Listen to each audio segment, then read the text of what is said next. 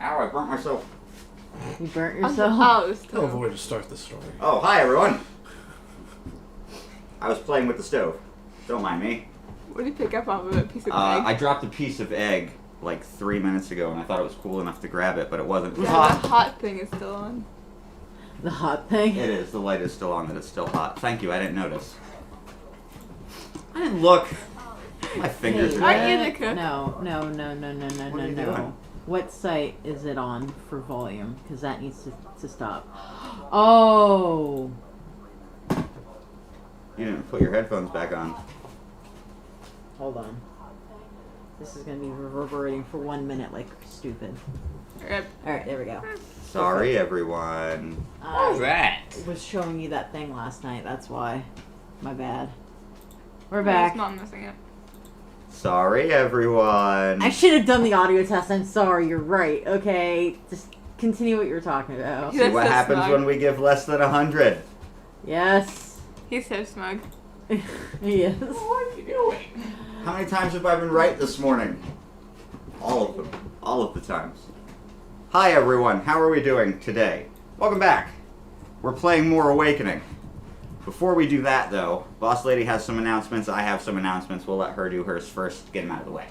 All right. So there is a new thing today. We are currently multi-streaming this on not only the YouTube but the Twitch. The Twitch has mostly been VODs, so this is kind of cool. We're doing both today. We are being sponsored by Call of Dragons, so go download the game. The link is already posted, and it's PC only apparently because we tried. So come join us, play with us. I'll be doing a stream on that very soon, hopefully. Link is Last up. time I asked somebody to play with me, I got flagged for sexual harassment.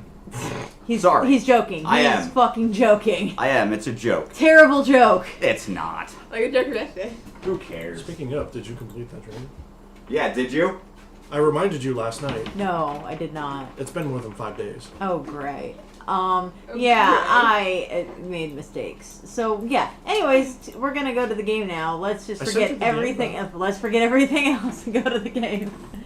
Man. No more announcements right now. Oh no, several Doesn't pay announcements. attention during the game, doesn't pay attention to everything else. Welcome to basic my math. life. Oh my god. Welcome to my life. Hi everyone, we're back. Yes, when we last left our heroes, they had choices to make. I forgot to bring my PhD out. They had just cleaned out a hideout of Gadai and found out that they were indeed planning an attack on the city. But they had been planning it for months and waited too long, and our heroes busted in and put some holes in men and Several threw some men off of mountains, Crushed and it was head. a good time. Yeah, that was a hot time. Vanil used the attunement rod to contact his wife and let them know about everything that they had found. The guard has been extended to the tree line to prevent any incursions by the Gadai. And now our heroes... Ooh, that was loud. And now our heroes are back on the ship and deciding where to go next. Oh, we had a Discord chat about this last week. Yep. Without me. I have no idea what's coming. So, sidebar, I have no music prepped Dude. for... Dude. Alright, we're gonna mute this for like 1 minute.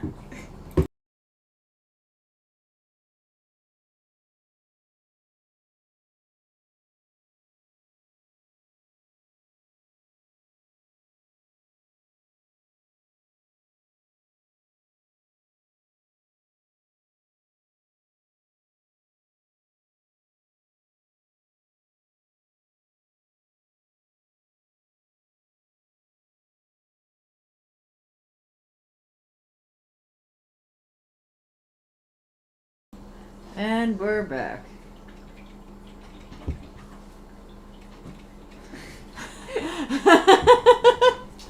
Charades all of a sudden. Gotta love it. So yeah, everybody had a Discord chat last night. I was excluded because I didn't want to know. Caveat, I have no music for today. So, tough. But, where are we headed? Well, this Alright. is your idea, so It was. We're going to the shell! The one place that didn't want us to go first. The look of pain. For you guys. Yay! Yay! No, like this. All right. Before that, how close do you want to go? Oh, it says we're unstable on Twitch. Oh well, it's fucking Twitch. Twitch is bad. No one cares about Twitch. Sorry, anybody who's watching from Twitch, but you're right. No one cares about Twitch Yeah. anymore. YouTube is fine, so we're good. Okay, let's keep going. It was fine. How close do you want to go to the shelf? Because here's How what close can we go? here's what you're looking at. Alright. Okay. Here's the here's how the map looks. An explorer girl, you would know this. You helped make this map. Yeah, I did. Okay. The continent that Idris Alem sits on is what remains of North America. Alright. Okay. It is the northwestern part of the country, most of Canada, and then a bit of Mexico, and then there's a big canal, Like more like a Panama? small ocean, in between the tip of Mexico and what remains of South America. Okay. So the Panama Canal? No, it's way bigger than the Panama Canal because Okay. sea levels have risen. Oh, okay. That's what the East Coast is gone. Okay, that's why the East Coast is gone. Okay, but all of that is salt water, so it's all been crystallized. There's no way across it, and there's no way through it. Okay, flying over it, you have to be above a certain height, as we talked about in the tournament. Okay, you have to be above a certain height. Yeah. The entire rest of the Atlantic Ocean stops about 200 miles away from what remains of the Antarctic shelf. All of the ice is gone. Okay. And as far as the airfolk can tell, everything past the waterline where it stops at the shore of the shelf, that's where magic stops.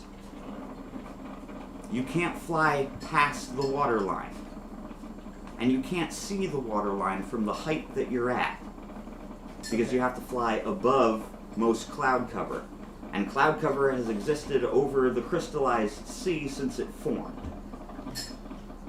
So, how close do you want to get? Because if you fly past that, you're falling out of the sky, crashing the airship, and potentially all dying. Because past that, magic just isn't.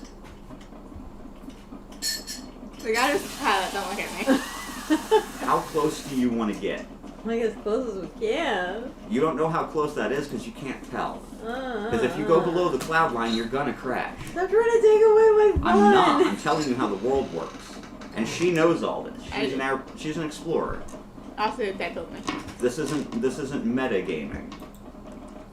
Oh, fine. Okay, this would be things that even Von Neal would probably know, being a scholar. These are facts of the world as it is now. Alright, do you guys want to change plans? Was that our second plan of the year team? Plan B. Yeah, plan B. Okay, we're going to Everest. We had a plan B. You're going to Everest. We're going to Everest. Yep. All right. Good. Just for that! Get fucked. Look, I had plans for every single option I gave you guys. That's why I gave you the options. You really think I was going to paint myself into a corner? I'm smarter than that. God damn it. Look at my tower. Yeah, you're not me. All right. So, according to your navigator, Me. Everest is between the blue light or the green light that flew straight to the east and the dark brown light that flew to the southeast. Everest is in between the two, Okay. Interesting. but not nearly as far as the lights flew. So it's only going to take you about a day to fly there. And you can fly the ship almost asleep. It's that attuned to you by this point. Just your short flight from Idris Alem to the mountain, and the ship has attuned to you to the point now where you can almost fly it with your eyes closed, Lovely. That's says the blind girl.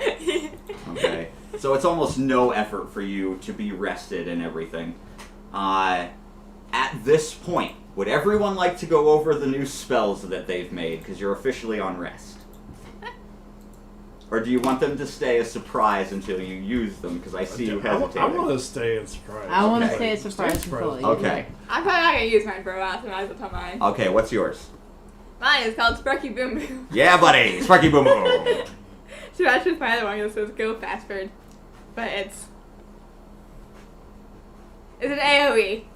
It's an AoE It's an air fire element. that's comprised of air and fire. Yeah. You shoot it into the air, And and then it creates a firework of And- any shape you want. And it rains down. And then it rains down like small little fireballs. Like angry hail. If hail wasn't already angry. Hail is very angry. This is angry hail that's on fire. Yeah. Okay. So yes, Sparky did Boom Boom. I don't remember if I actually went over that during the last session or whether that was off mic.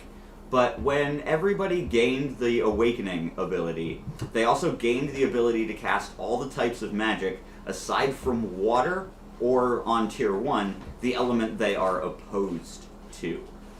So I can do water. yeah, but you can't cast fire, so sit down. I can. Lame.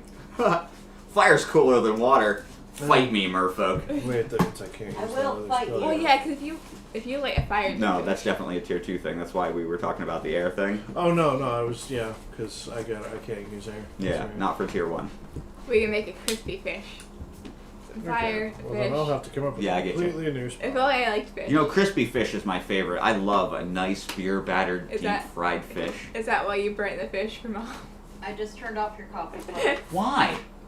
because I unplugged it because it's It done. was still brewing. It's ready. But I haven't gotten my coffee yet. Now it's gonna sit there and get cold. I'll get you your coffee. And your dad doesn't know how to make salmon. I don't know You how to make sabotage her shelf. She sabotages your coffee. I didn't sabotage the shelf. That's the way it was. That's I- the way I it's know. always been. I know that's the joke. I'm not trying to ruin anybody's fun, I promise. I'm a good DM. I'm a good DM, it's fine. That's new tears. So, where was I? Right, elements.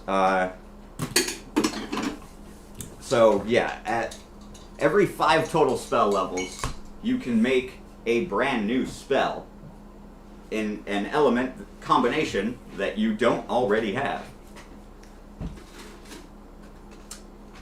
But you can only do that at rest, which we're at now. We've also all leveled up. We're all much stronger. I can actually take a hit now. And in my excitement, I realized, yesterday I was playing my own game wrong. So I was so excited to tell the story, right? I mean, I love my story. It's okay, I forgot about it too. Literally everyone did. Yeah, literally We everyone all did. forgot about affinity. Because we were all wrapped up in the I didn't story. forget about affinity. Why didn't you say anything then? Yeah, why didn't you Because let us know? She wasn't paying attention to what everybody else was rolling. She Yeah, was, I only What? cared about my own stuff. Speaking of, You I need my can't add dice. 3 plus 1. You know what? Hush you. That's your character concept everywhere. I only care about me, not you. okay, so we're gonna say, let's see, what time did you guys leave that mountain? It was midday when you left Idris.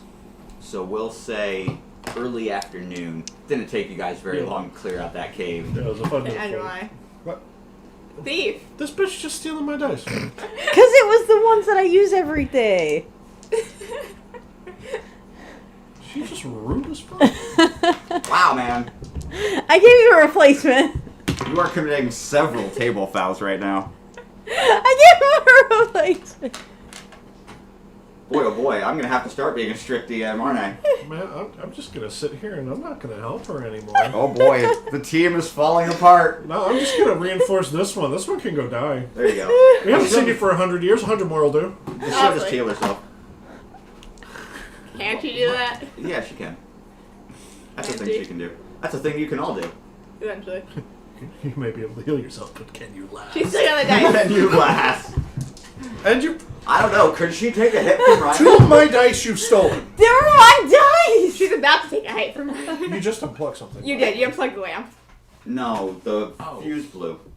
Oh, the fuse blew. Which means we might not have internet right now. Oh, maybe we're good. Internet access is still on, but my charger isn't working. Yeah, I know. I'm fixing it. Okay. Well, hi everyone. This is because you stole dice. Yeah, honestly. The fuck, bro? This is what happens. We're talking so loud I can hear it over the headset over there. Good. Yep. You everything deserve to back. be reminded of your shame. It's hard to be reminded of something you don't have. Fair. Explains why she's able to steal dice without any repercussion. What? Now the ghost Why is activated. everyone always attacking me? Because you just broke Dice Goblin Rule 101. Never steal another person's dice. You stole mine! I just picked it up for the start of the session. You're the one who plucked it from me. Anyways, not Anyway. gonna stick on this. What's happening? Nothing's happening. That's the problem. Okay. They're just attacking me for this. Uh-huh. Yes. Okay. Mercilessly. Any food. Okay. Fucking wizard. Oh my god! This is no Pathfinder. Doesn't matter. Still your character. Hey, this isn't even close to hot. You Okay. probably should have separated it first. Thank you, sorry. I need my character sheet. We need a duel now. Alright, I'll We kick have your to ass fight till on the my fucking ship. Sunday. We're No. dueling. No fighting on the ship. We're dueling. Wait, no, if this is a magic ship, we can make like a battleground, yeah? Like Pokemon style. We need Fuck to it. land. We need to land. No, listen. I'll allow it. And I'll tell you exactly how I'm going to justify it in world. The magic fridge isn't just a magic fridge. It's a portal. It opens to whatever you think. Yeah. Trying to tell me. Charles instilled the idea in you guys that it was just a fridge or a microwave, so you would only pick between the two. But since it's your ship now, you know There's that no rule. you know that if they open that door and they're looking for a place to fight, it'll give them a place to fight. Indigo League. You want to You're go gonna fight? die. Let's bring out Do you two Pokemon. really want to go fight? Indigo League. That's a yes from her, so sure. If she's really wanting to do this, I'll kick her ass. All right, Von Neil. We got a day. Von Neil agrees to Referee. ref the match, so neither of you die. That's a good. Oh wait, what about And- mana? Does that my normal rules apply? Yes. Why would no rules not Okay, apply? you keep your mana. It's a duel. You are exactly as strong as you are going into it, and you are going to be as strong as you are coming out of it, minus whatever your HP is, because you're not actually going to be killing each other, right? You get no XP. I mean, you're going to one-shot her, dude. Everybody at the table knows it. I just Everyone want to knows. watch it happen. Yeah, it's gonna be funny. I mean, if I roll a crit, you're one shot. Initiative. Round one. Roll initiative. Well, let's see how well this dice treats me, shall we? Let's do it. 7. 6. Okay. Oh, all right. You go first. I don't care. Earthers are slow. We know this. Well, she's just gonna tap you with her stick, and you're gonna laugh, and then you're gonna murder her. That's how this is gonna go. Yeah, pretty much. All right, so Go ahead, tap me with your stick. I'm gonna look at my hands and I'm gonna cast. Okay. See how this goes. All right, so this gets a D6, D4. Gets plus 5 damage, and I'm gonna use my water air, and I'm going to freeze the air around and throw ice shards at you. Okay. Why not? Use spells. I'm practicing. That's what. Yeah. That's You do no damage. Why? Well, it's plus 5 also. You Hold do on. no damage. It's plus 5. His magic defense is over 10. You're not doing any damage with that. 5. That was a 10 low roll, plus Oh, wait, plus your int. That's right. Oh yeah, what's her in bonus? 10. Okay, so you take I'll take 10. Okay. that's 10 not bad. damage! Woo! Woo! Do I To get to his see if I use 50. my water spell? You're fighting, yeah. Yeah, woo, water. Alright, that was my turn. I'm gonna die, but hey, at least I'm practicing my new Alright. spells. Let's see what you got. You know if you could see this if I wasn't flying the ship. I'm sure whatever's going on in my mind. Fabio's describing it to you. He's got the I don't really attunement need to stone. give much Oh, of the yeah. shit, so we're just gonna go He ahead. has me on speaker. Yeah. Okay, we're gonna do this. We're gonna do this. Describe it to me. And I'm gonna need this. There's ice. It's like Yeah, I'm you there. I'm did it. borrowing it for a Fair. second. Haha, fuck you, returning the favor. It's fair. Welcome to Damage Over Time, motherfucker. You sit your ass down. Okay, so Oh, you're that dead. is 11 rounds of 2 plus 2. Wait, no, hold on. Which one's the D10? So yeah, that's 2 plus 2 plus 10. So that's 14 damage over 11 rounds. Minus your magic defense. Minus 9 your magic damage. defense. So that's 9 damage over 11 rounds. Yeah, well, you're on a clock now. Alright. Boy, dots. Every time. Dots are fun, aren't they? Every fucking time. You forgot affinity, He's didn't you? No. Oh. The farting. No, Oh. they've already. Come on. 9 dude. damage. So over- here, what I'll You know, do Come on, is please. I'll use this one as the countdown so you can have your pretty little shit back. And then I have 9 damage on my luck die because I don't think I'm need my luck. Also, by the way, you're going to be taking Was I that supposed to 9 roll my luck for my spell? Oh, right. I got to do Yeah, I didn't the... roll my luck. No. 17, so it's- no. Okay. Yes, that would have done something, but It's retroactive. Alright, that's fine. 10 for level 1 spells plus the level, right? Yep. Okay, so that's plus 20 mana. We enter cooldown. So Describe that's it minus to me. 4. Alright. So Yep. that's Do 16. cooldown. And also Describe it because... to me. Describe it to. I am. also, once it hits your turn, you take another... Yeah, you take 9 damage every time the turn switch Yeah. happens. I So know. at the end of your turn, you'll take another 9. At the end of Ben's turn, you'll take another 9. Alright, so that was it was a 0 level spell, so I gained So 10 it's 10 off of plus it. the level, so you gain 20. No, this was 0 level. Then Oh, it's, so you then gain it's just 10. flat 10. Yeah, alright. So 26. And then minus 2 plus your cooldown. So minus 3. My cold. Where's my You're- cold? It's right there. Oh yeah. Plus for actually every 10 every 10 in you have, this should be 2. Oh okay. So So that's 22. My co-DM, everyone. I've been paying attention to the rules. I'm so glad you have. I enjoy it. I love that you're so invested in this, man. That's why I keep Like going I'm, 100%. I'm so invested because like I think I might want to adopt the system for myself. Because goddamn, this is so good. That's not true. Yeah. Okay, well your turn. Alright. You'll take another 9, Yep. At which the, is end, already down at the 10. at the end of your turn, you're going to take another 9. Fred, you don't die now. And So after your turn. It Af- should. Alright. So After my turn? after yeah, your so turn. it was 11 on mine, and then now that it's turned to your turn, I ticked it down to 10, Alright. which means that you take another. Yes. At turn switch is when dots take effect. Yes. Alright. So. Because having a I'm dot gonna do it means again. you will not have full Okay. health until that dot is over. So she can heal herself right now, but then her turn ends and the damage ticks. She's back down to minus 9 HP. Yeah, it doesn't matter. Yeah, there's no healing a dot until it's over. No. It's a war of attrition, and Ben's gonna win because you will not do enough damage to get through his defenses. Well, no, her magic can. Not. Not like that. Oh wait, no, that's 12. 10, 17. So 17. So I'll still take 7. Alright. Uh-oh. Which, I mean, that's really the only way that she can get me is right now because my magic is low. Well, you're still getting wisdom XP and armor XP for taking those hits. Oh yeah, I should actually be marking that. Oh yeah, I should probably mark that too. Yours was a spell that you hit me with? Yeah, it's a dot. Earth. So that I would do You armor. now, hey, listen to me. You get XP for the initial hit. Yeah. You don't get XP for the dot ticking. Yeah, no, but I didn't do the expert initial hit. So Okay. the armor and It's She doesn't armor have and a wisdom. dot.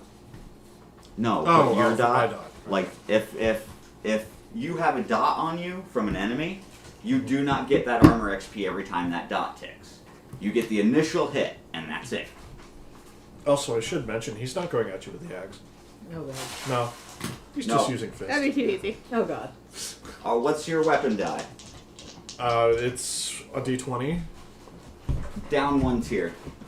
for You're using your fists. Really? You're not using your weapon. Well, I have his weapon to where it morphs, don't I? Because it was made out of earth. Fair point. You did say that. So earth gauntlets. Fair point. You did say that. Roll your damage. Alright. I forgot. Well, that's a 19 on luck. I'm That's a dodging. crit. I'm dodging. Damn. I crit failed that. No, that was my crit. You crit fail dodge.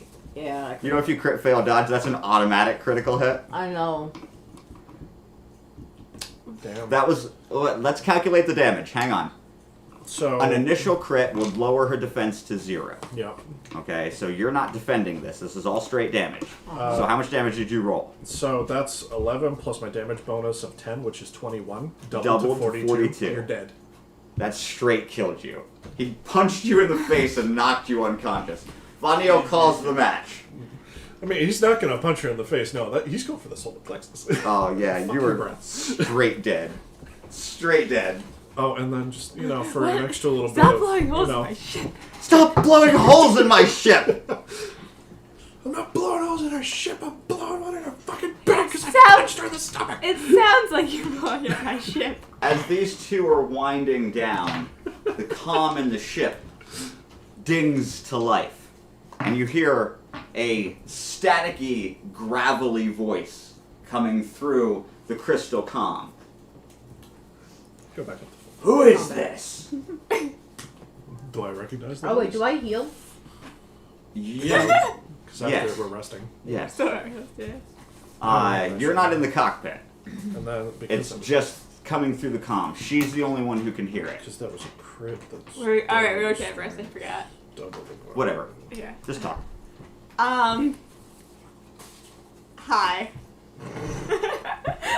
Alright. Hi. Who is this? My name's Fura. We have guests, and we are trying to get to Mount Everest. How are you? Right. Mount Everest. Uh-huh. Alright. Well, you've been flying in a circle for about 20 minutes. Sounds about right. Would you like to land? I would, yeah. Okay. I'm gonna send you some coordinates. Your ship will follow it. You can get out when it lands. Thank you, sir. We'll see you on the ground. Yep. And then the light goes out.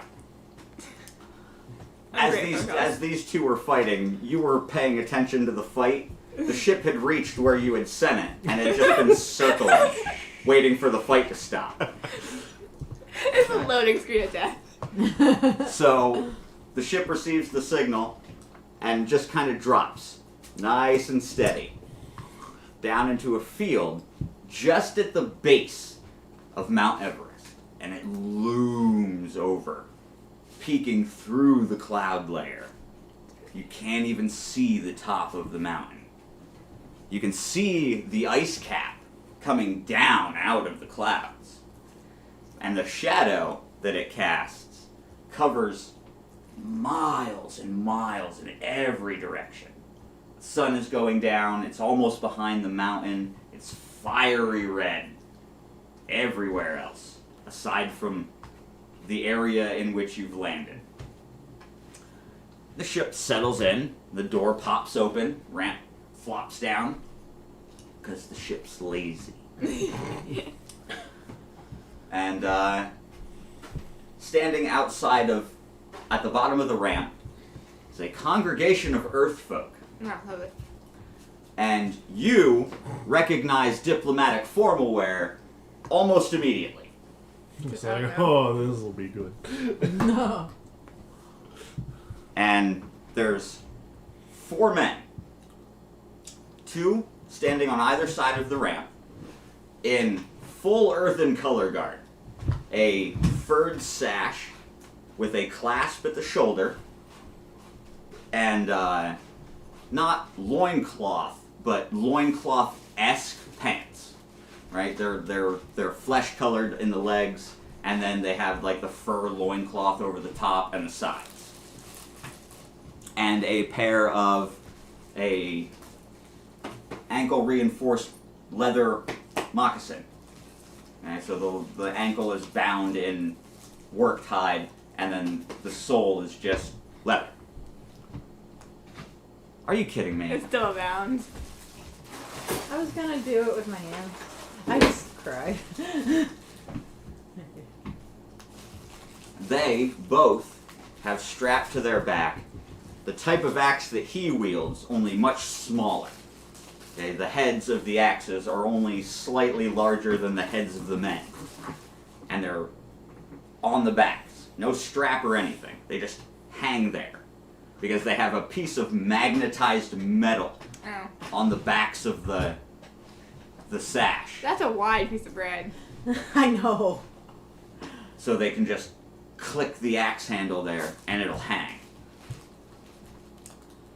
In front of those 2 men, facing the ramp, is a man a head taller than Reiner. Yeah. And old. Like, Verney old. The guy in the comm? No. Oh. The guy on the comm was just the air traffic control dude. Just remember, rock hard abs. Well, alright, if if there was a boulder that you carved into a man, the older of the two would definitely be the boulder. He is ancient. But you wouldn't be able to tell if you looked at anything other than his face. Because his body is built like Reiner's. Rock hard. Dark tan. Solid. Right?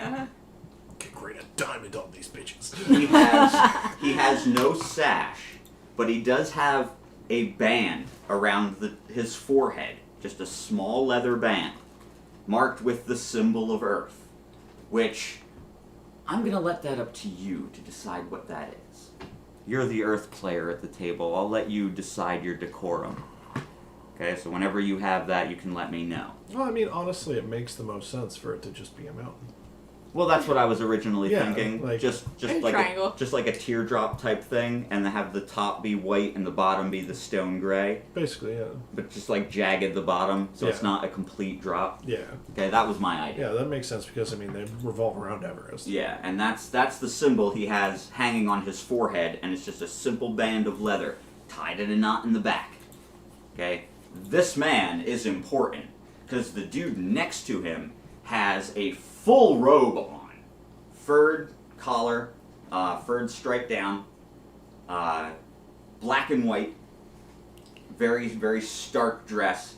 The robe goes down mid calf, and he's got the same pair of leather bound moccasins that the guards are wearing, but his are tanned black instead of brown like the guards. Okay. He also has with him a slate of stone with several pieces of paper A clipboard. stuck to it with a small black disc magnet stuck to the top of the slate. It's a clipboard.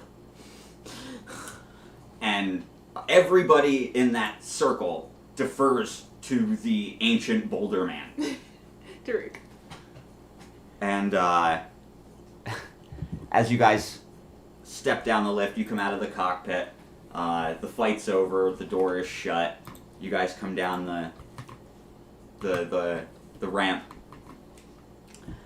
and the smaller of the two official men comes up and hands each of you a piece of paper. And Von Neil starts reading his aloud. Because you don't want to have a second read. Sorry, I just had to take a sip of delicious Folgers Black Silk coffee. Tune in to our gaming videos. Once they are released, we'll have a more definite release schedule. That'll be a bit. Okay. You'll appreciate it. On this sheet of paper, as Vanil's reading his aloud, it names each of you by the name that you gave at the tournament. I'm like, why are these people mind readers?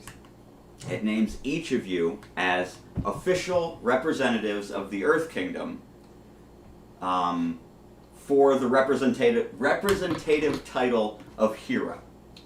This is them officially recognizing you guys as heroes. All you have to do is sign the piece of paper. I am listed as Earth Kingdom. Okay? No, they have you listed as unknown. I put as Earth in the tournament. Because they Everyone knows know you're lying. for what you ain't. They know you're not. Literally everyone knows. In the fields behind these men, and here's why they know you're not. In the fields behind these men, you see row after row of crop. All different kinds of crops. Over time, the land surrounding Everest has turned into a very fertile marsh. So they have been growing rice and grain for generations. And it's generally the women and the children of the Earth tribes who tend to the fields. So you see Earth women out in the fields with their kids, and their children are bigger than you are, built bigger than you are, Yeah. right? You could Buffalo put babies. you could put two of you side by side, and you would have the shoulder width of an average Earthbound child. They are gigantic. Yeah. Maybe I should have put more there. No, you're too tall to be here. Should have picked fire. They There we go. listed, yeah, you would have been closer if you picked fire. They listed you as unknown because they called bullshit on your Earth thing the second they saw it. There was no friggin' way. Mm-hmm. And you do not recognize the older man, the one in charge. Okay? But he knows you. Oh, shit. I probably should have asked this before the session, but we're going to get a little bit of Ben's backstory Oh, today. boy. Okay? When did you leave the mountain? Well, it hasn't been too terribly long. Because I know we've established when you guys made characters that you guys have been training Yeah. for the tournament for quite some time. Okay, and in Earthbound Custom, it is generally accepted that young men will leave the mountain in search for the spirit of the mountain. Yeah.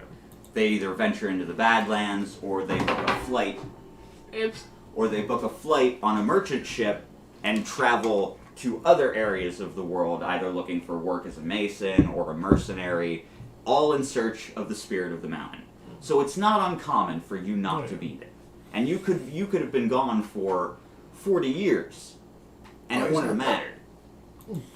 Right, well, the character art you sent me, I mean, he looks high 40s, low 50s, I'd say like late 30s, early 40s. late 30s, early 40s. Yeah. You could have been gone for 20 years. Yeah. And it wouldn't be out of the ordinary. I'd say probably about 10, 15. Okay, so as far as you remember, the last leader of the Earth tribe, of the Earthbound, was a woman. And she had the title of matriarch. Okay? When men are they have the title of patriarch, Yeah. right? Now there's a patriarch. And this dude's it. And you recognize him by the Yeah. Hidori, right? And he greets you, as they do, Yep. okay? Hand pounding on the chest, directly over the heart, closed fist. And, first, do you sign the papers? Yeah. I read the papers first. I need someone to sign it for me. Yeah, I Well- trust Earth folks, I'm just saying. Yeah, yeah. You need, oh, right, because you can't see. Alright, so I handed him on the L. right, Vaniel reads it, and he goes, she's blind. I'm gonna just write an X for her. Is that? And the older man just nods, and nobody's spoken except for the lot of you and Vanille, right? All the other Earthers have been quiet. Even those in the fields, you can hear the sloshing of the water, but no one's speaking. Mom. Butterfly. I quit. The butterfly. Flew. The butter flew. Yeah. Well, no, it's butterfly. What do we call that? Whipped cream? Ha! I'm funny. Ugh. Okay. Thanks, man. I'll explain it to you when we take break later. No one's speaking.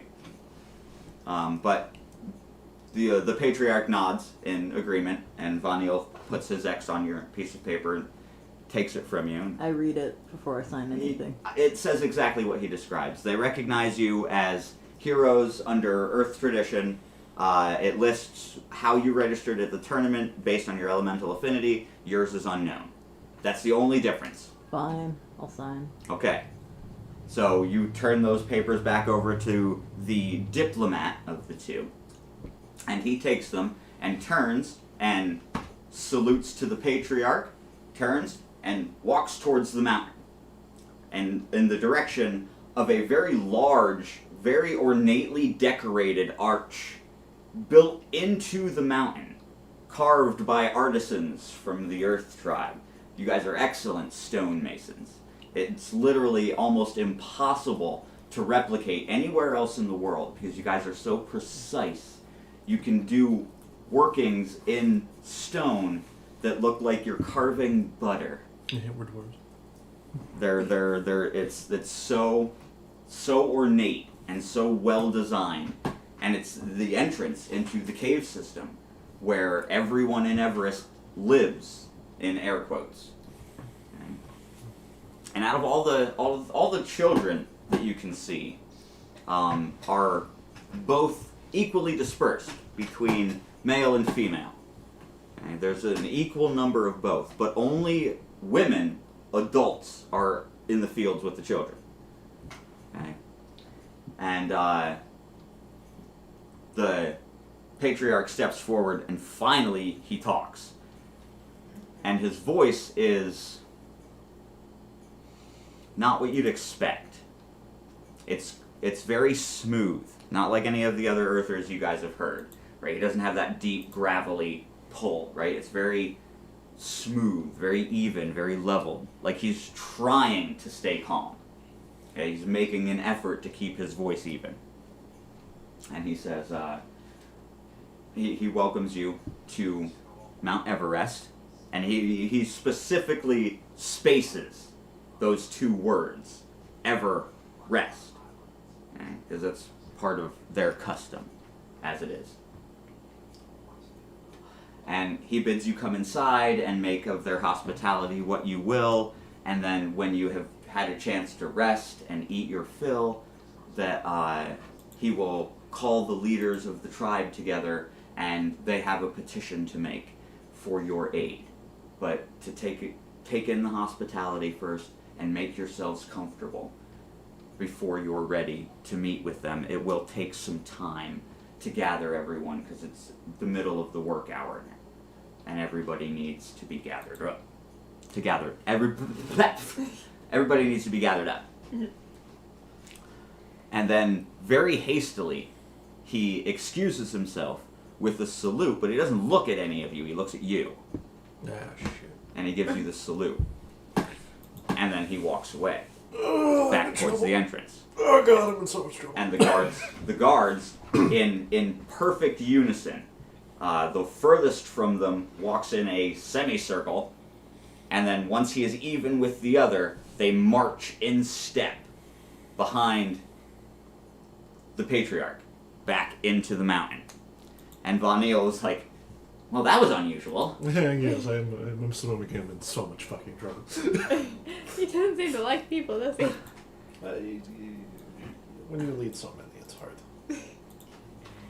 hard. The people in the fields have stopped working now, and they are very curiously staring in the direction of you and your ship. And the ship closes the door and just lifts off Don't touch me, don't touch me, don't touch me. straight up into the cloud layer and then stops. Just high enough to where you can see the bottom of the ship, but it is hidden in the clouds. Okay? And there she stays. I'm assuming we got off the ship. Yeah, you guys were off the ship. Okay. Alright, you guys were off the ship in the field with the diplomat and the patriarch, yeah. Okay. So there you are, outside of Everest. The entrance to the mountain, you can clearly see. It's where everybody else has walked.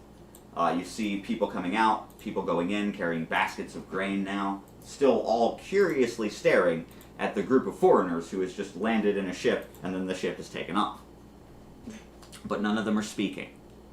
They're all very quiet. Just the sloshing of the water and the sound of wet and or dry boots hitting the ground. Schlump, schlump. Yeah. Yeah, kind of. Slurp, slurp. Watch Legend of Zelda, the first episode from our games. You'll understand. That's a callback. What's it called, Dad? So, no, that's a callback. Oh. The slurp, slurp thing? Yeah, That's a callback. going off the rails. What do heroes? You guys want to roll initiative and pick from there? Yeah, sure. Oh, I'm going first. I have a 20. I'm like, 13. Stepping. Let's say, so, Von Neil, Reiner, Pura, Sylph. So, Von Neil is like, I'm going to go ask some questions. And he grabs his book and pulls out his crystal pen and opens it up and starts walk writing like he was doing before in the temple. And off he goes, wandering towards the entrance of the mountain, occasionally stopping to ask people who just shake their head and continue about whatever it was they were doing before he'd stopped them. And into the hole he disappears, into the mountain. How much trouble you want to get into, Ben? I'm gonna go stop him before he gets in trouble himself. Okay. He's just gonna look at the both of them and be like, look, they do not like to talk at this hour. Just go inside. And then he just takes off. Okay. I guess I'm following the boys. Yeah. As you guys go inside, the scene inside is much the same as the scene outside, with several differences. You hear people not talking, but grunting in unison. Huh! Huh! Right? You are standing on a stone walkway. On either side, 8 feet down into the earth, are pits. Deep stone boxes with one door on either side. And I say door, it's a thatched grass partition. Oh, it's an arena. Okay? And there is 2 groups. On your right is the men, on your left is the women. All ages, all sizes, all training in unison, following 2 instructors on either side. And the instructors are clearly combat veterans. Scars, battle wounds. One of them is missing their right eye. They both have their head shaved. One of them is a woman. They both have their heads shaved. And they look a little terrifying. Way more than him. Yeah. They are combat veterans. Earthers love their brawls. And all of these people, there's probably 35, 40 people on each side training. And that bridge goes straight across into another small arch opening in a stark, just gray rock wall. No decorations or anything. And then there's that thatched grass partition in that archway. And it goes straight through. And Vaniel is no longer walk writing. He is just writing. He's looking at his book, looking straight down, furiously writing. And he's like, this is fascinating. I should have come here years ago. He's writing and writing and writing. As you guys move into the next room, it opens up into a grand hall. If Idris Alem was colorful, this place would be best described as festive. There is multicolored streamers made from nature, vines and flowers and twigs all interwoven, hanging from a low drop ceiling, curved and supported by pillars throughout the room, 4 of them on either side, making like a partitioned dining hall. And it is just from the floor to the ceiling, grass, flowers, color, everything you can imagine. Ripped right from nature, grown in its place, tended to by the tribe of Earth. And this is where ceremonies are held, festivities, weddings, parties, birthdays, everything. This is where they gather to celebrate. Okay. This room has several doors and 2 layers. The top layer partitioned by a balcony wrapped around the pillars. There's 2 doors that you can see up top. On the far left wall, there's 1 door underneath that on the floor you're on.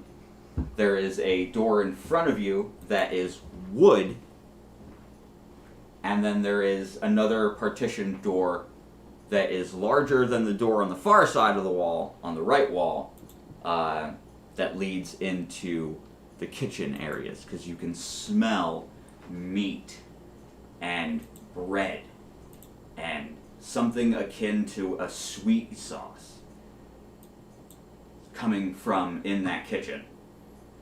And as the foodie of the group, I'm picturing some kind of Looney Tunes floating in the air following the smoke from you. But I'll write that when I novelize this. We can, if you want to skip that, we can skip that. But this entire area has been grown and not built. And you see several people milling about. Nobody is eating, however, because there's still, the smell is coming from the kitchen. And what do you got? Another cute picture? I want to see it. Oh, he fell asleep during story time. He's That's adorable. asleep.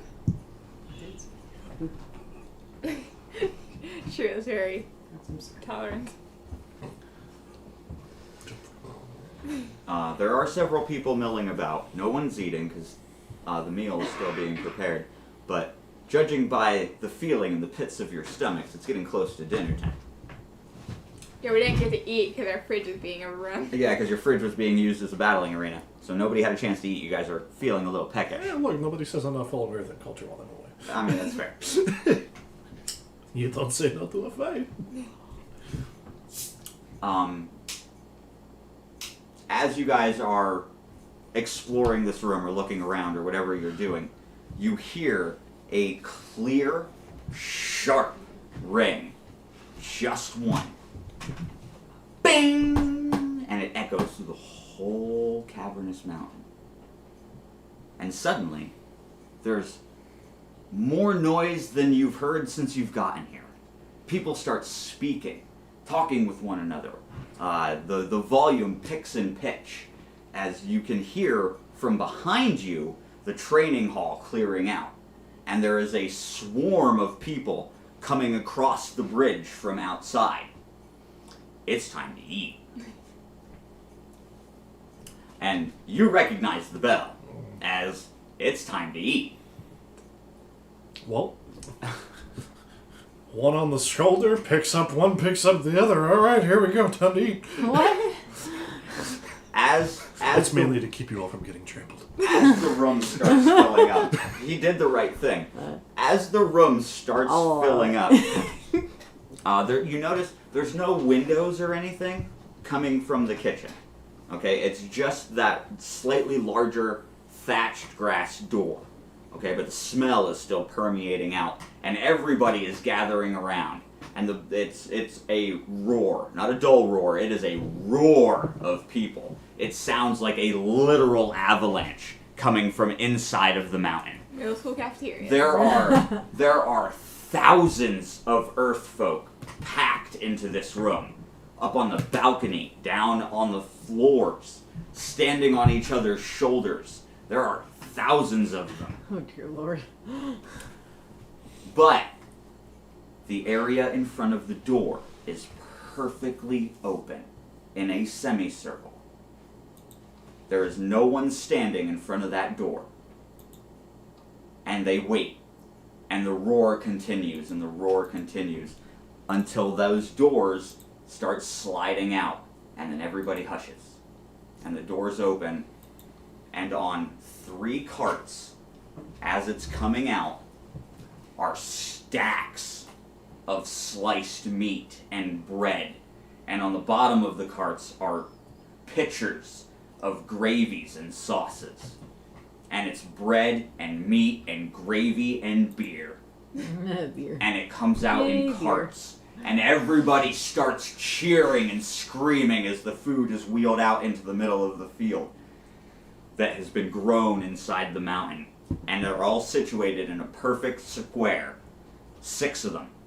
And the people who brought them out turn around and go back. And as soon as they're back inside, a perfect queue is formed in a line, spiraling out and around. The Earth folk just line up. And when the carts are empty, they bring out more. and they just rotate until everybody has gotten their fill. And so you guys form up in line. It takes you 10 minutes tops. Because they are so efficient. They get their food, they go, they eat. Right? It takes you guys 10 minutes tops to get your food. And this happens every single day at mealtime. They work in perfect harmony with each other. Because they're so accustomed to their schedule. And as dinner starts winding down, you guys are eating. Is there anything you guys want to discuss while you're eating? Earth culture, anything you want to know or learn while we're here and having this meal? Any particular questions? What's with the weird silence? During work hour, Mhm. that's what you do. During work hour, you work or you train. Okay. Then you have an hour of leisure. It's the day is split into thirds. Mm-hmm. Okay. So the first third of the day is dedicated to study. Okay. I It think. depends on what type of month it is, or what season it is. Yeah. Hang on. Let me check my notes here. I've got it written down for the seasons. Me too. You guys are great. Okay. Look, I wrote So down shit about my character. during the winter, okay, they spend a third of every single day training, sparring, or hunting. Okay, and then the rest of the time they have their schedule: work hours, sleep, food, whatever. Okay, during the spring, a third of every day is spent learning anything, working on a trade, working on a craft, learning, being a scholar. A third of every day during the spring is spent on training the mind or the hands. Okay? Create. In summer, a third of every day is dedicated to recreation. Go play. Go swim. Go get lost in the woods. Go get hurt. Wow. Have a hobby. Go eat some dirt. Okay? Accurate. Wow, that's racist. However, Sorry, have you ever been 6? it's true. No matter what time of year it is, on every 8th day, all they do is rest and eat. And every 4th week, that is a week of rest. So it's leisure time. You do whatever. Okay? But no work. Every 4th week. It's very important to their culture. Okay? So as of right now, you are in summertime. So a third of every day is dedicated toward recreation. And it could be a third of the day in the morning, the afternoon, the evening, doesn't matter. A third of your day is spent doing whatever you want. Okay? And for a lot of people, they usually take it at night because it's cooler. Okay? Everest is a swamp these days. It's very warm, humid during the day. The nights are much better. But it is summer now. So, I'm sorry, what was your question? I got off on a tangent. Why was everyone so quiet? Oh, because it was the work hour. And when it's the work hour, you work. Everybody has a job to do. You do your jobs. You have a duty. Sounds like a nightmare. And while you're here, you're going to be following those customs. Sounds like a nightmare. You'll have to, yeah. Yeah. But Can we leave yet? you guys might not be here for very long. Oh my goodness. Is there anything else that we want to talk about as far as the Earthbound are concerned? Any other lore bits that you guys want to know or don't know or feel you need to? Questions? No? Nothing? Cool. That's my question. Great. As dinner is winding down and people start going about the time for recreation, you see the diplomat who, with the slate board still attached to his forearm, Oh, he's like the guy from Milan. and he comes in and stop giving away my inspirations. I thought it was him to begin with, too. And he comes in and he sees the lot of you kind of sitting next to a pillar, sharing your meal, having a chat, and he comes over and very sharply clears his throat. And Vanil turns around and looks. Your presence is being requested. The elders have gathered. And he turns around and he says, if you'll follow me, please. And the please part is very forced. Almost like he's not accustomed to being polite.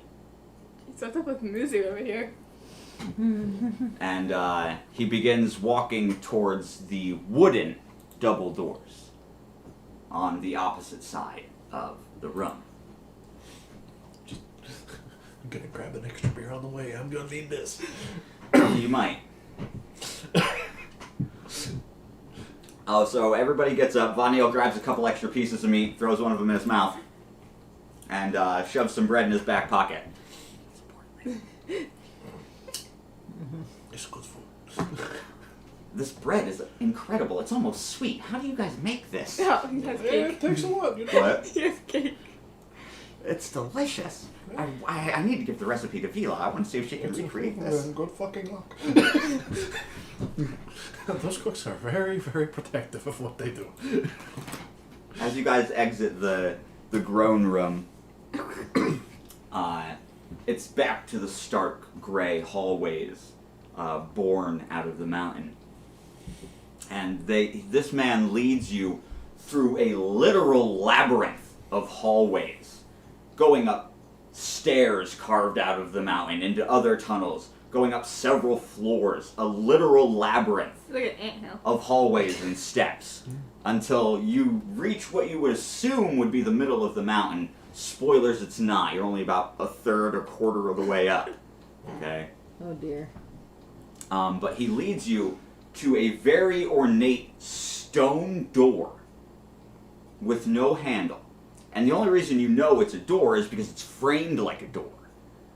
Okay? And he just places his hand on it. And the slate slides back down into the ground and reforms seamlessly with the smooth carved floor. And the room that it reveals is a goddamn office. But it's got a window. Window. It has a window. This office is on the very outside of the mountain. And the patriarch had the window installed when he moved into this office. Did you like punch it through? Well, he's very proud of it, right? Because the way the window is engineered, it only lets in light. That's it. It doesn't let in any snow. It doesn't let in any rain. It doesn't let in anything except for light.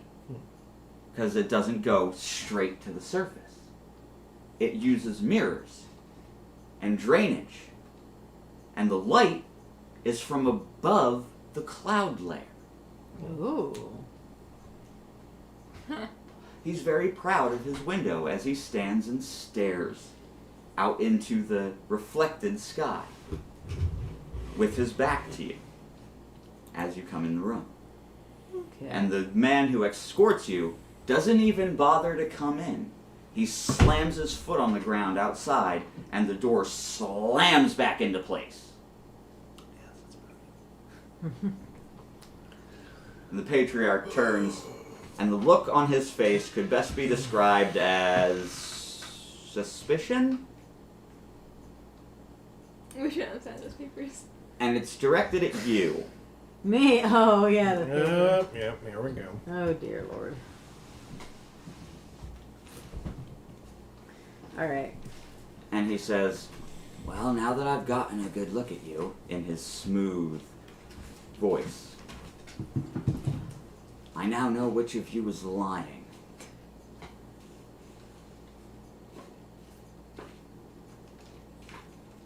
And he stops speaking, staring right at you.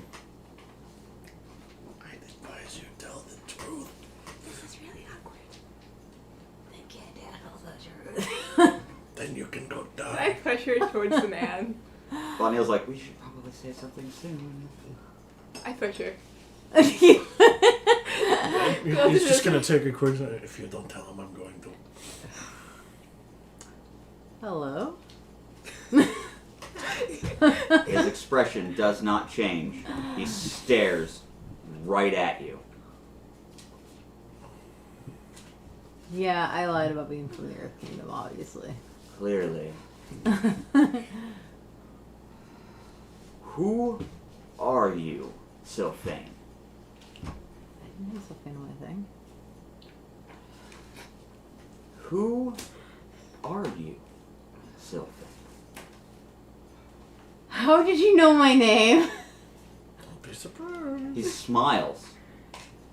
And it's warm. It's almost grandfatherly, the way he smiles at you. You talked to Gaia, didn't you? Is that his name? Rude. I did speak to an old man, yes. Rally around to it. How much did he tell you? He reaches down onto the top of his desk and pulls out a carved stone pipe with a woven wick inside. He reaches into a slated desk drawer and pulls out a small pouch of locally grown Everest tobacco. And he packs the pipe and he looks at Von Neal and he says, "Do you mind?" And Von Neal just lifts up his finger and he goes, "Sure, I think I can." And he taps it in there and lights it up for him. And he's like, "Oh, thank you. We haven't had a fireman here for quite some time. I've missed this." And he just takes a big long pull from that pipe. The inside's glowing red hot with as hard as he sucks into this rich, flavorful tobacco. Don't smoke, kids. As he takes a cigarette. And he blows out the cloud of smoke, and it's tendrilled blue as it comes out and hangs in the air. And he says, "Well, the old man told me you were a merfolk, and I didn't believe him. The old man also told me you can cast water spells, and I didn't believe that either. And then I saw you get off the plane. Who are you, Sylphane? And why are you pretending to be otherwise?" Yes, I am a merfolk. Yes, I can cast water spells. Water magic. Spells. I'm just trying to get home. Home? You mean back into the ocean? Yes. Prove it. I have a proposition for the heroes who saved the Rainbow City. Something to say, Reiner? No, just start drinking. Just like, start drinking. 3 days ago, one of our hunting patrols was set upon by something from the wastes. Our healers have been unable to stop it. So far, whatever this is has corrupted or killed 3 of my best hunters. I can't risk sending out any more men. I want you to go find this thing, and I want you to kill it. And then I want you to bring back anything that it has on it that can be used to cure my men.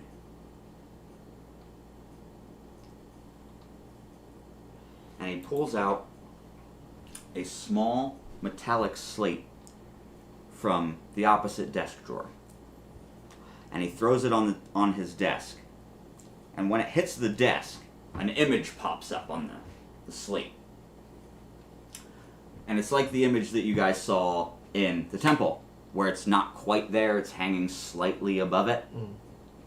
And on that image shows what you absolutely recognize as the prison. And inside the cells are 2 men.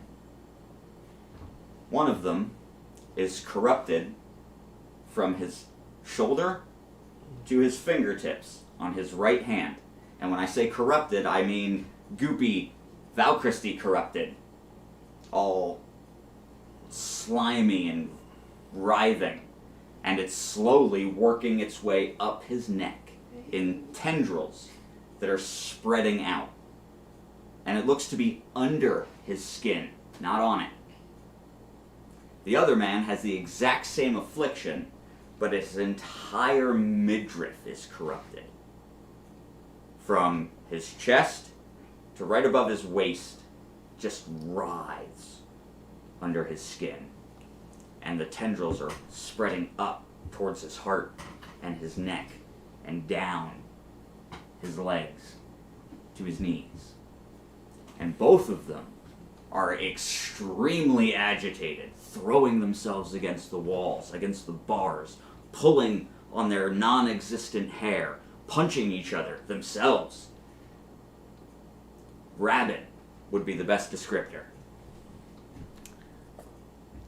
He slams on his desk, and the look on his face is pure disgust. He goes, we can do nothing for them. They killed their entire parties. Can you stop this?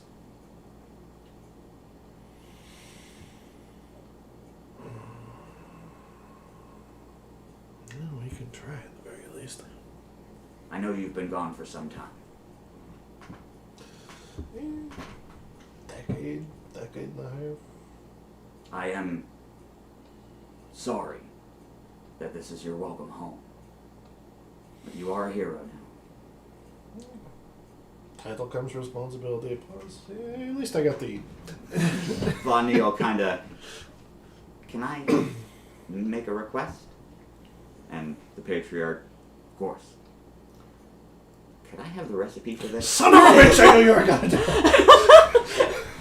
He pulls out the piece of bread, and the patriarch laughs, like just genuinely, like all of the disgust, all of the tension just leaves this man, and he genuinely, from his belly, ha ha ha ha. No, you can't. I told you. He's like, oh, okay, and he just eats it. It's delicious. I love it. I'm coming back. He's like, you will always be welcome in our mountain. We're gonna steal so much food. It's not technically stealing if it's offered. So he shows you the map of Everest's local surroundings, and he points you to the location just beyond the tree line on the northern side of the mountain. Where are the two people right now? Who? They're in the prison. They're in How the far is prison, yeah. from here? The prisons are underneath the training area that you first entered in when you were in the How mountain. long would it take to get to the prison? Why do you want to go to the prison? How long would it take to get to the prison? I don't know, 5 minutes. I'm gonna lock her up. I'm gonna try healing. She wants to go to the prison. I'm gonna lock her up.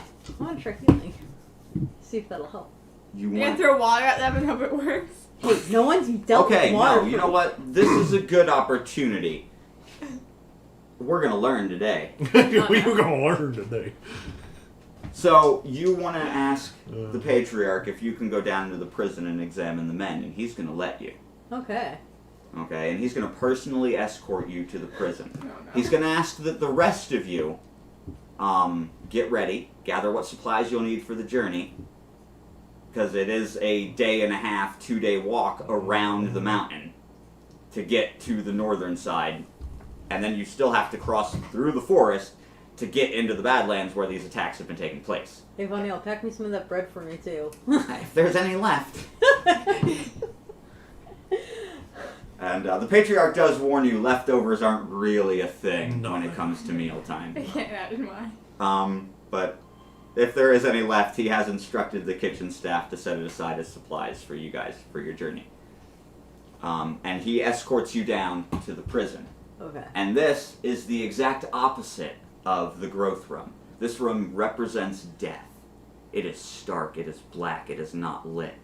There is one light, and it is the crystal camera that was used as the relay that showed you guys the image from the office. That was live. It was happening as you were seeing it. Because those men are still in those cages, raging, and you can hear their screams, and the things coming out of their mouths are not human. The wailing scream that you heard when you poked a hole in the wall in the fire temple, that is the noise that these men are making when their mouths open. You can tell their lips are trying to form words, but the only sound that comes out is that wailing scream that you heard in the fire temple. And they are just there, beating the shit out of each other. I'm going to attempt to focus on the one with the arm. That was the arm. Roll me DC. DC is 12, right? Mm-hmm. Alright. DC is +3. 4. Okay. So, as these two are beating the piss out of each other and you start channeling some magic Yeah. to cast, they stop, almost freezing mid-motion, and both of them snap their heads to you. One of them speaks, but you hear two voices. I want to do that, girl. You recognize that voice. That one dude. Fucker? It's Valkyris. This motherfucker. That one did. And as quick as they snapped their heads, they both spin their heads completely around. And you can hear the bones snapping as they crumple to the ground. Oh, good job. You killed them. Well, that didn't go as planned, did it? The Patriarch stood watching the whole thing. How did they know you? Who was that man? His name's Valkyris. And he is in big trouble. And I'm just like shocked almost. I need to go tell my companions. And then Oh, I you're turn with and leave. He pulls from his pocket a smaller version of the attunement stick that you guys were given by Vila. And he presses the one and only button. I need somebody down here in the prisons. We need a disposal. Oh. And he Yeah. shoves the thing back in his And I'm already pocket. gone to leave one. Oh, we should have asked him for his rune. Hmm? We should have asked him for his rune.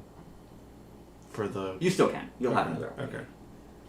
Yeah, before we leave, we should definitely ask You for that. definitely should. Because if you didn't, he was going to offer it anyway. Yeah. But you guys are back in the growth room. You're gathering supplies. There were some leftovers. There's enough bread and meat left for 2 meals for each of you. So if you space that out, you guys should have enough food for the entirety of the trip. Plus, worst case, I mean, I'm pretty sure she could just call the ship and we could just get a smack. Well, yeah, you guys could probably call Just it get a shit. schmacko. So, I mean, you guys gather up what you can. You're checking your weapons and everything. When this one comes back into the room, stark white. And Von Neil is... I point at you, Vanilla, and I'm like, motion him out. Why are we allowed to know secrets? Well, okay. And then I start walking out again. And he gets up and starts heading towards the entrance. Well, I guess we can just go fuck ourselves. Honestly. What is this? Alright, and I'm outside. When I see it's just you, I'll be like, other two, please. Ugh. You said you pointed just at me. Yeah, I know. It was one of those, Everybody? yeah. Oh. This is exactly how my operates. Yeah, it kind of really is. But yeah, we're just still inside because we thought you just met. So it's like, you know, I'm supposed to eat more bread. yeah. Okay. It's Valkyris. Go get the others. Oh, that's a problem. And he turns around and trots back down the long hallway. Yep. I'm getting my cardio today. He pokes his head in and he's... Come on. I was an alligator now. Oh. There's We're gonna no... come crawling back. There's no big secret. It's just a misunderstanding. Come on, she has news. And off you guys go. And we're all together. Okay, so what's the big problem with Valkyris now? No, the who? Oh, sorry, did I not mention? No. My man? Oh, yes, she said it was about him. God damn it. The hand? Yep, the hand. The hand. Yes. That's disgusting. So what Yeah, happened right. in the dungeons? When I tried to heal the bodies to see if I could Bodies? do something. The things, whatever they became. About these now. Sounds like His voice came from them similar to before when they were together, and it just they died, and he You knows. I think she's saying the thing that was on them was him. So are you implying that it was Valkrist who was corrupting these men? Either he was corrupting them or he has some way to talk through them. Okay, Either way, that's both options are kind of we not... can't fight Valkyries as we've seen. Well, not quite yet, no. But he Is it does like a hive outpower mind? us. A hive mind? That's an interesting theory. We just don't know enough yet. It is possible that he is tracking us somehow, which is how he might have known that it was you to begin with. I use my magic. He could probably tell my magic to others. Mine is different. How many people use water magic? You must be very easy to track. You should be very careful with that. Uh, Well, I guess You it's a used good it thing on you my learned ship. 2 more. they He's have not water wrong. in them. You should probably try and hide the fact that you're a merfolk just for the time being. Yeah. I'm gonna have to start learning magic that isn't water-based. I don't think... Holds up a fireball. What do you mean? We already do. I don't think, given the circumstances now, that walking is a good idea. Pura, we should probably call the ship. Yeah. Alright. And, just where you left her, down she comes. Settles onto the ground, nice and smooth, and the door just... flops to the ground. My brain just remembered something. If we do run into him, we actually have a contingency. What's that? Contingency? Yeah. Well, you remember whose ship it is. Charles. Yeah. Yes. You remember how judges would fuck him up for it? Yes.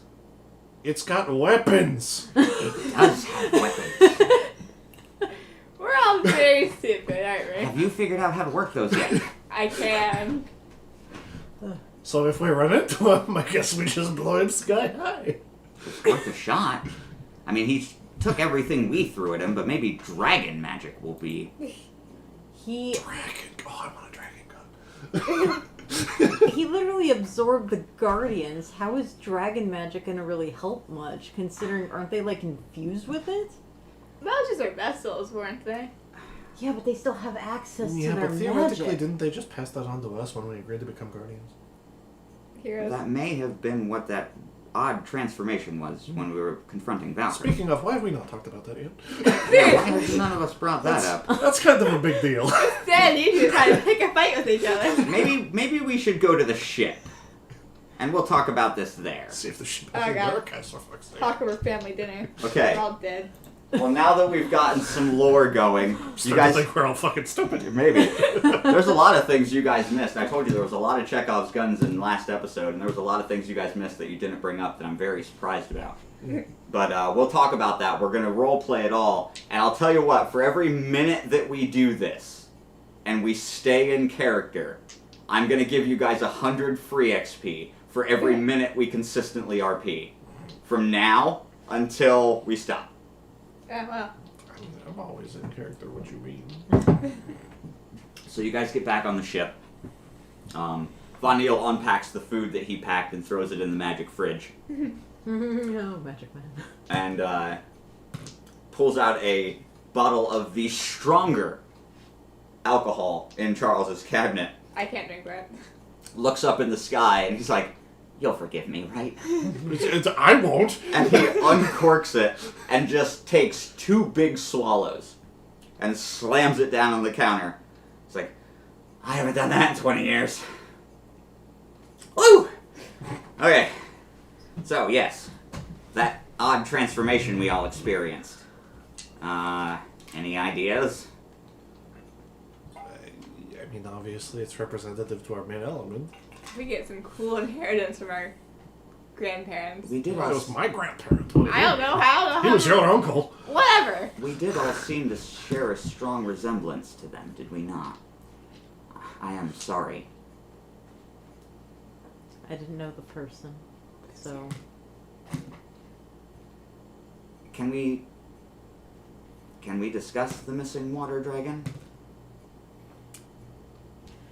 honestly, your guess is as good as mine. You know nothing? Great, we're all idiots. All I know Well, apparently. is that when I left the ocean and froze over, my parents got me out. That was 200 years ago. It's How rude. fucking old are you? That's rude! You can't ask her that! I can ask anything. It's You important. want to get my people on blunt? It's important to the plot of our story. Yes, I'm over 200 years old. Sweet Jesus. That is incredible. You're as old as the old guy. Did you No. throw your command cards all over in your rage? It's Why better do you than think I flipping the knew table, who I he guess. was to begin with? What did you say to me?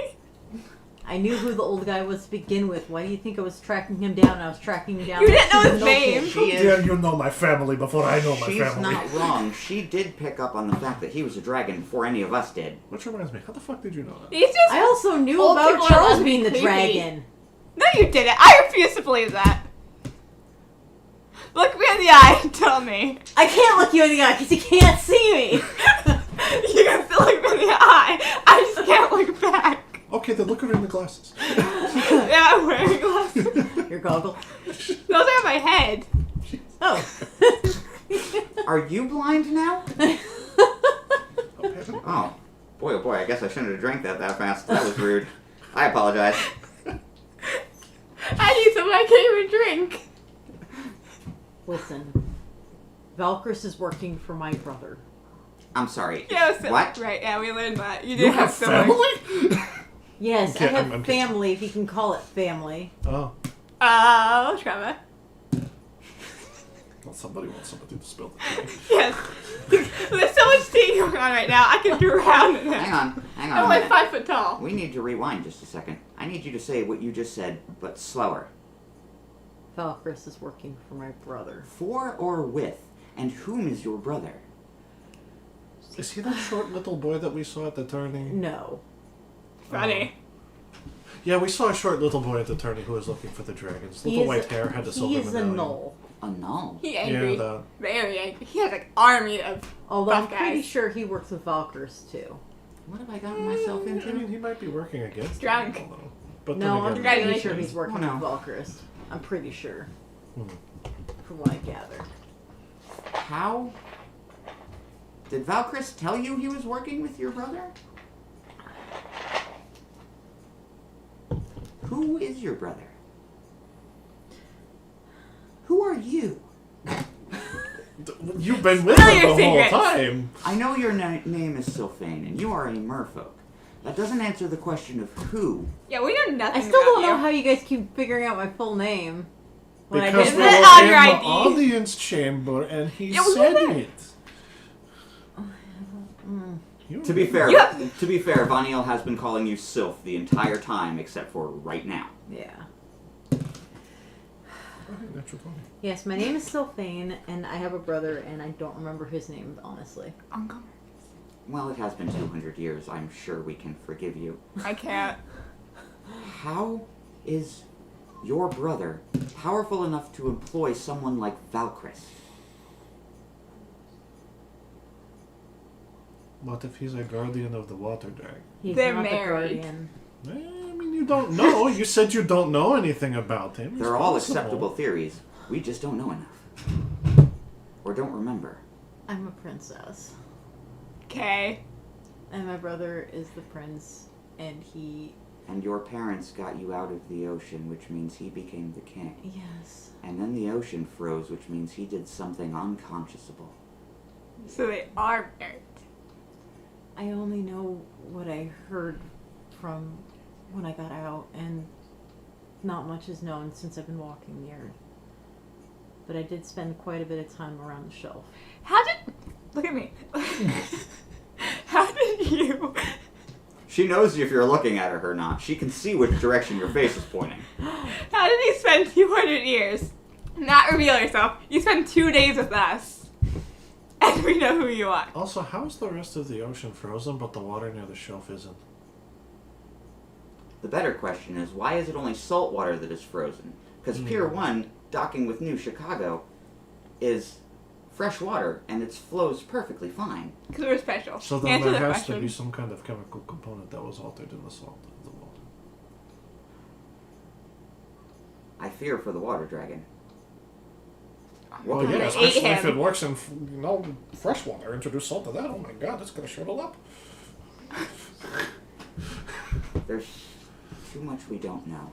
From the Let's way deal it with one sounded problem with at a their time. Guardians, it sounds like whatever happened to them was because of something that they did, or they couldn't stop, which probably had something to do with my brother. So, Stop on board. we'll cross that problem. We'll cross that bridge when we get to it. That too. We do have a task in front of us. We've been granted an amazing power by the avatars of the dragons. And they have given us a job to do.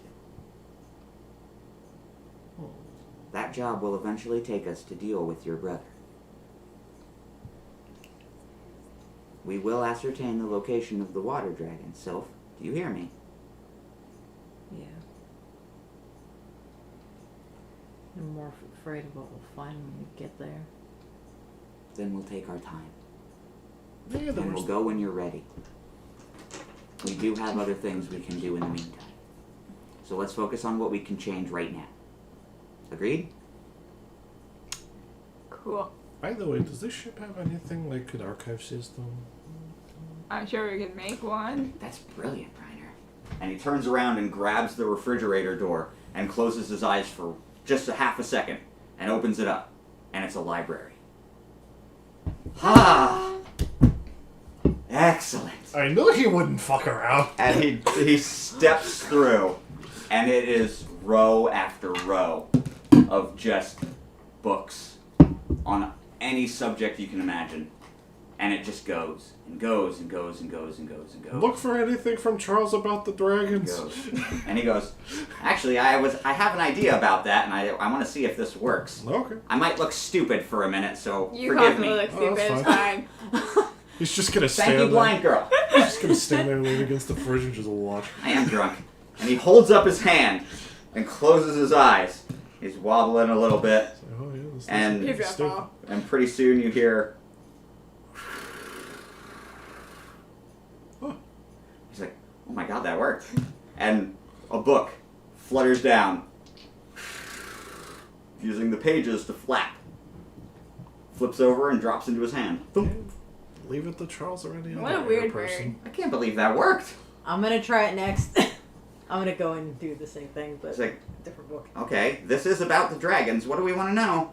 And he turns around and walks out of the library holding the book in his hand. And I'm doing the same thing now. What are you looking for? I'm gonna close my eyes and get anything I can do about the gnolls and those shadow monsters. Roll me DC. I kind of want to do the same thing, but to see if there's any books about Gaia specifically.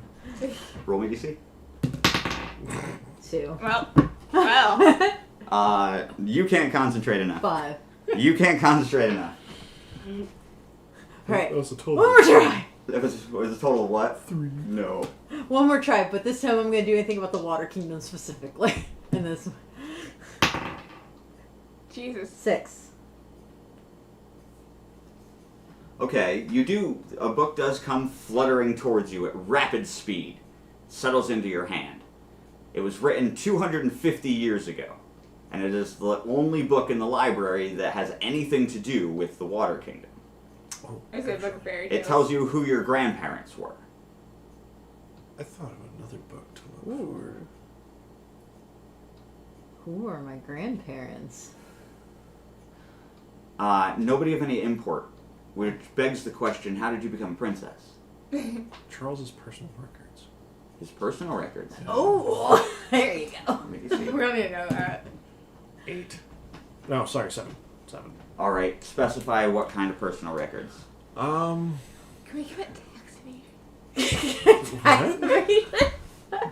What? No, he's not gonna ask about tax evasion. It's funny you mention that, because depending on what he's looking for. Well, I mean, he's looking for Charles's personal records. I guess he'd look kind of more so focus on something relevant to the current situation, like any previous crossings with Valkyries. Because I remember they said seeing him again. Yes, Valkrest did mention that he was stronger than the last time they so met. I want to see if I can't find something on that. That's not gonna take my book, is it? What did you roll? 7.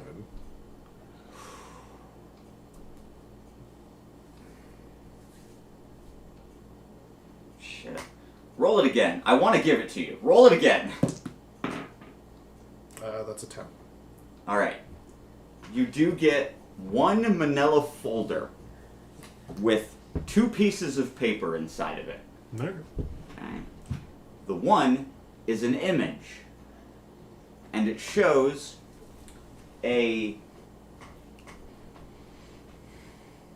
dark. It's grayscaled, so it shows a very dark, very wide, ornate armchair in the middle of a very stark room, with a woman in the armchair that could only be described as the shape of a walnut. A walnut? She is very round, and she takes up the whole chair. And Reiner could sit in this chair up against the arm twice. Jesus. That's a really big chair. And this woman takes up the entirety of the chair. That's a big woman. And standing next to her is a very familiar man in a very familiar suit with a very shit-eating grin on his face. Oh boy. The Null Kid? No. Valchrist. That Oh. bitch. Oh, I know. And the other piece of paper is a handwritten note in Charles's handwriting that says, "Stay away from this one." That's it? Woman or Valkyrie? That's it. Just gonna flip the paper over. Nothing. Just that small handwritten note that says, "Stay away from this one." And the picture of Valchrist and the round woman. It's just gonna pocket the picture for later. Have you seen this woman? As you guys have been perusing the library, Vanille has been reading through this book. And I've been reading through mine, yeah. As far as you can tell, your grandparents, the only relevant information in here for you is all the stuff you already knew about your home, and the fact that your grandparents are mentioned in the book as being very prominent landowners, but they were not nobles, they were not part of the high class, they just owned a lot of land. And sometime between the time that book was written and the time you left, your family rose to royal status and ruled the entire kingdom. But there's no mention of that transition in the book. Yeah, probably found a lot of oil. It's a lot. I'm gonna keep the book. Do we have to behead you? No? There will be beheadings. Oh, just Wow. Just not me. Think about it. Jesus Christ. The book is fairly short. It's only about the size of your average composition notebook. Okay, it only takes Ronnie like 20 minutes to read through it. And once he finishes it, he sets it down on the table, reaches behind him, grabs the open bottle that he took 2 swigs out of, and downs the rest of it. Well, yeah, you Well, need to somebody chill. found something disturbing. And he slams the empty bottle on the table and he says, "We are in way over our heads." And The one who read it, explain. And he just goes, "No." Thunk! Picks up the book. And he's starts out. reading. Heal. Yeah, just gonna pick up the book and start reading. Heal. Do you hang over I'm not him? wounded, I'm drunk. You just gotta let it run its course. Oh, can you I can heal still a heal. hangover? I can heal a hang. I can do it. You cannot heal my hangover. Heal! I'm drunk. Time to see Roll! what bullshit he found. Look, I just Roll drank a initiative. fifth of dragon fire. I'm not waking up for at least an hour.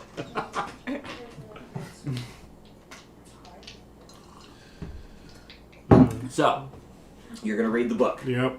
Here's what this book tells you. This book was written by Zephyr, Ah, You're right. the actual dragon. the actual dragon. Reading over your shoulder. Good luck. You're gonna have to be like 5 foot taller. The story outlined in this book is almost the same story you heard from Miranda, but much more detailed.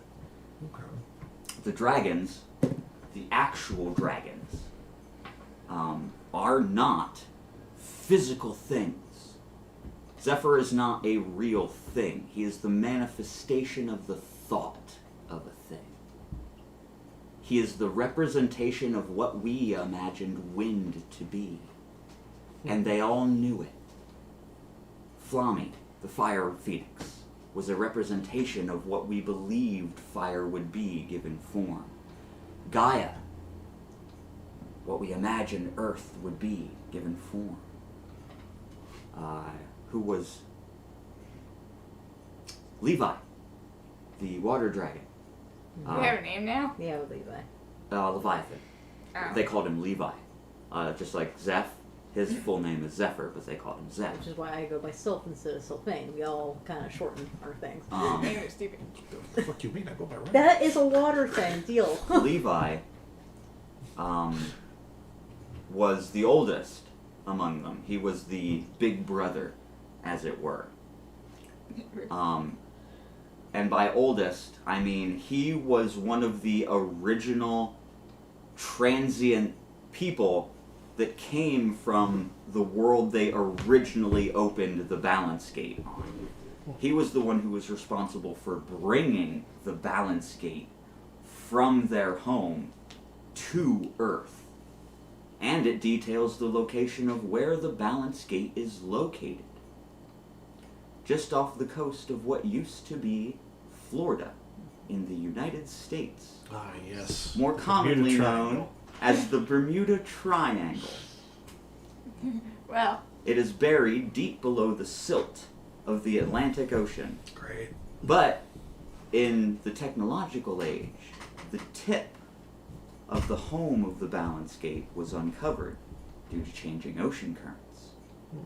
There is a crystal pyramid now at the bottom of the Atlantic Ocean in the frozen salt waters that is home to the balance gate. And nobody's heard from Levi in a very, very long time. Way longer than the 200 years the ocean's been frozen. So nobody knows how to get to the balance gate to close it. So they plan to find a group of uncorruptible humans. And if they can't find one, they're going to make one by intervening in history and guiding those who stand out for the qualifications of each of the dragons, each of their thoughts. Build a bear. Build a human, Bear. but over the course of millennia, to give you the uncorruptible gene that will resist the trauma. You four, according to this book, are the result of a genetic experiment that took millions of years. And the hope of humanity rests on you. Because if the balance gate is not closed and is allowed to collapse, it will devour the entirety of the solar system. It will continue to expand until it has consumed the entire universe.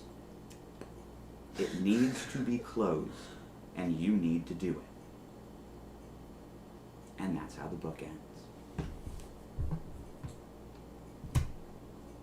Puts it down. I think I need alcohol. Goes to go hit the bottle. Why are my crew getting drunk? We will. Trust me, after reading that book, you'd want to too. Read I it to can't me. read the book.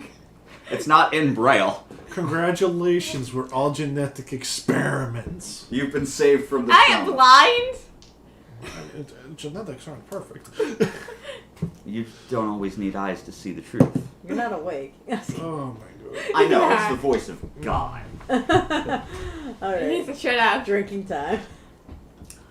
Well, I guess I'm just He'll gonna just go fly ahead the and plate give a alone. TLDR of the book. Alright, so you have explained to you what they read. Okay, so you got the short version. I mean, if I had to take a guess, I would say if he hasn't been seen in over 200 years before, it froze, he's probably on the other side of the gate but can't get back, is my guess.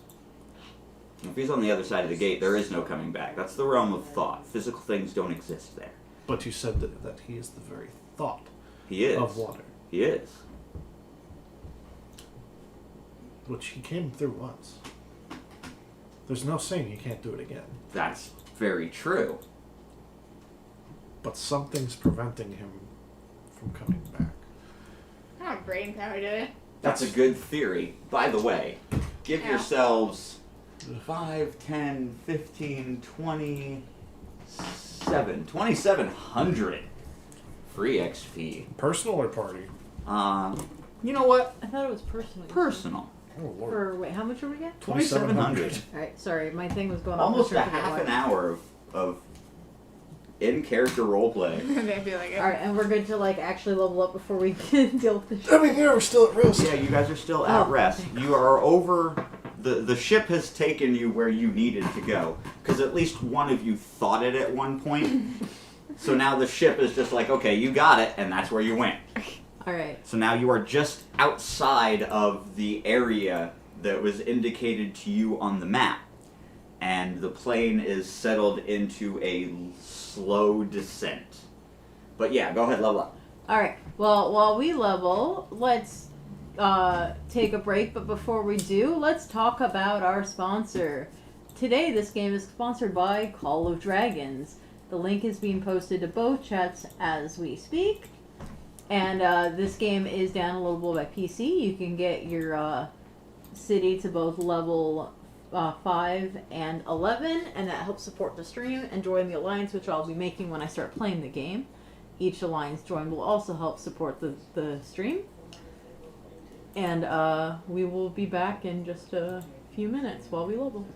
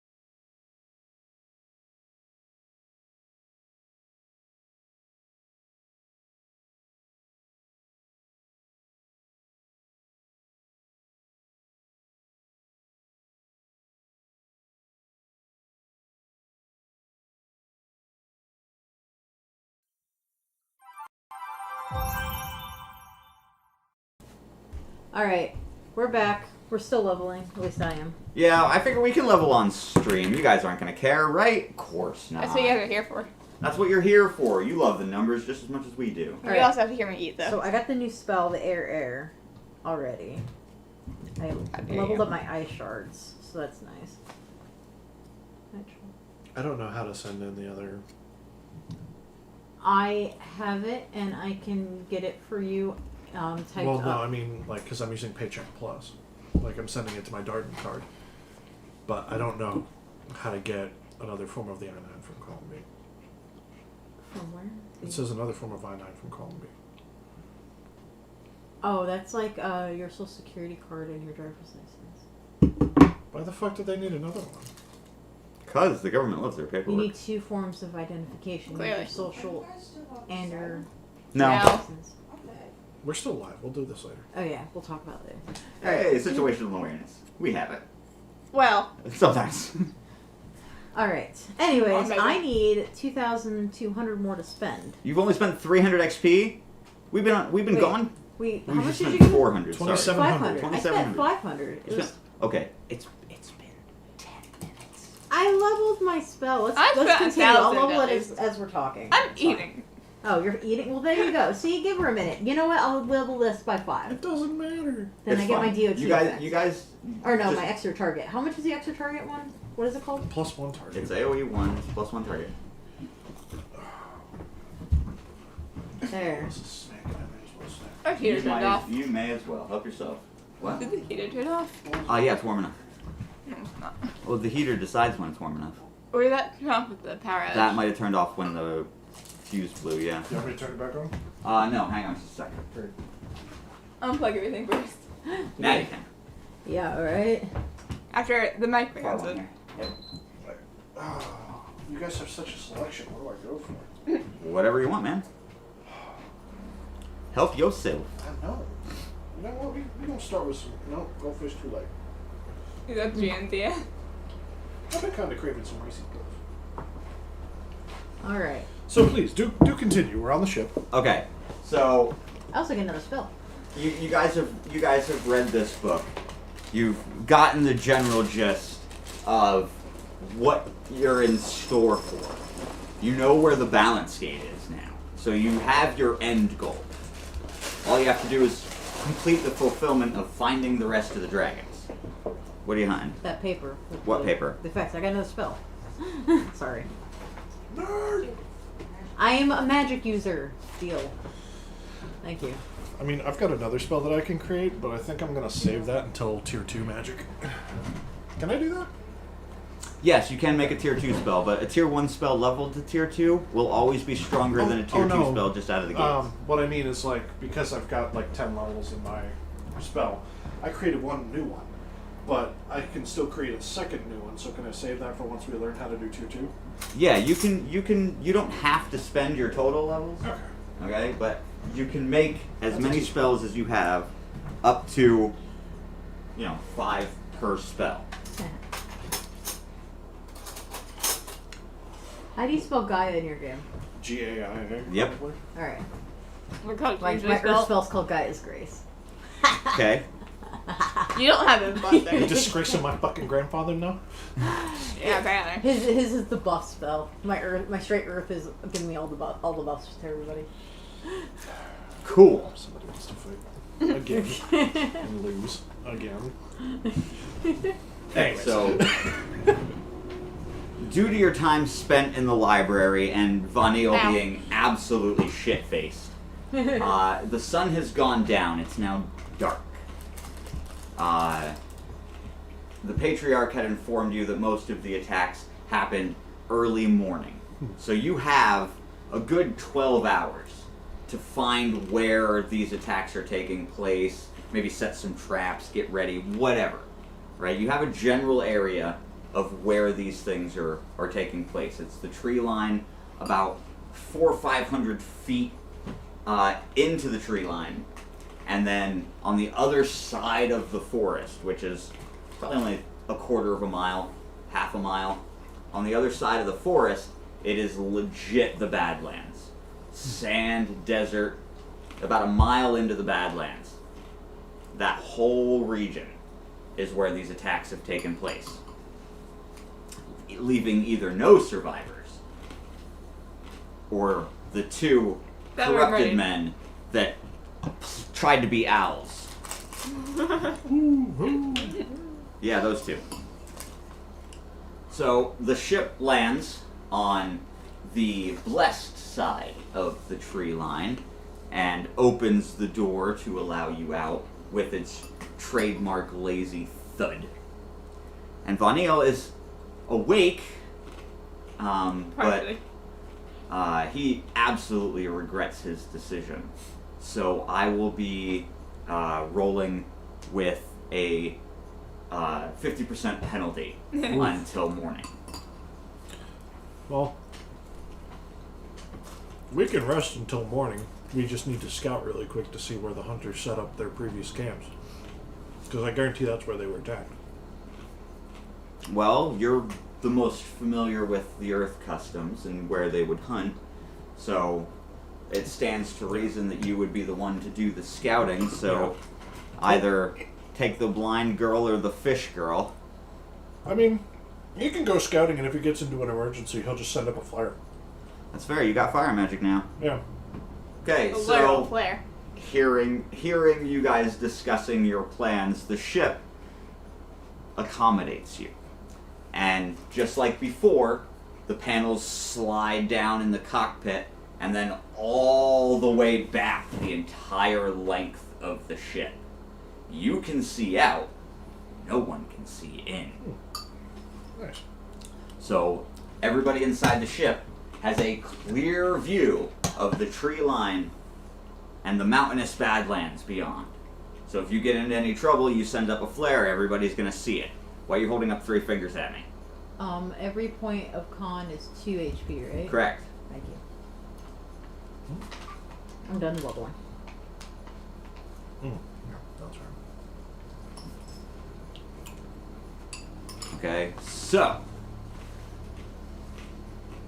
He'll just jump out the damn plane. roll me a d12. I'm not surprised. I don't know. That's 11 for if it's a DC. You find 3 camps. The first one is just this side of the tree line, about 150 feet away from where the ship landed. Well, they 3 made it far. camps, but 2 prisoners. Find 3 camps. The first camp is on this side of the tree line, Oh shit. about 100 feet away from where the ship landed, and you can easily tell it's the remnants of a camp because the earth has been pulled up and set back down. You can feel the residual magic. You find scrapes of flint from starting the fire. You can see the stamped down twigs, and if you pull back a little bit of the earth in the stamped down area, you can find the remnants of the fire pit. All 3 camps are exactly the same. You find the one outside, just inside the tree line. There is another small animal trail that leads to another camp that is tidied up exactly the same way. Oh. Because he knew about the 2 prisoners, once he reaches that 3rd camp, he's going to start being on guard. The 3rd camp is just this side of the Badlands, just at the tree line. So it's literally tree, death. Everything on the other side of that tree is dead, sand, corrupted. You can I hate feel how wrong the magic is, even just being close to it. But the 3rd camp is tidied up exactly the same way. And you can still feel the residual earth magic, but no earther is going to cast this close to the Badlands. Yeah. It's not right. That 3rd camp, not right at all. Oh, it's by somebody else. Oh shit, that was his camp, wasn't it? There's nothing else. Just the 3 camps in the darkness. Is there any shadow shit? Like any goop? No goop. Okay. All cleaned up. There's nothing. You don't even feel the way Valchrist felt when you were fighting him. There's none of that unease. There's none of that green. Is there any, like, aside from, the obvious similarity of how they were cleaned up, is there any, I guess, correlation between where the camps were set up? If you walk back in a straight line, you would pass over all 3 camps. I'm just creepy.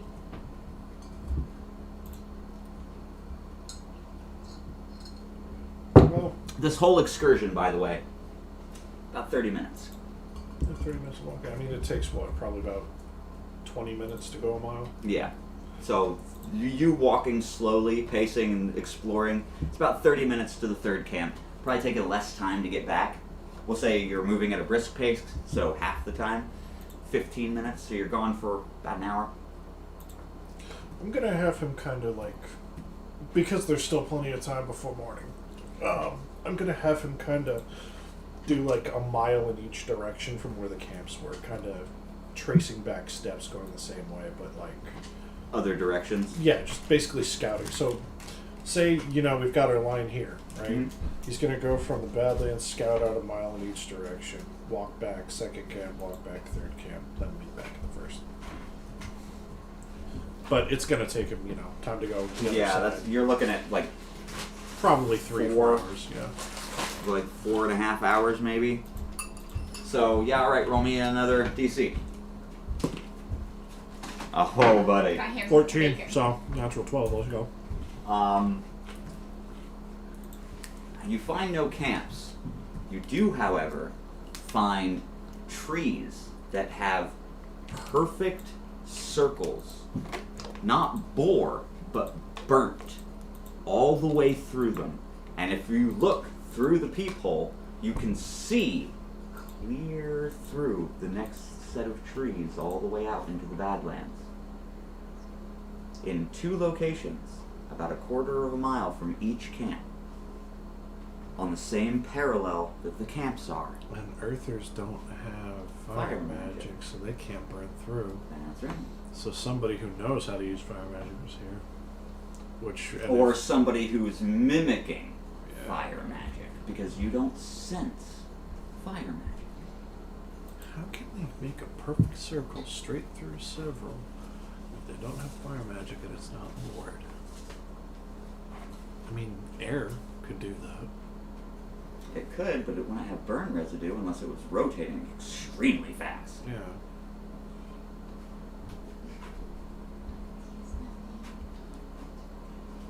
Oh, man. And if he looks through the holes, does he see nothing either way? No, the holes boring from the Badlands just show you the mountainside. It could also be a gun. But what gun is strong enough to pierce through that many pieces of that many trees? Charles's gun could have. True. Oh, you son of a bitch. Valchrist has Charles's gun. Oh, we have a winner. I knew you'd get there eventually. Yeah, because if you think, like, because he absorbed them all, he's gonna have, oh god, he's gonna use their different aspects through the fights. Which means this time he's using Charles's gun for the fight. Oh, we're gonna be in fucking pain. Alright, so would you like to take your findings back to the group? Yeah. Alright, so it's an hour until sunrise. And he clears the tree line in a rush.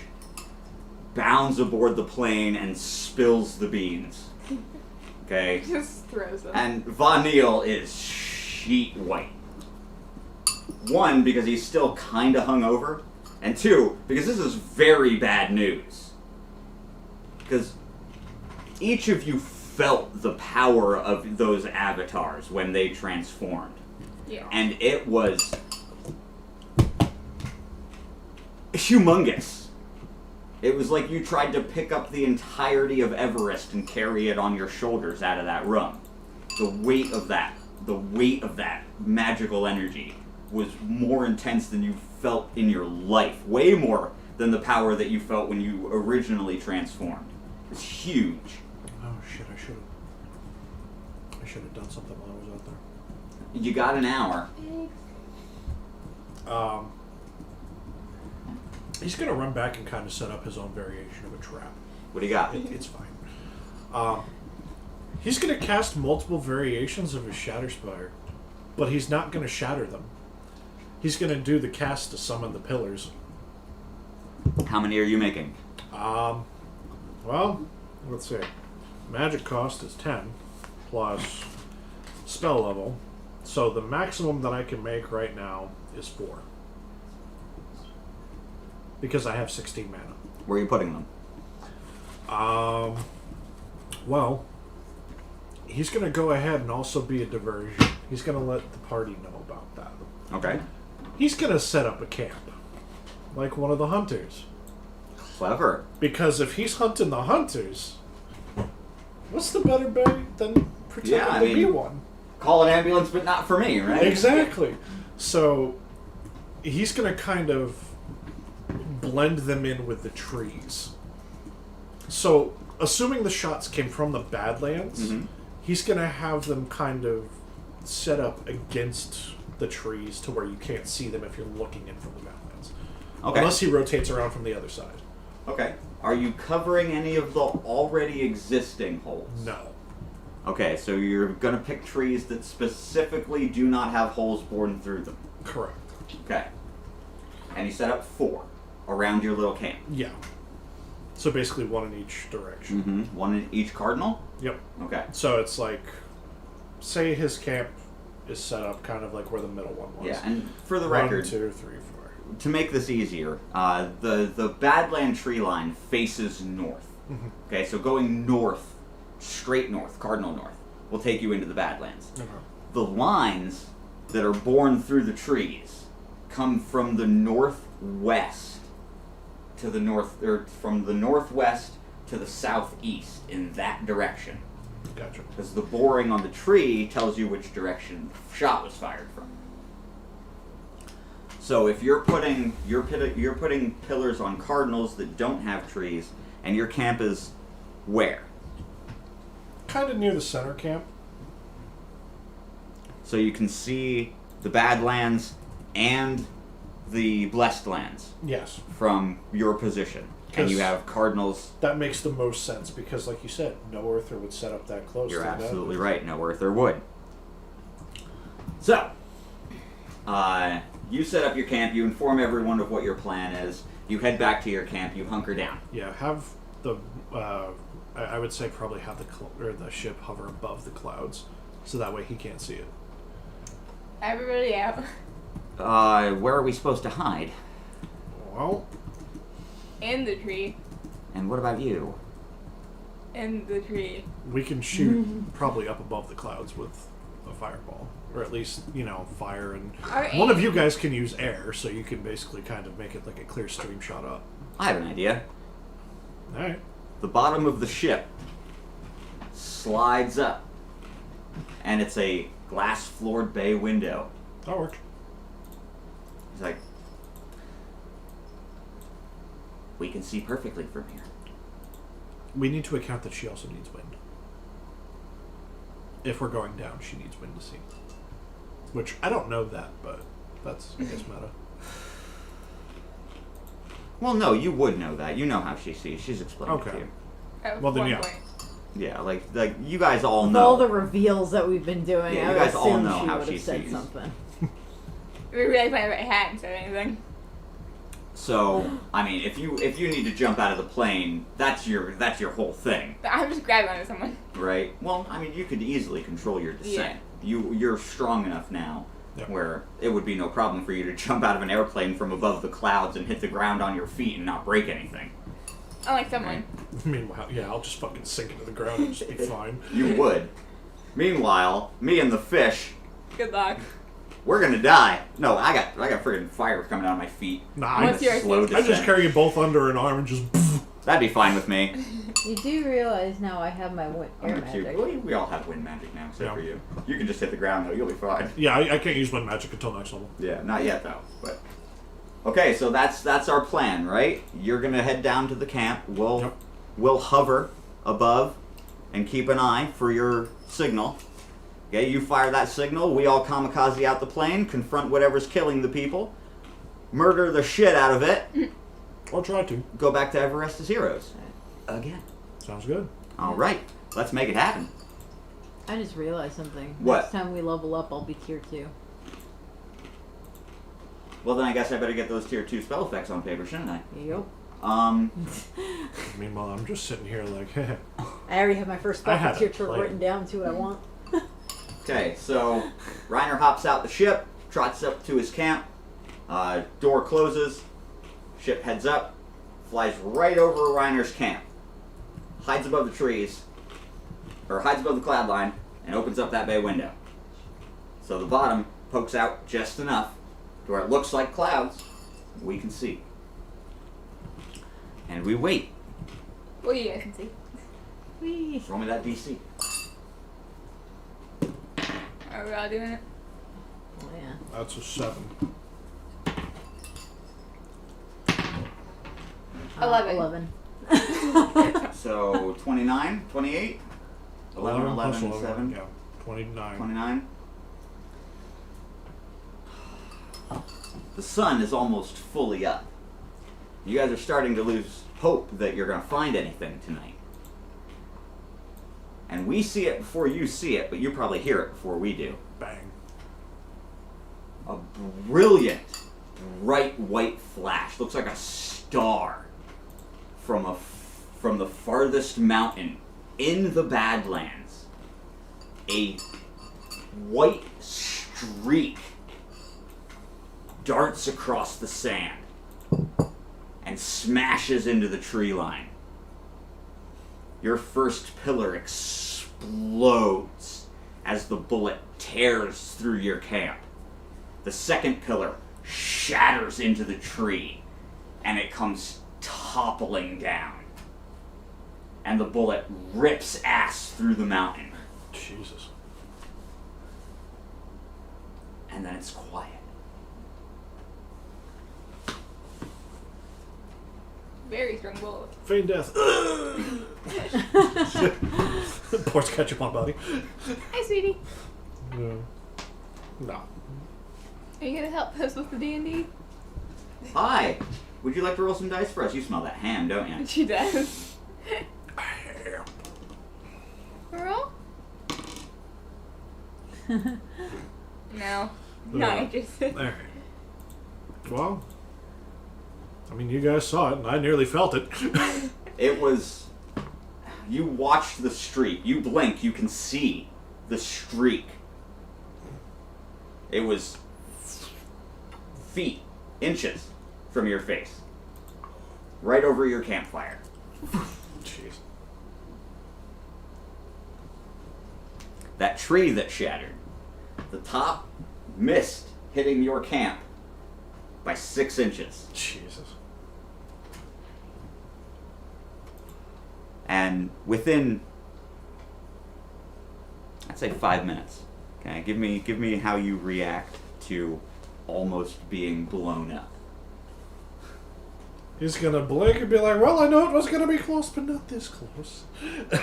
Within minutes, you can hear the sand shifting.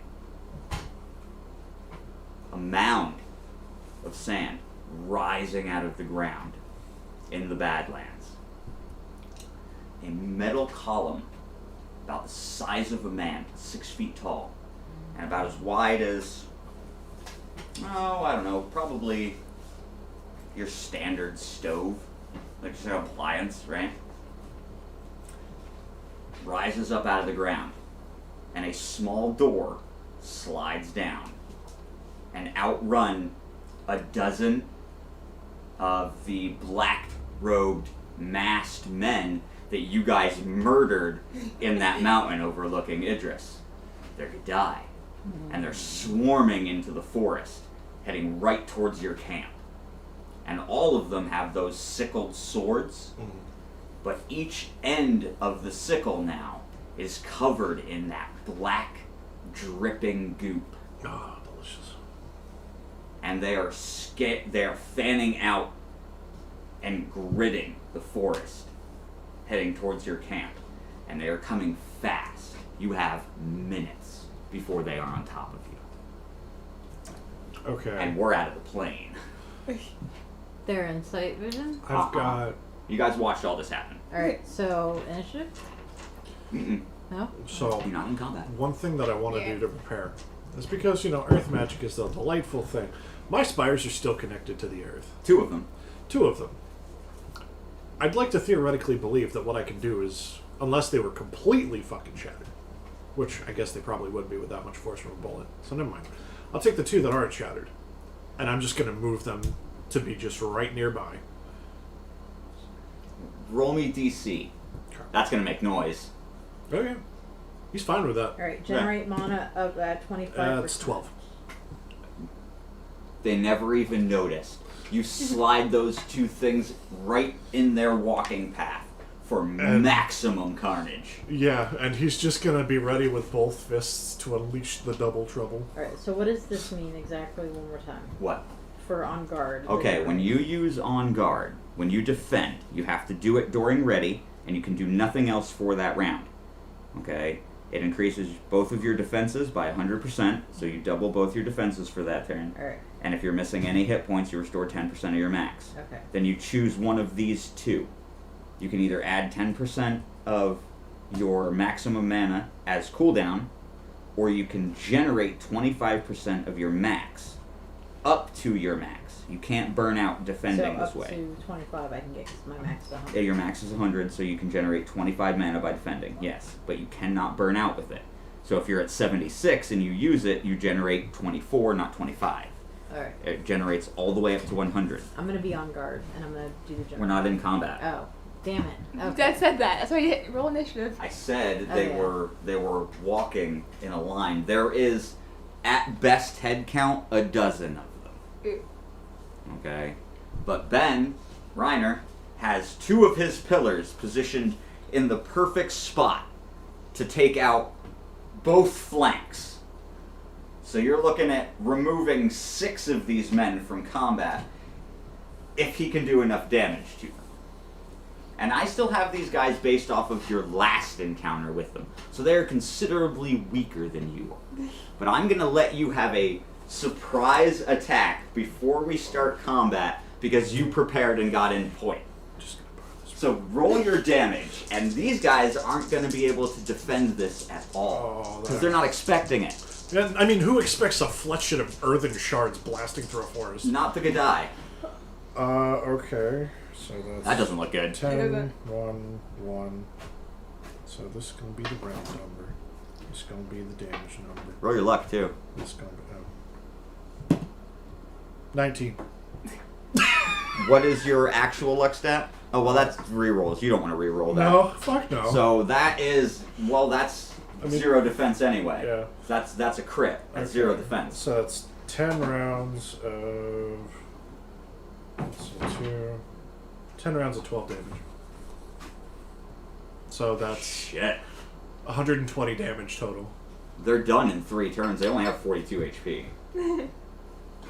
Even on the lowest of damage rolls, I still say fuck you. Well, that's why I give you guys base damage, right? Because that was a terrible roll. Oh, Let's yeah. be honest, right? But you're still chunking these dudes. So your spires explode into hundreds of 6-inch long shards of earth that just tear through these men like a friggin' Vietnam trap. Which, needless to say, it's also probably tearing through the forest and knocking down a fair amount of trees in the process. Well, yeah, the 2 trees that they were next to are just toothpicks. I mean, there's not a piece left bigger than a number 2 pencil. Sorry, I'm helping Jaden You're make good. chocolate milk right now. So I didn't do what happened last time. Yeah. Well, I'm gonna have to shake it because it's Yeah, empty. empty. Here, put that away, my dude.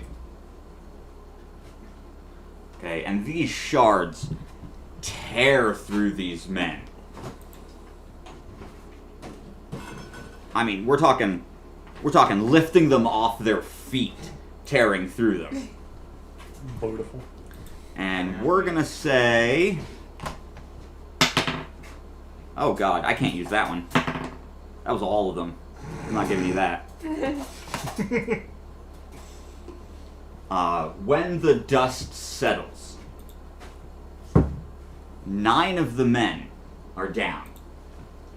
taken out by trees or the shards themselves. 9 of the men are down. And your earlier estimation of there being a dozen was off by 2. There's still 5 on their feet. And now, we get to hit the ground. So, Crunch. how'd you jump out the plane? Can I do like a cartwheel? You can do whatever you want, but whatever you do, make sure you do damage when you hit the ground. I'm just Okay. imagining you guys seeing that from up above. Dear God. It was carnage. Okay, so if I jump out of the plane and use my Sparky Boom Boom spell and send it towards the ground instead of up into the air first, can I boom on the ground? I don't see why not. Cool. I haven't used my spells before, so I gotta figure out how to do that. D6. Wait, we have to roll initiative first. Can I just? Oh, yeah. we No, should- I told you I was going to give you guys a surprise attack. Alright. Because you planned for this, right? So it's. Where's my D4? Do you not have one? That's 3. Yeah. Nope, that's a 4. That's four. Oh, no, yeah, it is a 4. And then. So 2 that's turns. 6 plus your intelligence. Which is another 10. So 16. That's a 4. That's So- my affinity dice. Yeah, your affinity adds on to the damage. It does. Okay, so that's. Yeah, it's 16 damage then. Have you guys been adding affinity the way it says on the casting card, where it's your primary spell dice plus your int bonus, and then your affinity dice plus your int bonus? Or have you been adding the 2 die and then adding your bonus? I've Yeah. been doing the 2 die and then the int bonus. Yeah.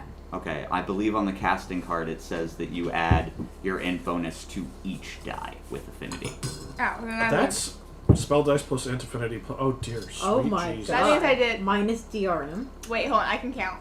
That's why affinity is so important, Wait, guys. why is Oh. it minus DRM? It's Their minus magic. their magic defense. Oh, okay, You're okay. casting against them. Alright. 14 plus Oh. 12. Well then. Oh, that was 31 6. then. From the spires.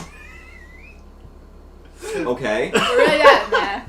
so it didn't kill all of them, but we're gonna go with my initial Yeah, roll please. Please. of you took them all off their feet. They are all disoriented, and they've started scattering.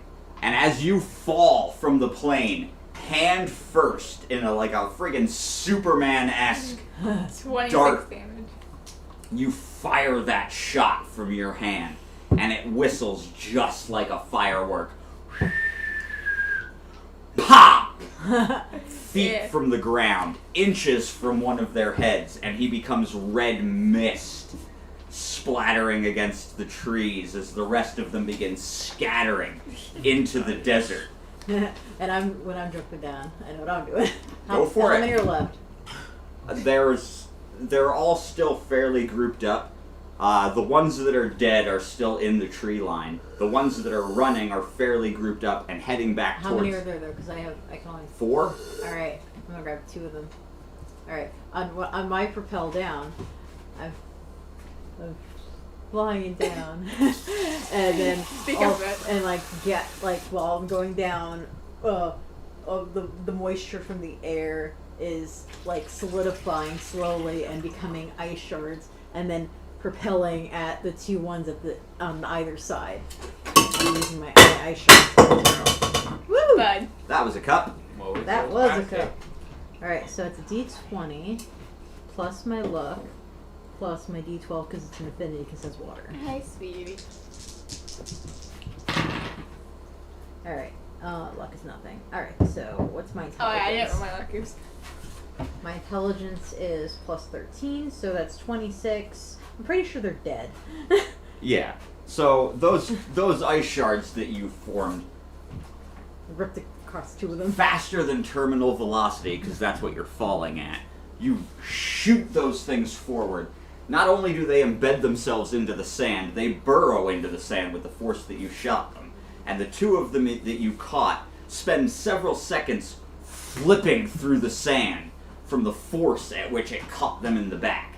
It flips them ass over tin cups, and you can see the hole that your spike made through their midsection as it cascades blood and gore in a circle, leaving a trail of congealed sand in their wake as they come to a rest at the bottom of the hill, and the metal spire that ejected them starts to descend as the last two dive towards it. Vanille flies out of the plane, arms spread eagle, 2 fireballs in each hand as he sails down, and he pulls a Gohan move and smashes his hands together, shoves them between his legs, and fires. And the massive ball of light mimics the sun as it streaks down towards this metal pillar. And just as the bottom of the door starts to disappear, the fireball connects with that pillar and explodes shards of metal and liquid glass from the heat of the explosion. Shred into the desert, leaving streaks of liquefied sand turning to glass in the explosion pattern as you all hit the ground just outside the tree line, and there's no men left standing. Not one. Good job, us. Everybody died. And all of you, I'm gonna give you, let's do 100 free XP for each man we killed. Give yourselves 1500 XP. That was fun. Alright. 2 questions. 1, because I hit 2 targets, does that mean I get the experience twice or just the once for... Just the one. Alright. Another thing. If that's the case, I would get 9 times the experience. Yeah, sure. Okay. Anyway, another thing. As soon as we land, and like all the dust settles, and then I'm like looking at my hands, and I'm like faced white again, like, oh shit. Yeah, that was water magic. Yeah. Mm-hmm. What's up, buddy?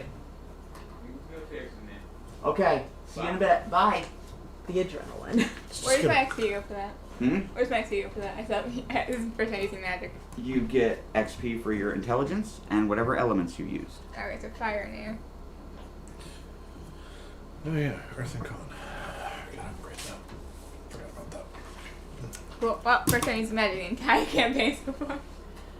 Oh wait, because I cast the preemptive ones, does that mean I get the Earth and Con? Oh dear God. Okay, 1, 2, 3, 4. 1, 2, 3, 4, 5.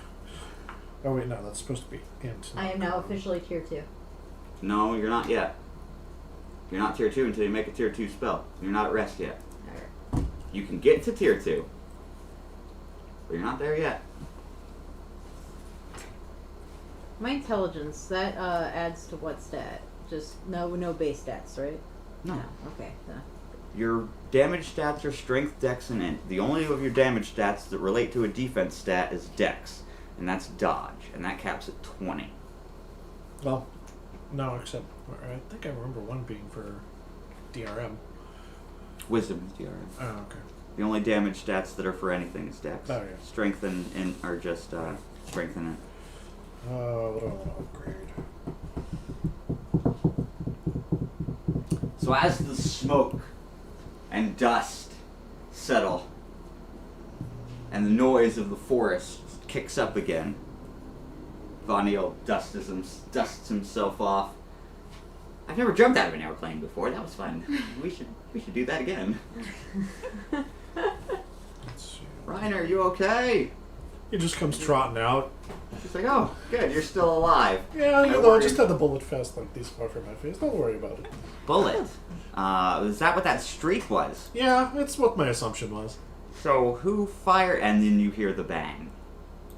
Get down. Get them. Before the words exit your mouth, the wind from the bullet sails through the lot of you.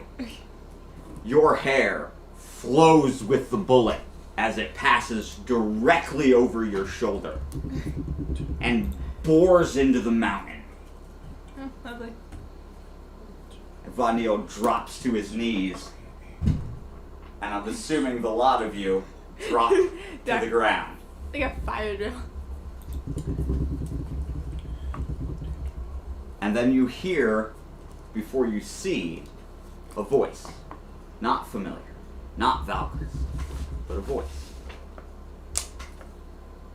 You know, I've never missed twice. I'm starting to think this is personal. I mean, at this rate, it might be. That's fucking twice. Yeah. Hey, why don't you pop your head up and talk to me eye to eye? Pokes his head up, flips off. Bang! Don't expect him. That's 3 times you've missed. Well, you said it was personal. The voice, you can't tell where the voice is coming from, but you can feel it. He's using air manipulation to project his voice.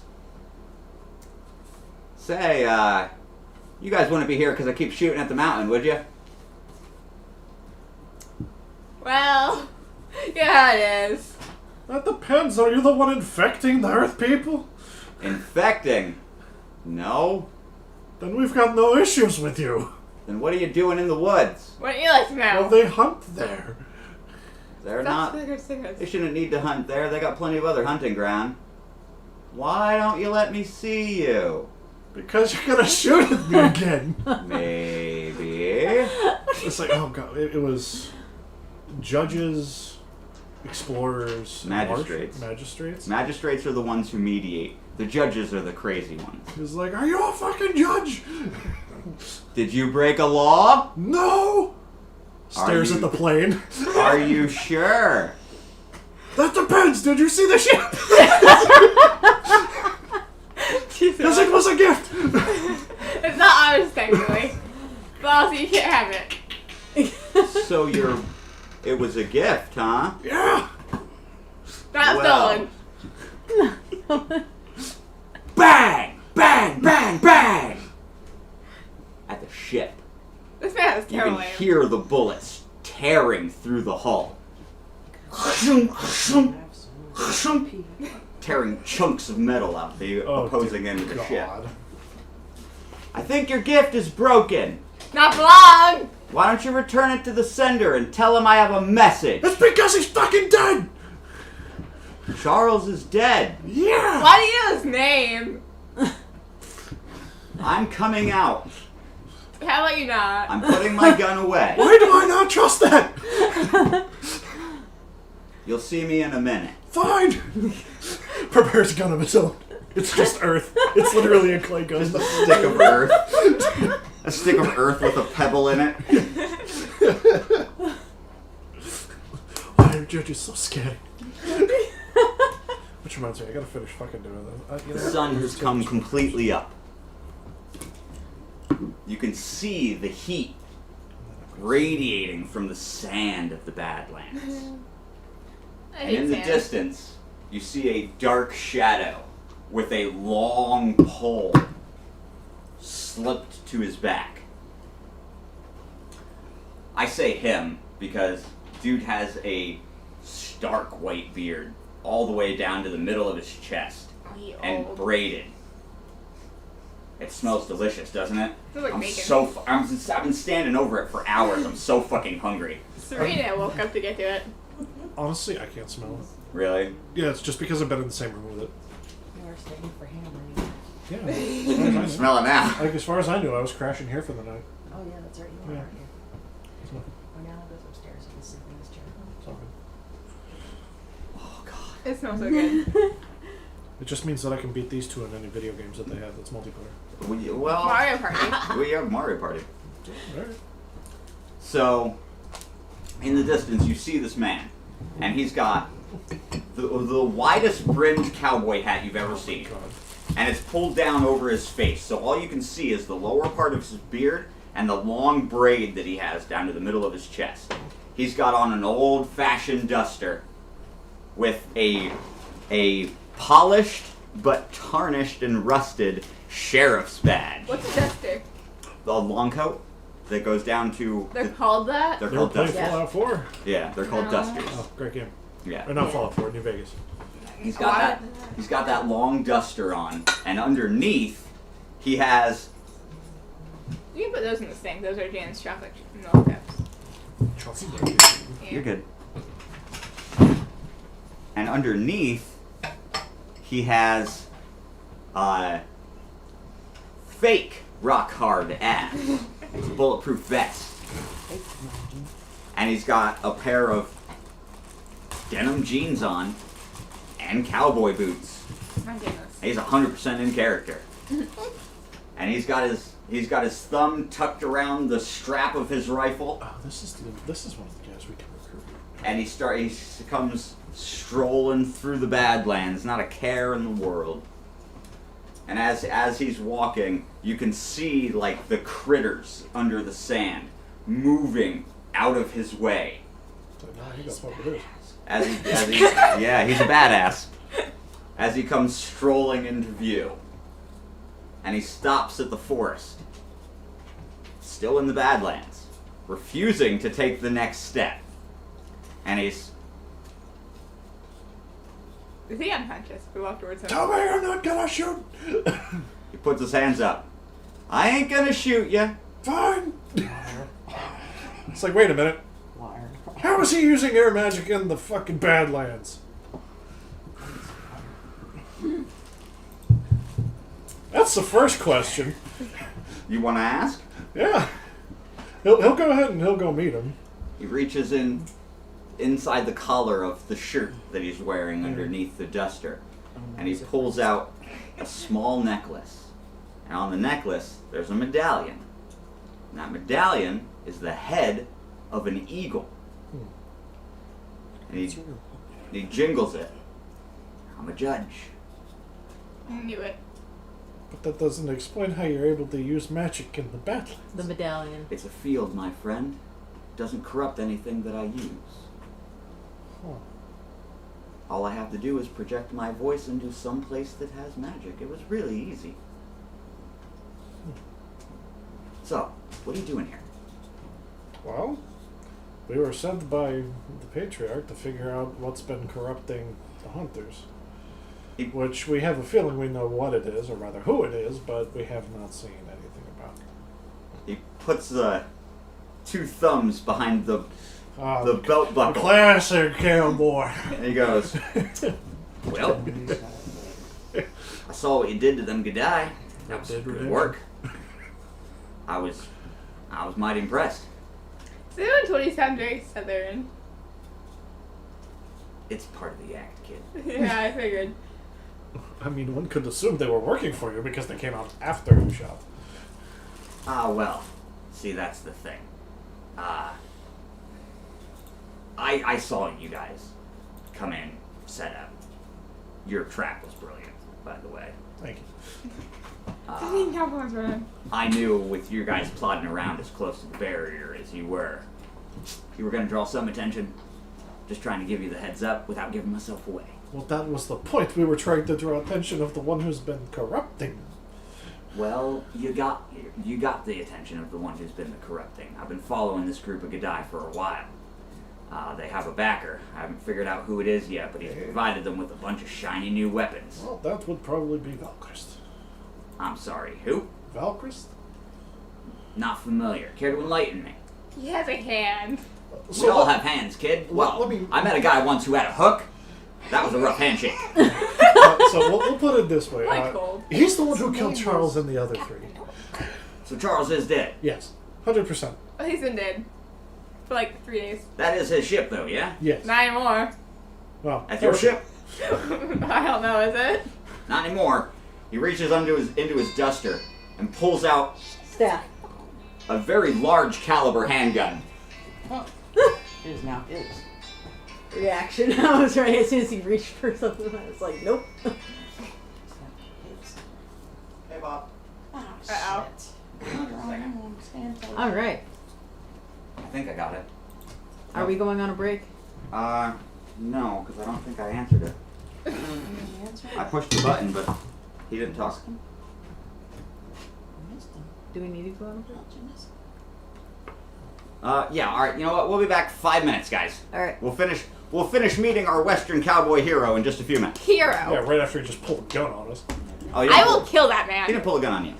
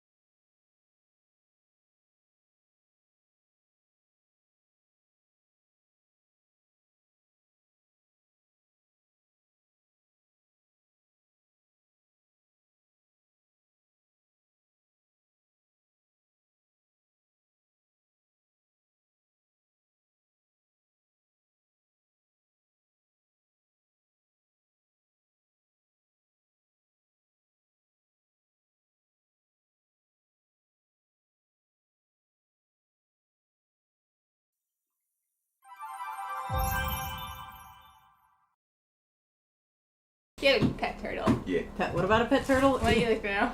What do you like now? Okay, so where did we leave off before that impromptu break? He was going to shoot my ship. Right, he pulls that big old sidearm out of his pocket. Can I slap him with my nunchucks?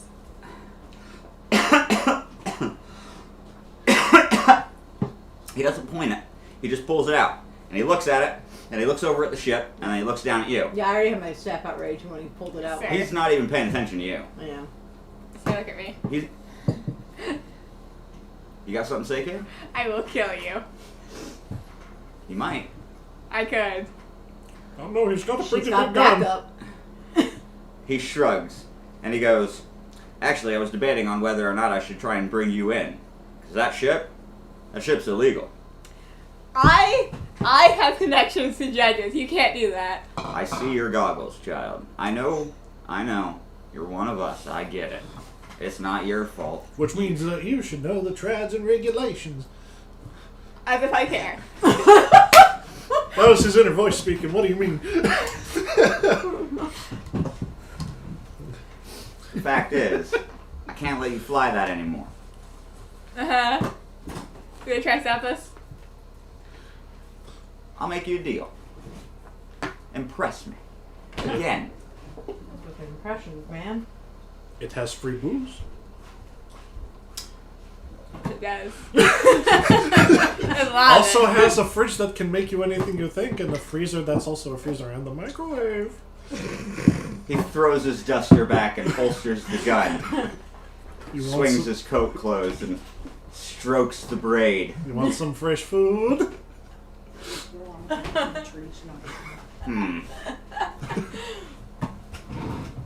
Well, I've done worse for whiskey. Take your gun out there and shoot that squirrel out of the tree so I get my dog back. Alright. You got a BB gun? I'll do it. If you had a BB gun, I'd have done it already. Fair enough. We'd also have possum and groundhog, Ooh, delicious. but none of that either. How many The, killing the squirrels possum make a just stew? wanted some tomato. He just wanted some tomato. That's fair.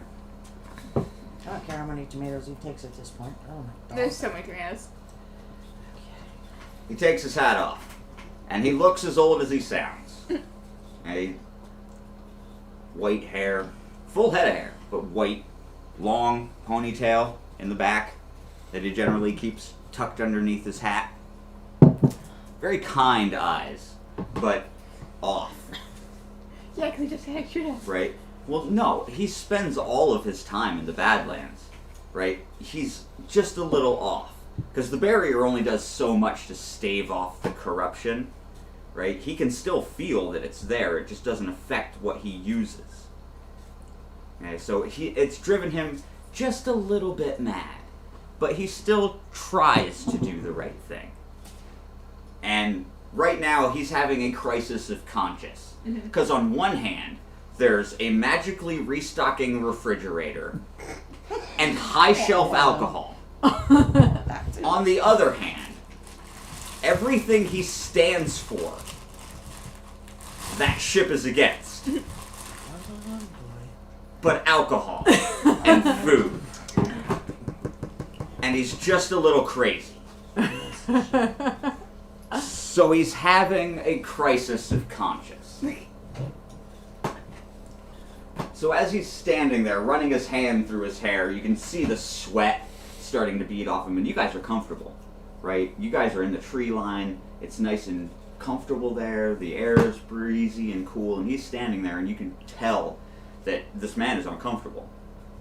Just on the other side of a few feet away, standing in the Badlands, this man is being beaten and accosted by the sun. It has air Me. conditioning. Or use some magic. A Because you'll be out pool. of the Badlands. I can have a pool. I'm not above bribery. And he puts the hat back on and steps into the Blessed Lands. And it's like a weight is lifted off of his shoulders. He actually laughs a little. Not like maniacally, but definitely enough to make everyone around him uncomfortable. Because it's just audible enough that you can hear it. Maui, stop trying to eat chocolate, you will die.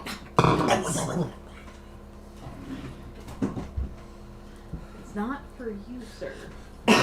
He wants to go to Auschwitz. And he takes off the medallion.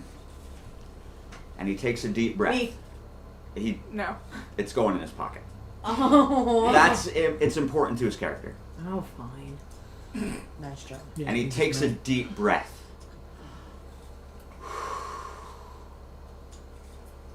You ever taste air? Uh-huh. It's I've never tasted air that good. All right, show me the booze. Show me the air conditioning. And he starts following you guys back to the ship. And by the time you get back to the ship, the bullet holes are gone. Yeah. Self-regenerating. The ship Yeah. has fixed itself. Nice. And when you come in, there's another post-it note dangling from the string. Oh, what does it say? And in Charles's perfect script, stop blowing holes in my ship! Stop blowing my holes in my ship. I Pirates think of the they're talking Caribbean. about you, and I looked over to the. It's like, is this sentient? Yeah. This is against so many laws. God, this is comfortable. And he sits down on one of those leather benches and spreads out. And he's like, oh, that's good. Can I get a drink? And meat. I need meat. You talked to the right person, man. Vanio goes over to the fridge and he opens it up and he pulls out a piece of the earth bread and a couple pieces of the meat and puts it on there, grabs some of the top shelf whiskey, sets it out on the table for him, and he just tears in. Right, he just tears in. And he is Me too. he is I quiet. look at Vanya. I mean, everybody's eating, okay? But the man is quiet while he's eating. He's just eating. Every couple of bites, he just takes a pull of that whiskey until he's done. And when he's done eating, he sits back, and you hear the clink of his belt. And he settles in and he goes, all right, tell me the story. We have a lot of them. Which one? All of them. You don't often find 4 different tribes members wandering the woods inches from the Badlands. The hell y'all doing together? Well, they would if they're heroes. You're heroes, are you? Well, Well, I almost killed a hero. You That did. would have been new. you also would have gotten you killed, probably. Ah, they'd have to find me first. I don't know. I'm pretty good at hiding. Not good enough. So what are you heroes doing here in the shadow of Everest? We already told you. What brings you here? Why are you at Everest in the first place? What Would do you you got like- to look for here? Would you believe me if I said there's a glowing light that led us here? Well, no, theoretically the lights were at different locations. Plus, we heard that they were calling for us and requesting us personally. Slightly to the left. Oh, so you had a personal invitation from the patriarch himself. And some glowing lights. And what did the high and mighty Lord are of too the trusting. Earthbound want with you all? Exactly what we just told you 4 He's minutes drunk. ago when you were fucking shooting. Oh, right, the corrupting thing. Right. Too trusting. He's drunk. Listen, if them Gadai are the ones you're after, I know where the lot of them are holed up. I just didn't have the firepower to take them out myself. But now that I got you all heroes here with me, I sure imagine we can walk right in the front door and, well, do what we do, right? Are there gnolls there? The fuck's a null? They A have white ash, they hair have dancer? ash gray hair. Yes, that. Like this? And he takes his hat off. Look at that. That's a straight up white old man. Well, Is it? I haven't looked at it in a while. No mirrors where I'm from, see? Would you like a mirror? You got one? I can. Alright. it's Charles's ship. You I think he wouldn't point have a over the mirror? mirror. See it this way. She's like, that's what I look like these days, huh? You kind of. Yeah, not bad. Just puts his hat back on. Okay. So what y'all say? Want to be mercenaries for a day? I mean, I already fucking was in the past, so sure. Are we getting paid? No. By my company, of course. I want the necklace then. No. Pulls out a gun. No. Why do you want my necklace? No. I don't like her. No It's one okay, does. none of us are really in the mood. She's so old. She's like 50-50. Challenge me to a fight. Got her shit wrong. Her brother's evil. It's a lot. Yeah. What the heck? We have a lot of stories to She tell always you. gets in trouble too. Don't believe What the hell you all got going on? What the hell are you guys talking What about would you like this to- for? Whoa. He pulls out the gun. He's like, don't. If you shoot inside my ship, I will shoot you. Well then, let's all just be civilized folk, yeah? He puts the gun away. Now listen, I don't know what y'all got going on. Frankly, I don't care. I got a whole hive of... I got an entire civilization of Gadai that I gotta go deal with. Do you want to help me? Or do you want to keep squabbling like children? We can do both. We're great at multitasking. Great. Are you good at killing? You'd be surprised. You literally saw the display. You make a fair point, or Alright, so here's what we're gonna do. I'm gonna take a nap right here in this bench. And when I wake up, I'm gonna tighten my belt, I'm gonna grab my gun, and we're gonna go into the desert and we're gonna hunt some. Uh-huh. We're going to go pay a visit to the Gadai. In the meantime, I would appreciate it if you kept it all to a dull roar while I take my nap. And he pulls the hat down over his head, and within 30 seconds, he has the slow, soft breathing of a man asleep. That's not soft. And Vanille's like, he's certainly a character, isn't he? Too much of one. I like him. I'm surprised he and Charles didn't get along. We'll find out. I don't know. How do we feel about genocide? I mean, Valdino, you killed a man. I killed several men today. You exploded one's guts. I think we're fine with genocide here. if you kind of consider the past few days, as long as it's Gadai, is it really genocide? Oh god, I'm sounding like someone What's else. for no You're starting to correction? sound a little bit like this one. He points to the sleeping man on the bench. He held his tongue several times. I imagine we were about to hear some extremely racist things. Probably. So it's just, as long as it's Gadai, I guess it's fine. No, it's not. You make a great judge. Has anyone told you that? No, but thank you. You're welcome. What's a compliment? Maybe we just fight to the point of disarming. Maybe stop them that way. Maybe Can you not blow someone's guts out? It was the heat of the moment. Says the Says that. fireman. We do He's have. like he's wringing his hands. He's nervously trying to justify himself. I will call your wife. No, please. All right, listen. No, make it worse. We call Bonnie. Oh God. He's like, I will go along with whatever you say. And he sits down. Do not call his mother-in-law. I just imagine Ryder does every now and again just to have civil List chats. Please do not call his mother-in-law. Oh, this is great. It's like, look, I have no problem with it, but like, if they're gonna attack us, I'm going to attack them, and there is no mercy. You think Earthbound are trained like that for a reason? No. If you're infiltrating their land, of course they're gonna defend it.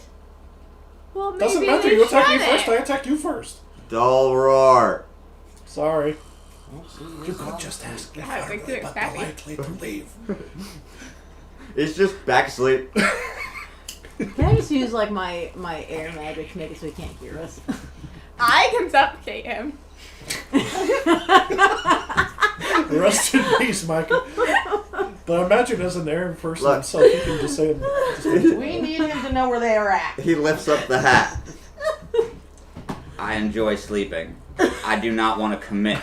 He puts the hat back down. Jesus. You're being quiet. Yes, you can use your air magic if you so choose to create a barrier that blocks the sound to just around you three. Okay? So now you can yell at each other and not disturb Vanille or our sleeping cowboy. What the fuck? You were not telling me who I was. I trusted you with that information. We just said that your brother is evil. Steps outside of barrier. You always get in trouble. That bad, huh? You can't pull me in. Literally all we said is that your Strength brother check. is evil. There was nothing else. I will pull you You back. want to oppose strength me? I got a 17 Oh, the look. dog's barking. All Don't Oh, forget yeah. That's on the luck. all Von Neil sees is you two just angrily screaming at each other, and Reiner slowly trying to back out of the circle. That's 28. Yeah, get him. Yeah, I try him. You're still here. Your brother is evil. That's not the point. That's all we told him. We said nothing about mermaid thing. What are you again? Fish? That counts as mermaid. Yeah, stop ignoring me. No, he's outside the barrier. Yeah, He ain't hearing shit. Like, you can feel him leave. I tried to grab him and it didn't work. Weak. You okay? I just got your tail back. Your brother is evil. I don't want to tell you. Congratulations. Okay, my Fuck! dad I did it again. I lowered the barrier. can't imagine having family problems. We get it all out? As the thing dissipates, I'm like, fuck! I did it again. Did what again? Yeah, I missed it. I was outside. The water. Oh. Well, he's dead asleep. He's asleep. He doesn't fucking know. No, it's not that. It's the using the water in general. Von Eels, so have we decided On what? on whether or not we're going to genocide an entire people? No, We they just were decided we arguing were over gonna something kill else. each other, okay? She's angry over nothing. Reiner? I mean, look, theoretically, they keep coming back no matter what, so I mean, it's not really genocide unless you get rid of every last one of them. It's more of like a extended homicide. Are we capable of wiping out the equivalent of a city population? If you ask me nicely, yes. Capable? Yes. Should we? No. No one needs to know. Whether or not someone. No one You'd make a needs great to lawyer. know. You should have been a magistrate, Pura. Finally speechless, are we? I'm done here. I'm leaving. I'm giving everybody 1,000 XP. That was hilarious. Are we at rest yet? You've Okay. been. Tier 2. You want tier 2. I literally leveled up to tier 2. I promise I will And not I already have my genocide first tier two unless spell. they attack me first. Okay. Alright, you want tier 2. Yes. I don't have any of the effects written out for tier 2 yet. Actually, because of that, I could reach tier 2 too. Okay. Tier 2? Here's what we'll do. Think about it. Okay. I already have my spell picked out and everything already. Here's what we'll do. For now, temporarily, just for this session, if you guys want to create tier 2 spells, use the tier 1 effects that you already have, make them tier 2. It's my fire. It is straight tier 2. I can't do that. I picked don't- Leviathan's Wrath. I've been very busy. I don't have the tier 2 spell effects written Well, out yet. just so you know, I have it for later. When we Okay, have as it. soon as I have those done, Alright. I will work on those as soon as we are done tonight, after I'm done with everything else that I have to adult. Alright. I will sit down and write out the effects for tier 2, tier 3, and tier 4. Question about pips. I can use them to just form dice, right? Sure. Periods. Yep. All you need is the number of sides. And then I would have to basically upgrade weapon or spell if I wanted to get pips, right? Mhm. Okay, well then I'll just put that into weapon. And we're gonna go plus 1d10. Do you want to level up? I might as well, yeah. We should go on that spells. I'm real. Okay, well, while you guys are leveling up, I'll be talking. Already done. Okay, if you have any... Yeah, I know, you... I really appreciate your investment in this, Ben. I really do. It's like- it's indescribable the amount that I appreciate it. I just think, and it's like, alright, this is what I'm gonna do. Because I'm working on balancing out certain aspects. The next thing is more HP, but No? I don't think anything you throw at me right now, aside from Valkyrie, can touch me. Is it every 3 you get a damage bonus for strength? Every 2. Every 2? Your damage stats are every 2. It's half of whatever your... No, copyrighted. Good music. It is. Alright. We good? Yeah, it was just my alarm. Okay. Oh, Ellie. She's gonna be home for another hour. It's beautiful outside. She's She's gonna walk You home. should go walk. It's gorgeous. Somebody eat this. There's only 2 left. I also already leveled up. Okay, so... Oh, sure. As you guys are discussing what it is you're eventually going to do. It's been a good hour and a half. Okay? And the sleeping cowboy rouses from his slumber with an audible snort. Alright? And then he's up. What day is it? Same day. Great. Tuesday. Who are you guys? Never mind, I remember. It's come back. We're the booze people. Right? Yeah, gotcha. Oh, the seat is still really comfy. Oh, You alright. can sleep after you commit your mass investigation. Oh, let's be real. We're gonna go kill people. We're gonna kill a lot of people today. At They least class- somebody's honest here. And he clasps his belt. He's like, look, I don't have time to be dishonest. Oh, that was not Ah. What? That was not there. Where did it come from? Magic? No. I grated the Parmesan cheese for Tay this morning. You were the one who suggested that. A small cheese grater would help.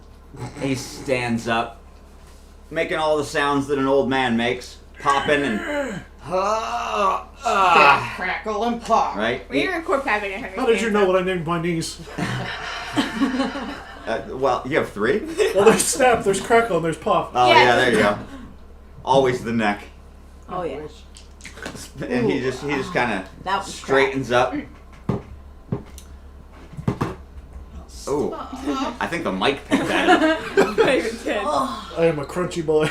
He reaches down and grabs the barrel of his long rifle, slings it over his shoulder, says, "Well, it's killing." And the ship opens up. Thunk. He's like, "I thank you." Would you say that you have a business in killing and business is good? It will be in a minute. And down the steps he goes. He's like, "All right." There's somebody who always likes to go for a fight. I like this guy. I know what it's called. It's called quicksand. Boo. Quick dirt. Quicksand isn't quick. That's a misnomer. It's very slow. Only if you struggle, it's Yeah. because We're you're talking about creating the struggle. creating more pockets for you to slide down in the more you struggle. So, you guys leave the ship. Von Eel is reluctantly in tow, but he's not too excited about what's about to happen. Please don't cut yourself. Oh, Again. no promise. Shut up. So, no, I'll wait till you're done. Yeah, 3 things. Even the The goddess mic's in the pick- sky is ready to Yeah, go to war. Mike's picking that up. Don't. It's okay. Oh, and it picked up that. That's fine. Woo! The voice in the sky is sharpening knives. That's a problem, isn't it? There's going to be blood today. Yeah, hers. Sorry. I'm not. It's easier to ask forgiveness than it is permission. To stab someone? Depends on who you ask. That's true. He tightens that shoulder strap and he's like, "How fast can you all run?" I can fly. Pretty fast. Depends on if magic is allowed in the Badlands. It's not. It is for me. He dangles the medallion. That's why I want the Run medallion. about as fast as I can run. How good are you guys at running in sand? So bad. Like, unbelievably bad. Yeah, I will could cry probably bad. work with it. I want to test it. It's just another form of Earth, so.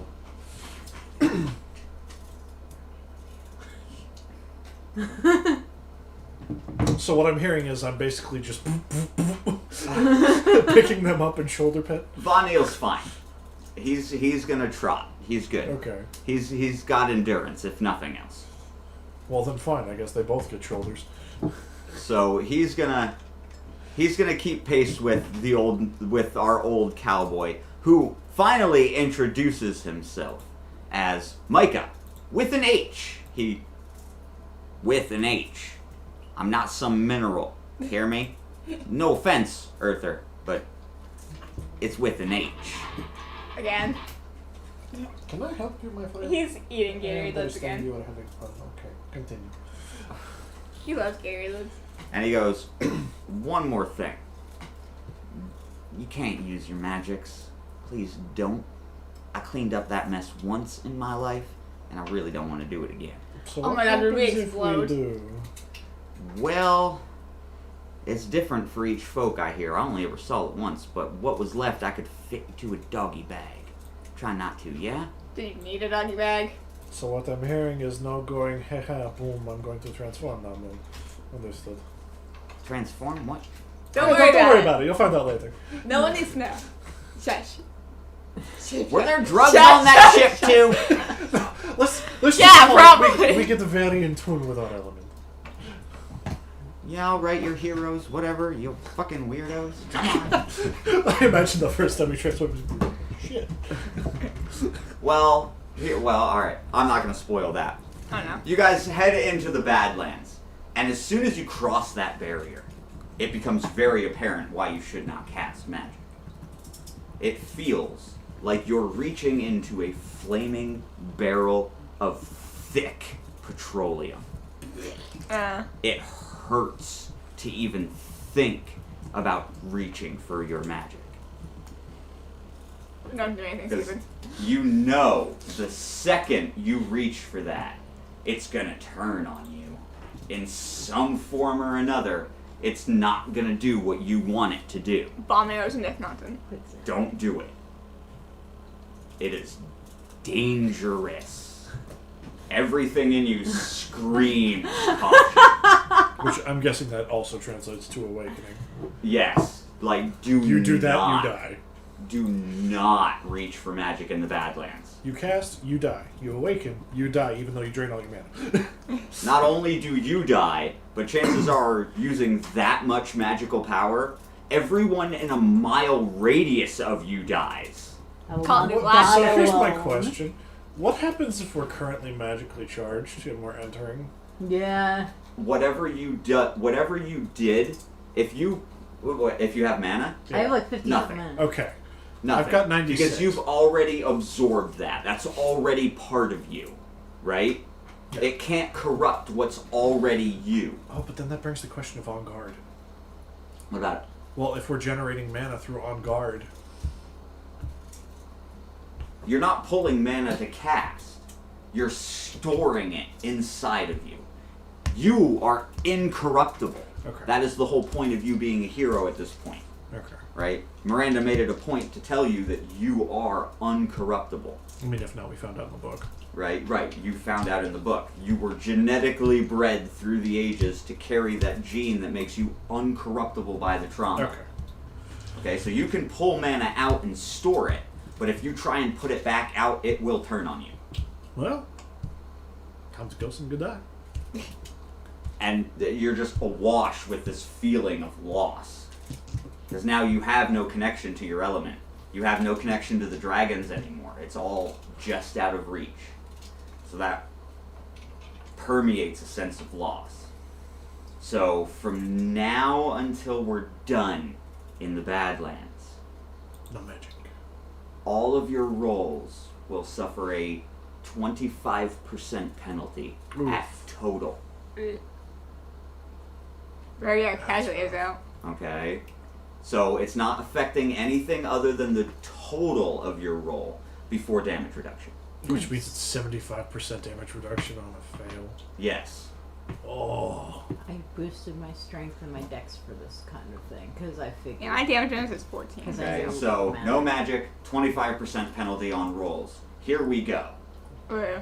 Well, good thing I just upgraded my dice to D20 plus D10. Literally. Are we going to bench Vanille, or do one of you guys want to bench? Alright, For so we Micah. have to bring the. I am of no use in this without my magic. You have Yeah. a stick. I have a stick and I do have some stats, but I also don't want to commit genocide. Do you want to These play days. Vanille? Is he gonna commit genocide? You have to Yeah. have 4 people in I'll combat. commit genocide Rip Vanille. with Vanille. I won't. Like, Sylph won't. You can keep track of his XP if you want to, but I just level him up between sessions based on the amount of free XP I'm you not gonna guys keep get. track of his XP. I'm just gonna keep track of his hit points and his mana. That's fine. You want to give me a note card? Here we go. Do you have no cards there? School bus. Okay, so you guys travel into the Badlands. Roll me battle initiative. No. 15. 16. I'm on 17 and 18. 18. Mike is going first. Ow. I rolled a 2. Ow.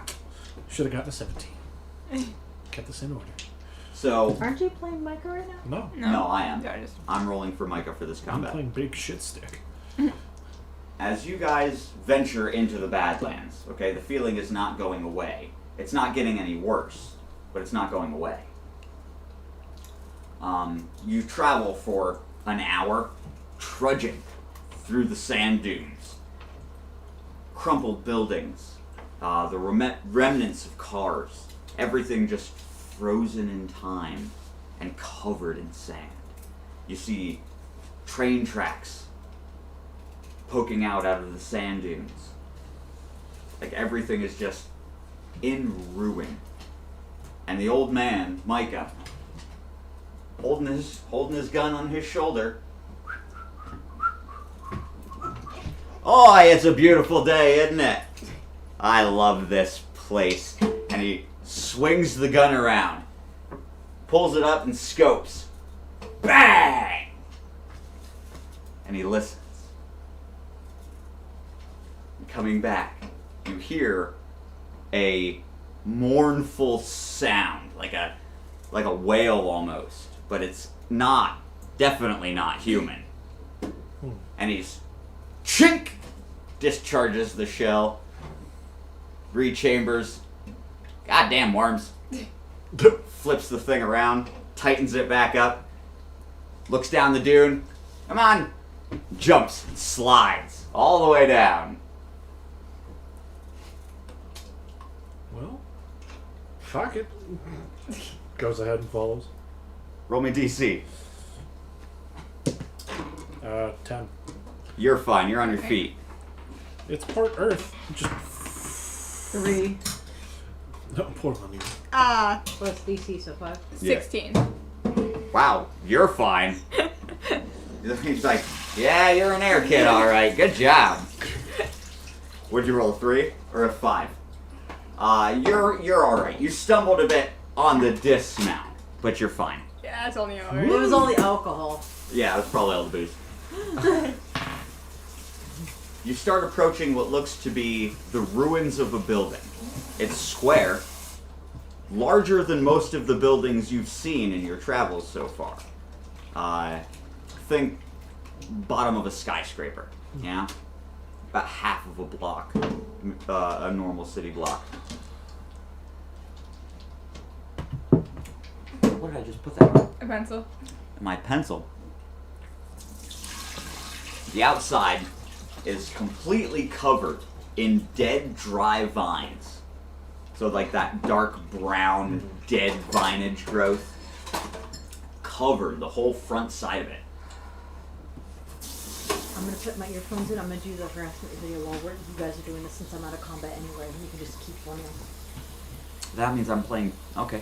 You're playing 2 anyway. I'm playing. You're the DM. You play 50 fucking characters. I'm playing 3 now. Well, Well, do you want me to roll for Vanille? No, I got it. Alright. She's gonna miss the story though. Well, she'll watch that one second. All right. she's in the ship anyway. She doesn't know Yeah, the story. she doesn't know. We'll just tell her tales of what happened when we get back. Exaggerate. Of all the tales. mass genocide she didn't want to partake in. Yeah. There Okay. you go. I mean, gruesome detail.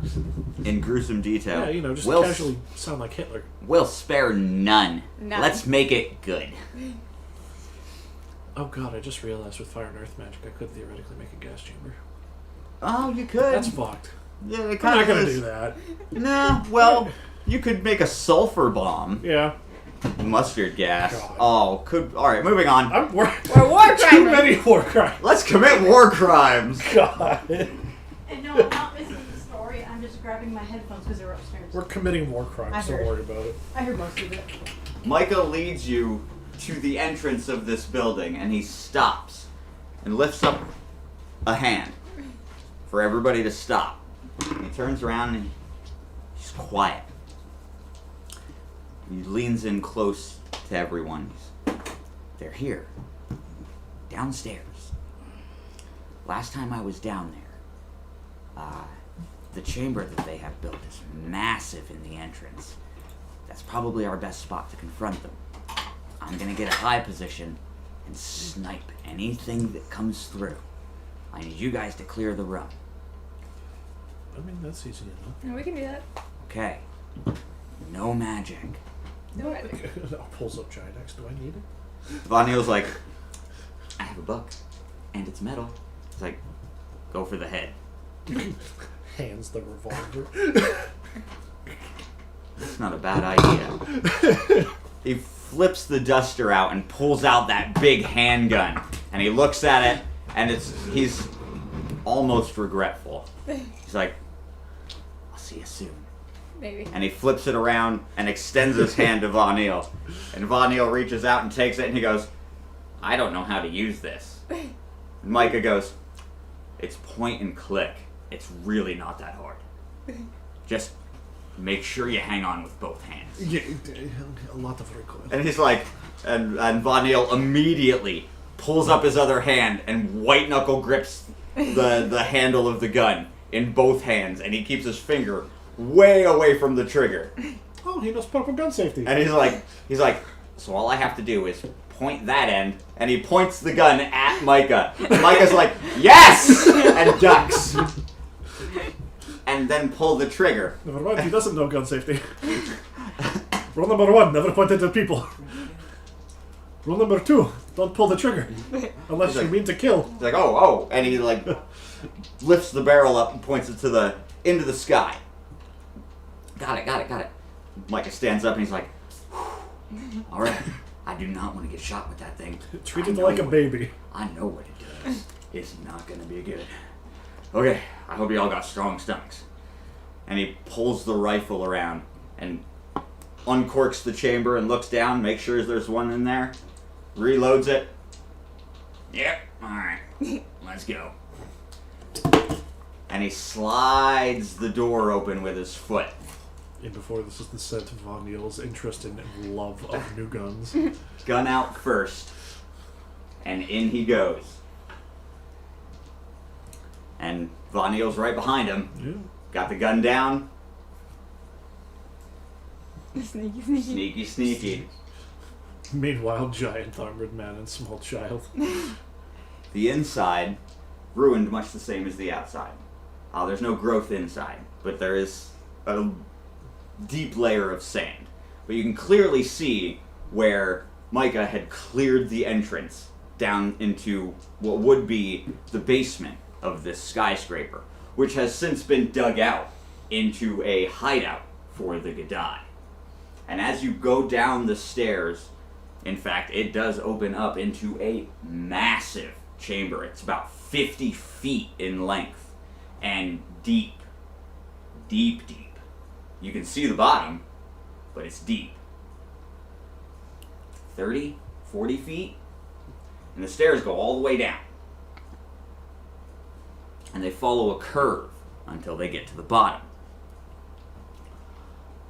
Micah positions himself. Hey! Mailman, hush. Hey! That was our dog protecting us from the mailman. She's a good guard dog. Very true. I said no. Who scoffs? Micah positions himself right at the top of the steps, takes a knee, puts his back to the wall, and brings up that rifle. Rests the barrel on the step. And he's waiting. He scopes down. The barrel is pointed directly at the bottom of the stairs. At the bottom of the stairs, there's a small opening, big enough for a man to walk through. And it is the only entrance that you see to this massive circular cave they dug out. At the bottom, there is 18, 20 of the black-robed figures with the masks over their eyes. Oh, that's all? And they're just wandering around. Not in any particular pattern, but at least one of them is looking in a direction at all times. It's almost as if they're walking in circles, but staring outwards. And the whole lot of them are doing this pattern Why is your tail? over and over. You want to tell me why your tail's wet? It's kind of weird. Because she was probably trying to eat it again.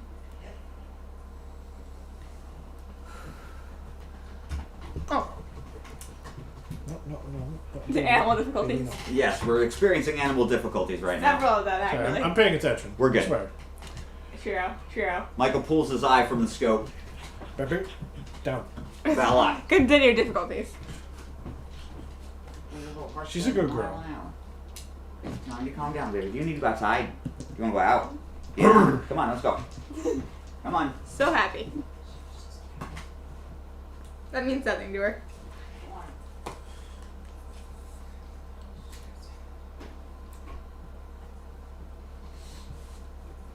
She's a good dog. She's a good dog. She's also chaotic. Yeah, chaotic neutral. Michael pulls back from the scope. When you're ready. Yeah. And he waits. You guys are at the top of the steps. It's about 25 feet, 30 feet down to the bottom. You're going to jump down. Yeah. As soon as you jump, Vanio follows. Can I slide down the railings? I didn't plan on there being railing, but for the rule of cool, there's totally railing now. And yes, you can. Whee! So, as the boys leap off the railing, Micah, barrel between the bars, holding up the rail that you jumped on and started snowboarding down, freaking grinding on the heel of your boot. Micah pops off a shot. Bang! And one of the men at the bottom of the stairwell turns into red mist. His upper body completely removed, leaving a shard of his waist, half of the left leg, and the entirety of the right leg and ass cheek. And they separate in different directions as they fall to the ground. And now, the whole bottom of this thing, as you two are on your way down, starts buzzing with activity as weapons are drawn, and not just the curved swords and coated sides of the last group of Gadai you had fought. Fought in air quotes. Slaughtered. But they start pulling out guns, shotguns, and automatic weapons. Oh. And I say automatic weapons, it's in the vein of an M16, but it's not the 3-round burst or the pap pap pap pap pap, right? It's more like a revolver with more than 6 rounds. Okay? Pop pop pop pop pop pop pop, right?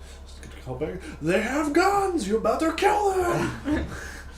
Micah's popping off shots. Boom! Chink chink. Boom! Chink chink. Red mist. Red mist. He's an excellent marksman. 4 men are turned into puddles before you hit the ground. Von Neal is firing shots, but he is terrible at aiming. But you hear him in the din chuckling wildly. He is right all the way down.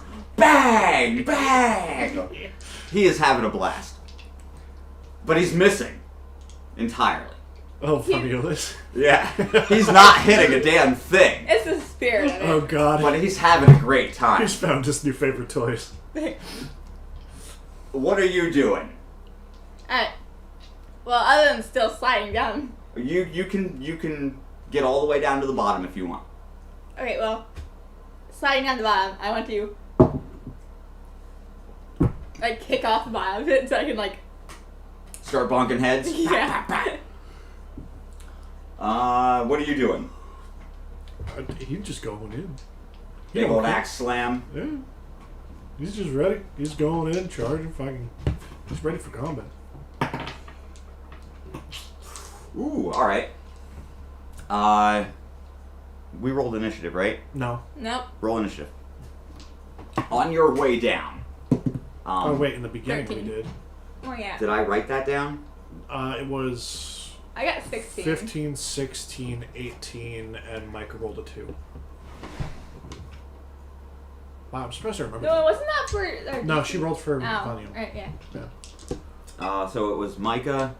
It was Micah, then me with 15, Teo with 16, and Vanya with 18. Okay.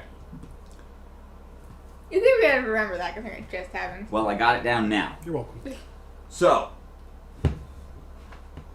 you guys hit the ground. Vanio lifts up the gun. Click. Oh, that's not good, is it? You hit the ground. You bring that axe down. Sure. And you start to feel resistance, and suddenly there is none. Because the man underneath your axe becomes 2 as you split him clean in 2. And he separates Gross. on the back end of your axe. Oh, I love my job. You stand, your feet 6 inches into the rock, with the rubble surrounding you. Heft that axe. You come down off them steps.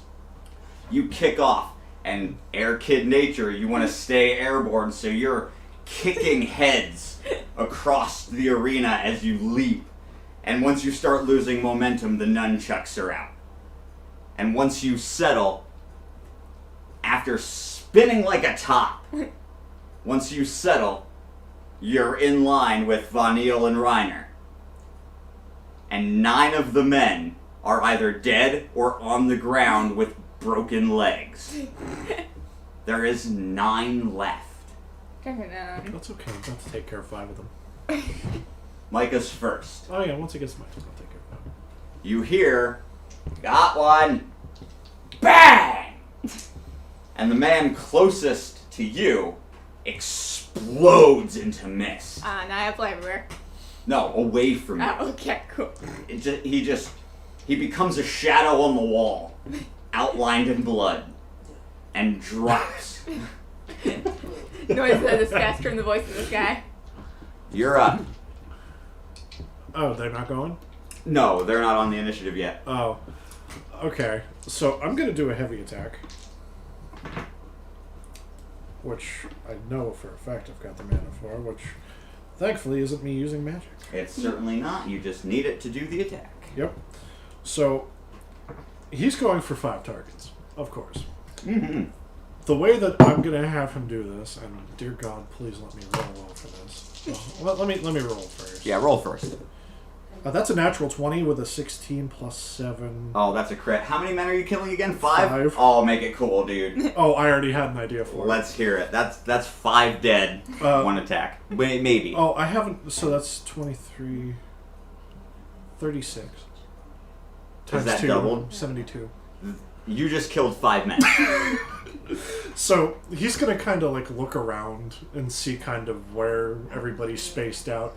He's gonna note one of the guys farther back, and he's just gonna wind up and throw the axe, have it go through him. But while it's flying, he's charging forward, finds 3 guys in close proximity, gloves up, wham, wham, wham.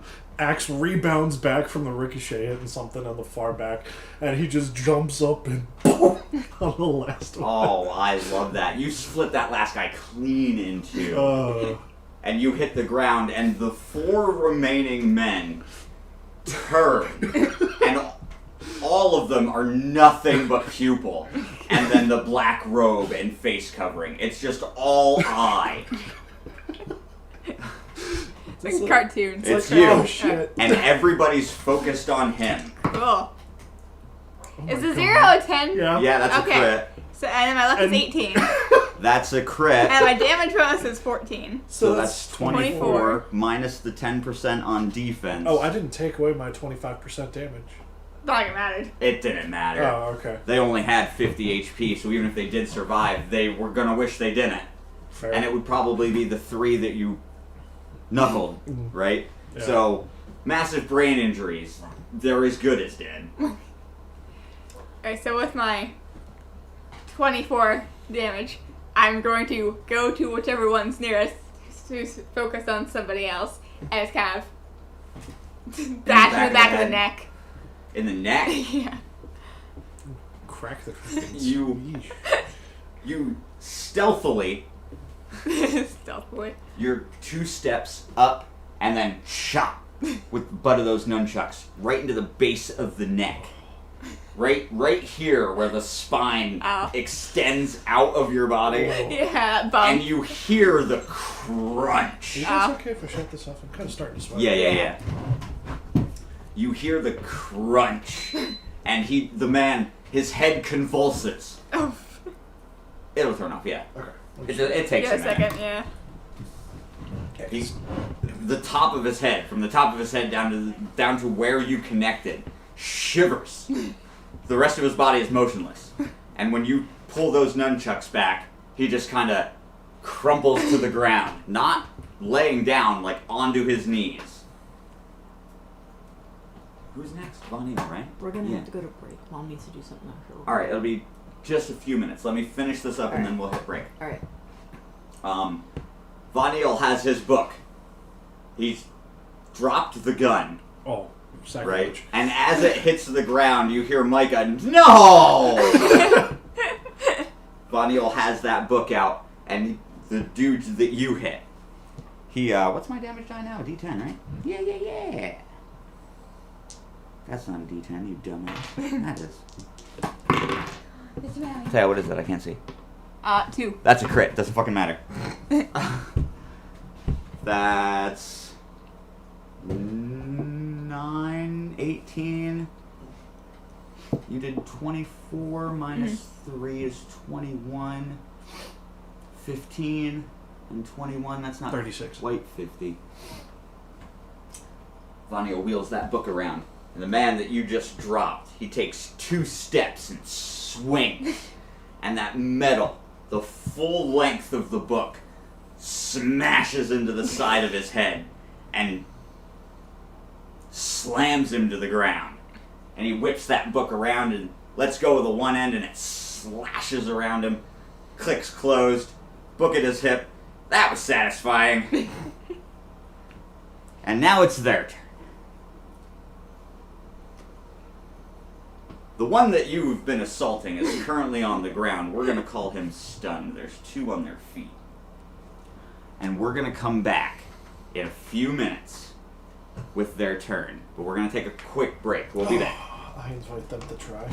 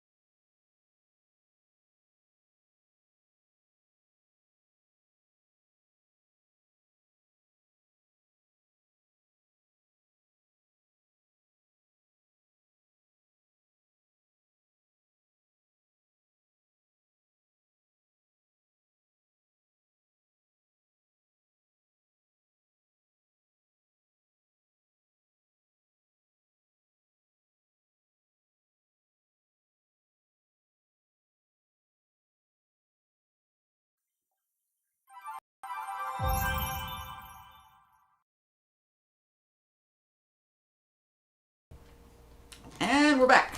Thank you for your patience. It is the bad guy's turn.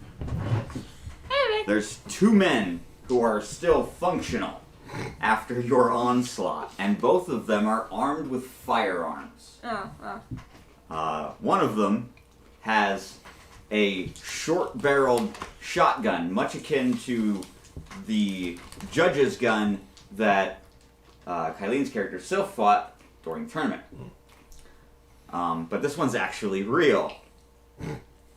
And the other one has a rifle akin to Micah's, but much shorter. That's the pat, pat, pat, pat, right? The M1. Yeah. Dude with the M1 pulls it up. Who am I going to shoot at? And it can't be Micah. It's Von Neal. Well, Poor man. I'm about to get shot. How bad is By it? both? How bad is it gonna hurt? No, just the one. Okay. Because they're not a group, so they get okay. 2. Okay, so that doesn't matter. That's gonna hurt though. Oh no, maybe not. My defense eats that. I'm only taking 6. woohoo. Good. What is that? 41. Was that the M1? Yeah. Oh. I pray the shotgun guy shoots Reiner. Let's find out. You get your wish. He's sir. gonna, like, kind of a little bit of flavor for this. He's gonna see the guy with the shotgun. He's gonna walk up, just literally to where it's point blank. He's gonna look down and be like, "Do it, shoot me." Okay. Dude pulls up the gun. Doesn't speak.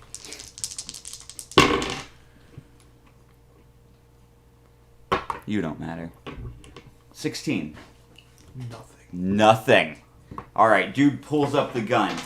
Point blank to your breastplate, barrel against the metal, and pulls the trigger.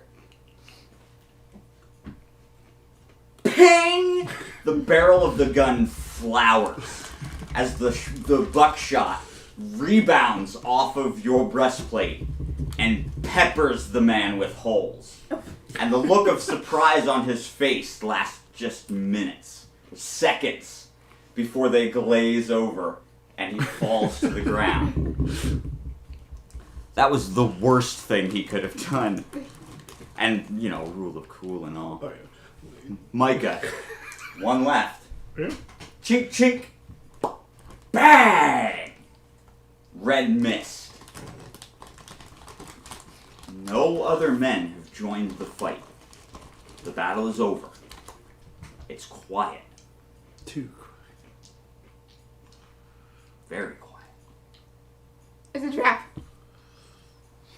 Micah, you hear the shell hit the steps and ting, ting, ting, ting, ting, its way down as he reloads. I think we got him. I'm coming down. Do you want me to find out? Hey, poke your head through that hole, sure. Literally just releases the most earth-bellowing scream. It echoes through the chamber. You can hear it echoing down the hall and rebounding back to you through the small entrance at the bottom of the steps. It bounds around for moments, and then the silence falls, and it is quiet again. Yeah, no, we got him. Well, let's go see what we earned. He slings that gun around his back, tightens that strap, and trots down the steps, all chipper and happy. Woo, look at that! He's surveying all of the limbs and gore and remains of men. Woo! Boy, oh boy, that's some worm food if I've ever seen it. Now, let's go see what we earned. And he starts walking down the hall, just a whistling. And it's echoing all through the corridors. And any little slight shuffle, he reaches in, pulls out that handgun that he picked up off the floor. Oh, really? Pulls out that handgun, slows down his walk. Sure. If you thought the Earth tunnels were a maze inside of Everest, this place is that on steroids. It's an anthill. There are at least a dozen passages in every corridor, winding corners and pathways that lead up and down. It's a friggin' mess. And it's just the tunnels. There's no open rooms aside from that main room. And as you guys are walking through these hallways, Micah decides to enlighten you guys about the behavior of the Gadai and why this place is the way that it is. They behave just like ants. They sleep in the backs of these corridors in the furthest tunnels, and they'll huddle up in a circular manner, laying on top of each other, and they'll sleep just like that. And they'll pick a different tunnel every time. But generally, if you're gonna find them, you find them at the end of a tunnel, all huddled up sleep. And then it's a simple matter to get rid of them, he says.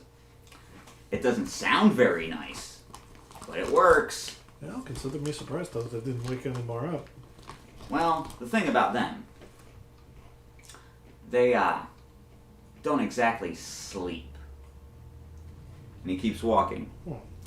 When they rest, okay, they literally lose consciousness. It's not a sleep, it's a coma. And they stay in this coma for up to 16 hours. Oh, sounds nice. Yeah, sounds like me. But when they wake up, it's instinct behavior. They just go scour for food. The Gadai that you've been fighting have been trained. He calls it tamed. And they're being weaponized for something. Makes sense. But he's been seeing it up and down the Badlands. Gadai who are smart, who plan, who use weapons instead of claws and teeth. And it's spreading. They're getting smart and organized. Definitely Volkist. So as you guys are walking through the corridors, he's, tell me about this Valchrist you keep bringing up. Sounds like my kind of guy. Well, You know. for starters, he's the one who killed Charlie. Well, he beat me to that one, but mood. I know. Hey, trust me, if you saw Charlie's gun, you wouldn't think that. I have seen Charlie's gun. Who do you think gave him his gun? Never mind. What do you think this one is? He hefts his shoulder. He's like, he's just gonna kind of look at you and be like, well, like you and Vonnie, I was like, well, do we just tell him the entire thing, or do we leave out important details? Let's talk about the hand. Well, we're going to tell him about that regardless. I more so mean about the Ixnay and the Eggage, right? Maybe let's keep that a secret for now. Yeah, he doesn't need to know that. Okay. I'm assuming he totally doesn't hear us just talking No, about he it. doesn't. He's paying attention to his whistling. Okay, so his, well, long story short, we went into the fire temple, found some stuff that we don't have to talk about. You're right, you don't. I'm not gonna ask. Much appreciated. 3 people that we knew died. That's a shame. He Sorry to hear absorbed them, basically. that. He what now? Yeah, they each had pieces of armor and he took their stuff. Just He eat them. stops and turns to you. No. He ate them? Yeah. Like, nom nom ate them. So Yeah. you know how the Gadai are basically kind of like shadow people? Well, that's the rumor, yeah. Okay, but as well, you've seen, imagine a man completely coated in shadow, but it's like goopy shadow, like almost liquid. And all the shadow creatures, he can kind of control them, and he can change his shape at will. Which, in this case, when we were fighting him, he did a giant 4-fingered hand, and they have mouth blunders. I am convinced there's drugs on that ship. There are, obviously, but like we're not If taking there was them. a way to show you memories, we would. And you would know. Okay, I'll take you up on that when we get back to the ship. In the Drugs meantime, with memories. I think I found the rest of our Gadai, and he stops walking.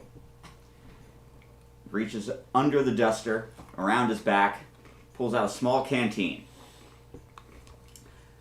And he's leans back, points over his shoulder.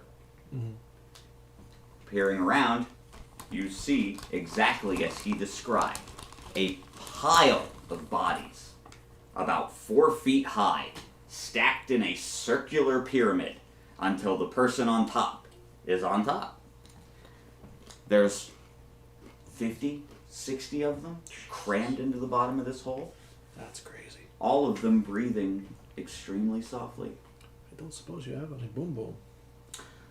He shakes the canteen, and inside there's a sloshing sound. Oh. And he goes, "It ain't pretty. You might want to warn the youngin'. It's gonna be traumatizing." And he opens up the... She can't theoretically see anyways. He's right. She can hear, though. Holds ears. And and he opens up the canteen, reaches into the pocket of his duster, and pulls out a Zippo. A legit Zippo. Oh my god. He's like, "I found this in an antique store in New Chicago before I left. Best buy of my life." And he flicks it open, strikes that flint, and pours that oil out of his flask. And leans down, and he goes, "When I light this, turn around and run the other direction as fast as you can. Don't use your magic." Yeah, that makes sense. And he reaches forward with that flame and taps it on the ground. And that accelerant follows that trail down the hill. And he clicks that lighter closed, puts it in his pocket, turns around, and runs. And as an airman, he runs fast. I'm like the slowest one.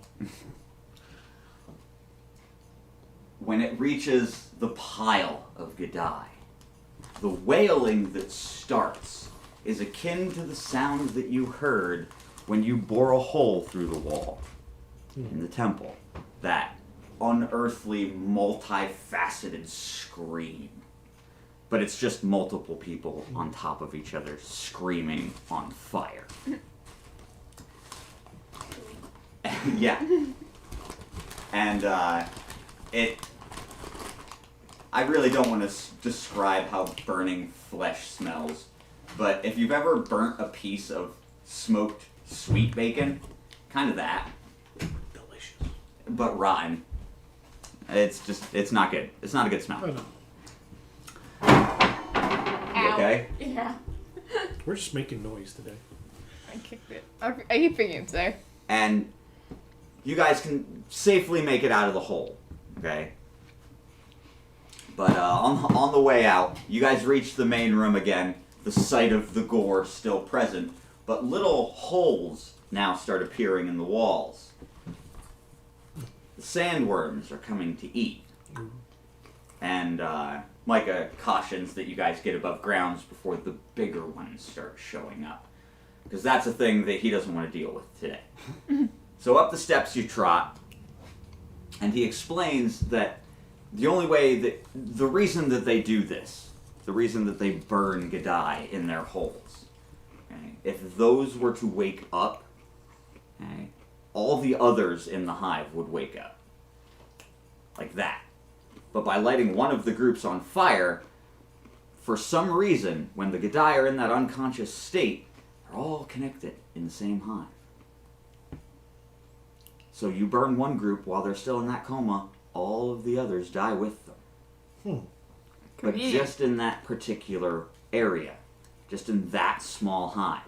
And nobody's been able to figure out why or how the Gadai share that trait. But it is just the Gadai who have that. If you can manage to kill the right Gadai while they're awake, they will all also die. Like they're mentally linked to each other. Queen bee? But it, what? Queen bee? One more time. Queen bee? In theory, right? That's the thing. Like, in theory, it's the queen bee thing. One of them controls the mental link with all of the others, and that's the one issuing the orders. So if you take that one out, the rest of them that are linked to them die. But it's just the Gadai who share this. The Duran do not share a hive mind. They're still all each individuals. Right? That's why he has no problem wiping out entire populations of Gadai. Right? Because you're killing one thing to take out a huge threat. And this is how he justifies it. So you guys make your way back to the ship, and we're going to DM Hat Sylph. She is involved in a thing. You guys make your way back to the ship as Mike is explaining this all to you and thanking you for your help, because he definitely would have been able to handle that by himself. I mean, he could have, but he would have had to reload, and then the Gadai would have gotten out of the hole, and that's generally a problem too, because once the Gadai are on the surface, they can call others. So, he appreciates your help. Yeah. You guys get back on the ship. Sylph is in her book, and Micah turns to you, and he says, "Now, you said if you could show me memories. Well, show me." And he motions to the fridge. Oh, yeah. Okay. Opens fridge. What are you thinking about when you open the fridge? Subconsciously food because he's hungry. Then there you get food. I'm sorry, I'm hungry. Well, get your damn snack and show me the hand monster. Pulls up just a giant leg of meat. Be like, you know what? I have a method idea. And then he thinks about the virtual Coliseum. Okay, done. Opens it up, goes in. It's like, come on. Oh, that's nifty. I like that. Gives it a snap, creates a virtual recreation of literally Valkyrie from that moment. He whips that gun around. You fought back. Yeah, and it ran away like a bitch. He lowers the gun. It ain't moving. Yeah, no, it's because it's a recreation. Right. Do you want it to move? No. No, God, no. You fought that? He'll just have him like in the skittering motion and be like, yeah, that's what we fought. Damn. Maybe you could have had a sandworm. Whips the gun around, tightens the strap again. Oh, and to show you that we weren't joking, he'll just kind of like make some motions, lift him up, rotate him, show the blender mouth hand. That is disgusting. Yeah, believe me, we know it. He's got the attitude to match. That's what you're up against. Yeah. Probably worse. Oh, and then there's also this chick. And then he creates a recreation of Minerva. Well, I like that one. Yeah, she's the one who's responsible for the assault on the Crystal Keep. Oh. Yeah, she's the one who spreads Venta Black. Huh. And creates Shadow. Well. Yeah. And you all got designs to stop these two. At least at best, yes. We need to find the dragons first, but... Yeah. Boy, oh boy, I know we don't ask. I'll tell you what. I never killed anything like that before. And he nods his head towards Valkrist. Do you want to? I think I do. Oh. I really do. Murder buddies. He's stroking the braid in his beard, staring longingly at Valkrist. It's like, yeah, hell, sign me up. I'm gonna kill that thing. He's like, alright. All right.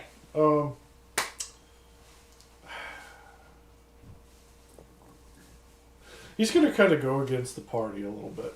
Okay. Because, you know, Earthbounders, they're big on trust. Right. He's like, okay, seeing as you're joining us officially, that means I guess you should probably know everything. Is it story time? Do I need a drink? Probably. Let's go get a drink. Okay, we walk out of the fridge. All right, out of the fridge. He grabs the bottle. Goes into the memory one. Okay. And he'll literally go ahead and replay the memory from basically the entire facility up to before they started fighting Valkyries. Well, actually, no. He should show them during the fight with Valkyries too because of the awakening. Yeah. Yeah. All right. So this whole thing, right, takes 45 minutes, an hour. Okay? And he hasn't said a word. He hasn't even taken a sip of the bottle since the first one. He has been fixated on what you've been showing him. And when you wrap up, he looks over at you, he looks back at where the projection was, he looks back to you, and he goes, "There is no way you're making that up." He's just gonna whistle for the air kid to come on in. What's that? Show him your memory of this. Wait, no, hang on. No, I don't want to watch it again. God, no. Did all that really happen? Unfortunately, it was really gruesome. You should have seen the black goop swallowing people whole, and it had a little razor mouth under it, and I almost ate your Oh, I showed him Valkyrie. It was great. With the fingers and everything. Yeah. It wasn't great. Von Neil pokes his head in. He's, Micah? If it's any consolation, I'm a scholar, and I've also never seen anything like this in my life. And yes, it's all true. You're not back to the ship, are you? Yeah, we're back to the Yeah. ship. I DM'd at you. You're Okay, in book. you've been in the library for a while. You have a stack of books you're going through. We'll talk about that later. Alright. Okay? So I'm not even here for any of this conversation. Not just yet. Alright, that's fine. Okay. So after Valkyrie reassures Micah that, or after Von Neil reassures Micah that, yes, all of this is actually real, Yeah. he sits there for a long time and he's quiet. And he's Also, not, it goes without saying, please don't tell anybody outside about this. yeah, he's not, he just kind of like nods, right? But he's still real quiet. Yeah. And he's got that 1,000-yard stare. When he finally comes around, he looks between the two of you and out the door to where Von Neil and Sylph are. And he's like, they don't just give that title to anybody, do they? God damn, you really are heroes. Oh, yeah. It's been a trip. I mean, we only partially have it. We still got a long way to go. A lot of arguing still. A lot of arguing. Well, I was trying to break the record for the longest judge time in the Badlands, but I think if you'll have me, I want to help you kill this thing. I mean, the more the merrier. Yeah, why not? Von Neil pokes his head around. Can you teach me how to shoot those? Yeah? Fine by me. It's a terrible idea. Which reminds me, we should probably think about what's going to happen if we actually ever decide to part to New Chicago. Because this ship is not going to be allowed within a long distance. We'll Well- talk about it when we get there. Micah stands up from where he was sitting to watch the movie. Well, I might have something to do with that. Hey, listen. You got, comms on this ship, right? Technically. Yeah. Alright, I'll get you guys into New Chicago if you'll have me along for the whole trip. Yeah. I ain't leaving any of you alone until that thing is dead at our feet. Well, that's fine by me. We still need to finish up everything with the airfish, too. Well, that you can do on your own, and I'm just gonna stay here and help myself to some of these fine beverages. Please let them be infinite. Well, so far, the bottles that you have emptied, every time you've left the ship and come back, the bottles are back on the shelf and full. Respawn. So as far as you know, as long as you don't get rid of the bottle in its place, it will refill when you leave the ship. Thank you, Charlie. Okay? He was no slouch. He spared no expense on this ship. Yeah, well, that's good. Yeah, I know. I've been watching him. Oh, and there's... Yeah. And Skylar. Oh, God. How Hi, many guys. Pages. Hmm? How many more pages? Like 30. Okay. We're going to take a quick 5. We'll be right back.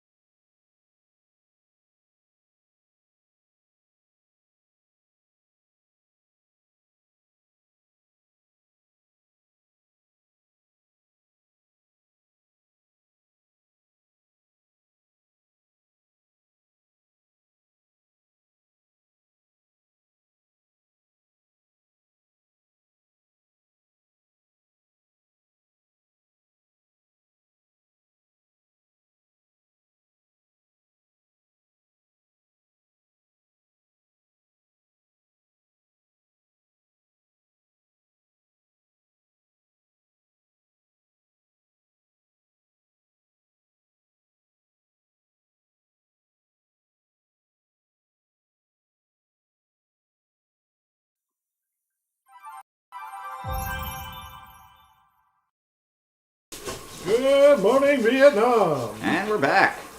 Okay, so now that Micah is officially a member of the party, also thank you for your patience during that break. We appreciate it. Now that Micah is officially a member of the party, we are going to be building his character live on stream. It's only going to take a few minutes. So, here's how we build a character. You have one of two options for your base stats. You can either roll 4d20 and then pull the results and then spend those points in your base stats, or you can roll a d10 for each base stat and take the number on the die. You can re-roll any stat one time, but you have to take the second roll. No stat can be higher than 10, and whatever luck and charisma you give yourself is what it stays at. Period. Luck and charisma do not gain XP, they are static throughout the whole game. So Ben is going to be making the character sheet because he will be picking up Micah as his second character. Hi, buddy. Sorry.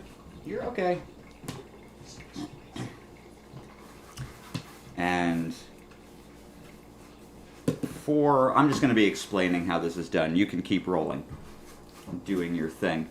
The next slot on the character sheet is the equipment bonus that you get for your weapon. Your weapon can be anything. It comes in 3 flavors: light, normal, or heavy. Each one starts at a different tier, but all of them give you 5 points to spend in your 3 damage stats, strength, dex, or intelligence, or your 2 defensive stats, constitution and wisdom, physical defense and magical defense respectively. And your weapon can use any stat that is considered a damage stat. It can use strength, constitution, or intelligence as its primary damage stat. The next pool of points underneath your base stats is your elemental bonus, which you raise by increasing spell levels.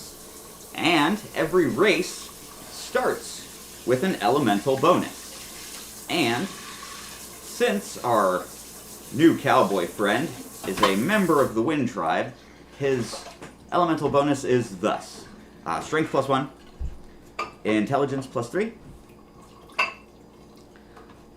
dexterity +4, constitution +2, wisdom +2, charisma +2, luck +1, both defenses +1,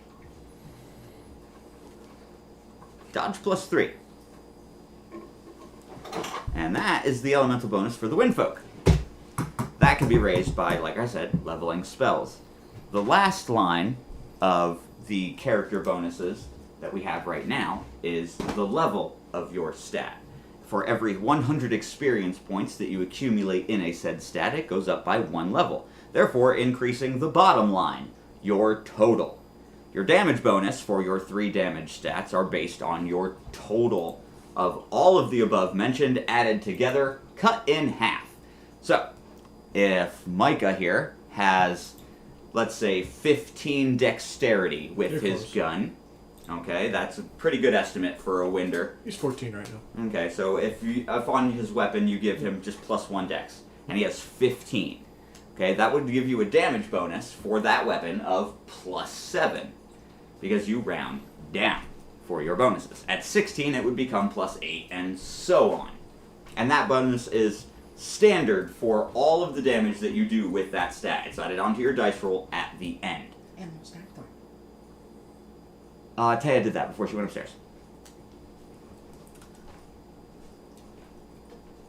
Let's see, what is next? Your DC. Your DC is whatever your charisma is cut in half. It's every 2 points of charisma equals 1 DC. Rounded down, right? Yes, rounded down. Up to a maximum of 5 DC. Oh. And your luck, for every 5 points of luck that you have, you are allowed to re-roll 1 luck roll per combat, per rest. And Rests are a dime a dozen. Combat happens all the time. You can choose to re-roll any luck roll you want. The next stats are your resistances, your physical resistance and your magic resistance, which run off your constitution and your wisdom, respectively. For every 5 points of each stat, you get 1 to your appropriate defensive stat.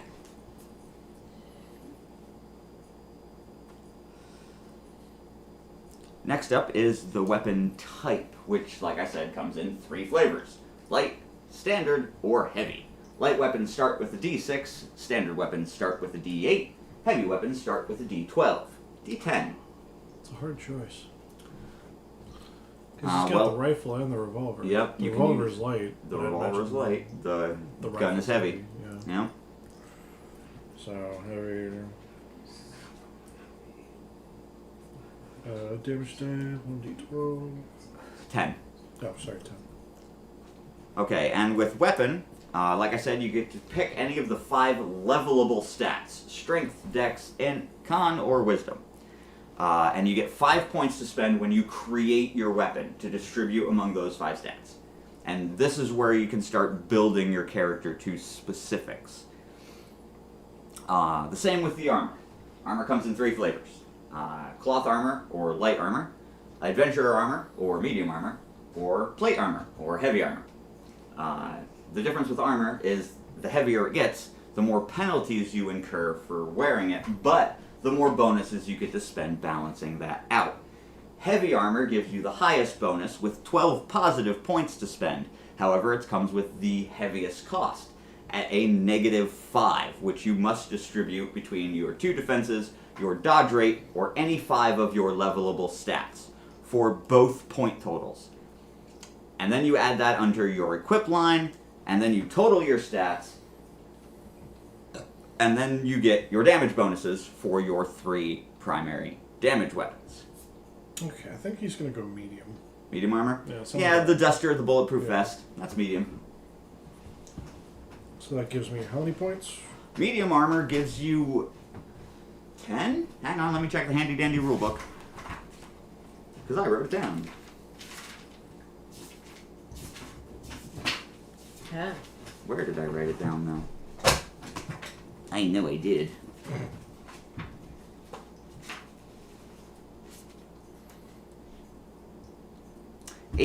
Eight positive, 2 negative. 8 positive, 2 negative.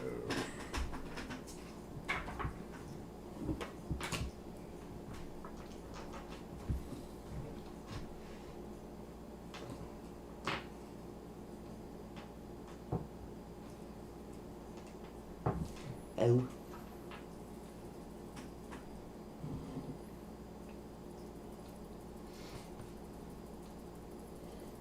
Okay, while Ben figures out where to put his points, we're going to talk about hit points and mana limit. Well, let's talk about cooldown rate first. The last stat on your character sheet, underneath your wisdom, which actually should probably be underneath your intelligence now that I think about it. For every 10 points of intelligence, the cooldown rate that is applied at the end of each round is increased by 1. So for every turn in combat, you get 1 point of cooldown from your mana limit, which is at 100. You increase that number by casting spells. You decrease that number by cooldown. If you get over that number, if you generate over 100 mana, for every point that you are over your limit, the entire pool of your stat total takes 2 negative hits for every point that you are over. That's called burnout. So for example, if you're 13 points over your mana limit, you take a negative 26 to your total stats across the board until you are back below your mana limit. Mana only cools down during combat. What happened to the cards you normally put out? The dice tier cards and the stat cards? Yeah, I have them over here. I just need to double check the stat card. Because I'm being greedy. There you are, sir. There you go. So, strength is every 2 total, 1 hit point, and then for every con, that's 2. Yes, for every 2 strength, you get a hit point. I was just getting to hit So, HP. 24 fucking HP. That's about right for an air kid. Well, airman. Airman. But that's copyrighted. Don't sue me, Capcom. Yeah, because I went like all in on his dex. So, in order to get your HP total, you double your Constitution and half your Strength totals. And then add those 2 together. And that's your max hit points at start. Now, because we're deep in, well, not deep, we've scratched the surface of the campaign, and Micah here is a badass judge that just joined up. He's definitely not going to be starting at scratch. So I have given you guys around 8,000 free XP since the campaign started. So that is the number of free XP I'm going to allow you to adjust Micah with. Okay. After we make his spells. So that's 80 levels. Right. After we make his spells. Okay. Well, I'm going to need an actual spell sheet. Right, And we an have to- XP tracker. That's what I'm saying. We have to print both of those out. So, well, I hate to do this because we just came off of break. But we're down 2 players right now until you come back. I'm getting the screenshot of my certificate, so it's gonna be just like 2 minutes. Alright. I'm really sorry to do this, guys. I was insistent on not taking as many breaks this session. But, because of it being what it is, we're going to take another quick break. Stick around. Grab yourselves a snack. When you come back, we're going to go report to the Patriarch and move the story along. Thank you for joining us for character creation. We'll be back shortly.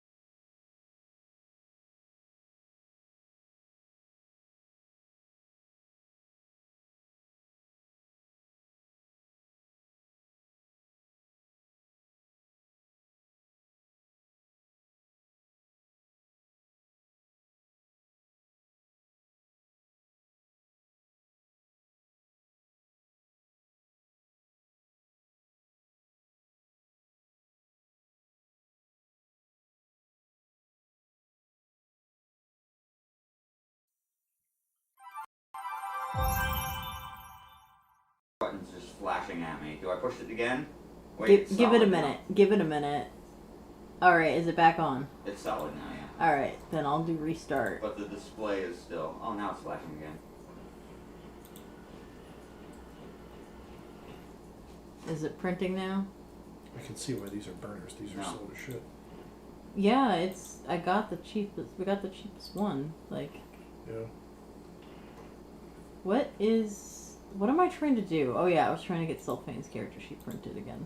Just in general, the character sheet printed. Well, no, yours is I got to try to print in general. Mine, I'm Oh, printing you're trying to print. Sylphane's. Okay. You're Yes. printing an unupdatable Sylphane character sheet. Don't. So you're gonna waste paper every time? No, I'm gonna like. I have whiteout, but no. Why would you use whiteout? Just use a pencil. Print it blank and copy it over. Why are you making this difficult? Because she wants to make things difficult. She does, doesn't she? It is your prerogative to make things difficult. It certainly is. I have a copier. Why don't you use my copier? Because the copier isn't really gonna do anything. It's still not doing anything, wife. Awesome. Hold on. Cancel What print you job. doing now? Yes. Why can't you just make copies? Yeah, we're back on. If you want that's to fair. talk to the peoples while I figure this out. Okay, so we have Micah tentatively. His character sheet is done, but we're having some technical difficulties with the printer because actually of back? course we are. Yeah, we're actually back. I don't know. I'm not seeing the thing on your thing. Because I'm on She's- not so the you page. did, okay. Okay. Anyway, Yes. Oh, See? it's There's- just the there's spells. there's words. yeah, the Okay. only thing we're missing right now is his spells, Yeah, but he so only has the whatever. one until Ben levels him up. Yeah, which that'll take place once everything is said and done. I'm gonna write down. Right. So he agrees to come with you, but he's gonna stay back at the ship while you guys go deal with the patriarch. Yeah, which we're going back to him empty-handed, which isn't gonna be a good thing. Well, technically no, because you did wipe out the Hive of Gadai. And from what you saw, their weapons were tainted with that corruption. Printer tray empty or open. That's Yeah. why it's What not. printer tray? It's the paper. That's what it was. That's what's giving us the problems. But we also didn't really succeed in finding a cure for Here, it. I'll just take Well, no, you didn't. But a job half done is better than not done at all. And that's all you guys really got right now. Pretty much. So, that's why Micah's staying behind. Yeah. That, and he seems to have an issue with most of the Earth folk, which is why he spent a lot of his time shooting at their mountain.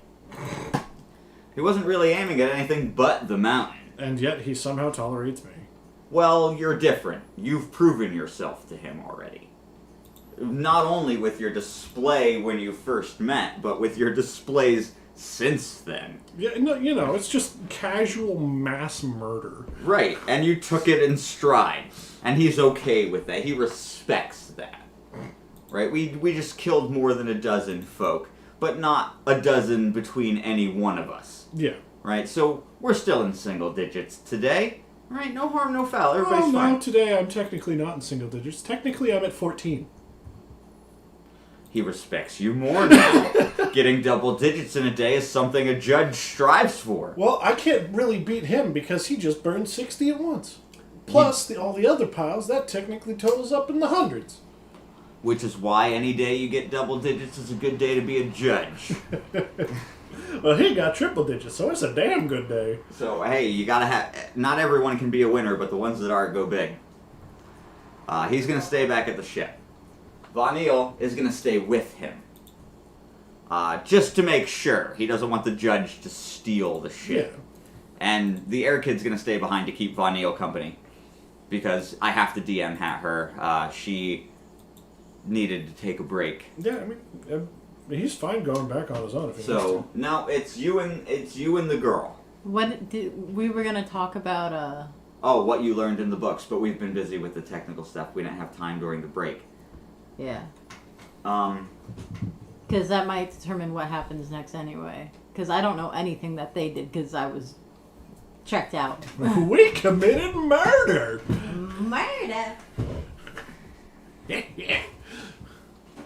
well, alright, well now that you're back, what would you have been looking for in the library to take your attention away from genocide being committed. Anything on the dragons, anything on my people, which we already said I could do. Anything on the individuals, like the names, like with the Gaia and Charles and Zephyr and stuff. Like the history, the stuff that I don't know about. Well, the stuff that you don't know is the same stuff that everyone doesn't know, because much like It's okay.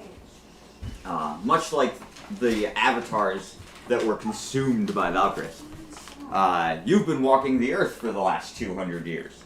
You probably know more about local areas than most folk do, but you don't know any more than anyone else does. And the books don't help you too much. You learn almost nothing about the merfolk. Aside from, there is... I can't believe this. I know what the problem is. There I need to is pay the monthly one piece of information that catches your eye about the merfolk, however, and that is a possible entrance to an underwater cavern in the ocean made up of fresh water.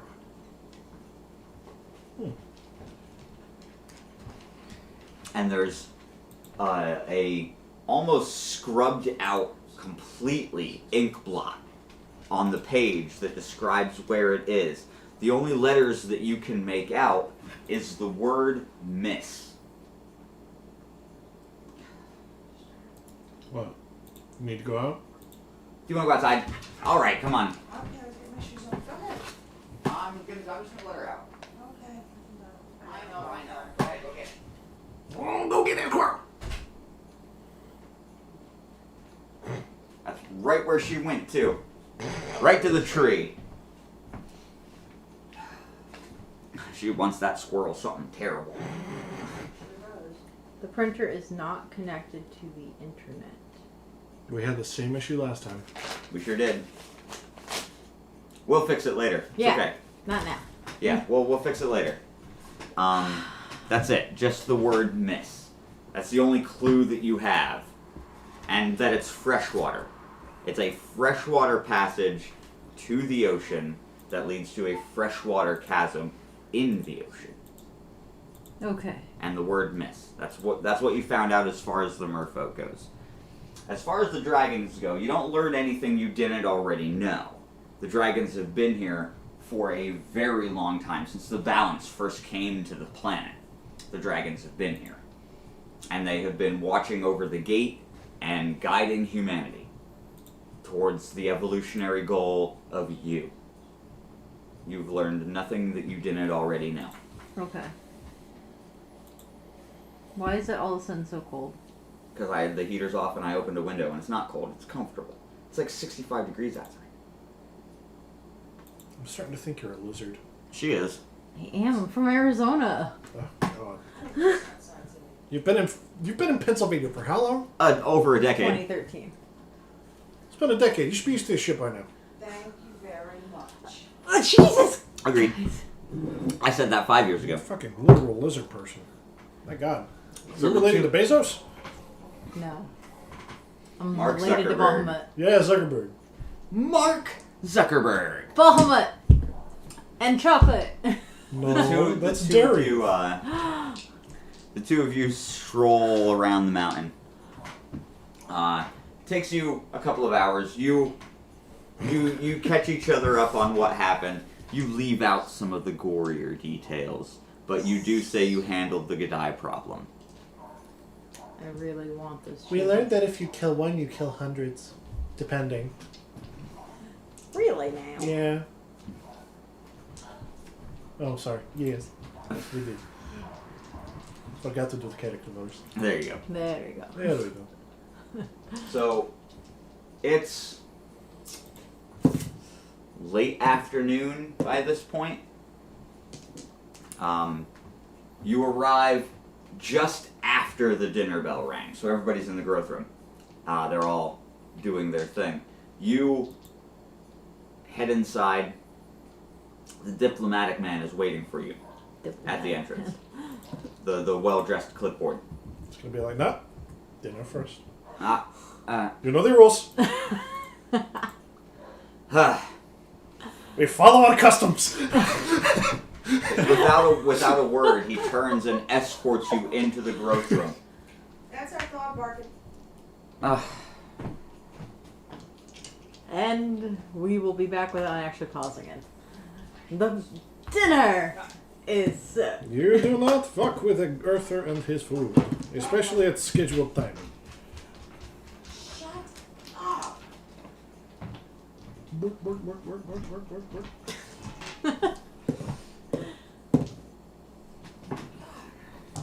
I definitely like my Lord of the Rings die. It has not failed me yet today. It has not. I think it's rolled me 2 crits. At least one. So you guys eat, you finish dinner. It's been another 30, 45 minutes. The diplomat has been standing there stoic the entire time. And as you lick the last crumbs off your fingers, he's, are you ready now? Holds him out a piece of bread. Yes. I've already eaten. Okay. Let's be on our way. The patriarch is waiting. And he leads you through the maze, up the steps, into the patriarch's office. Slaps the door, down it goes. In you go. Stomps his foot. Door slams shut. Patriarch is sitting at his desk this time.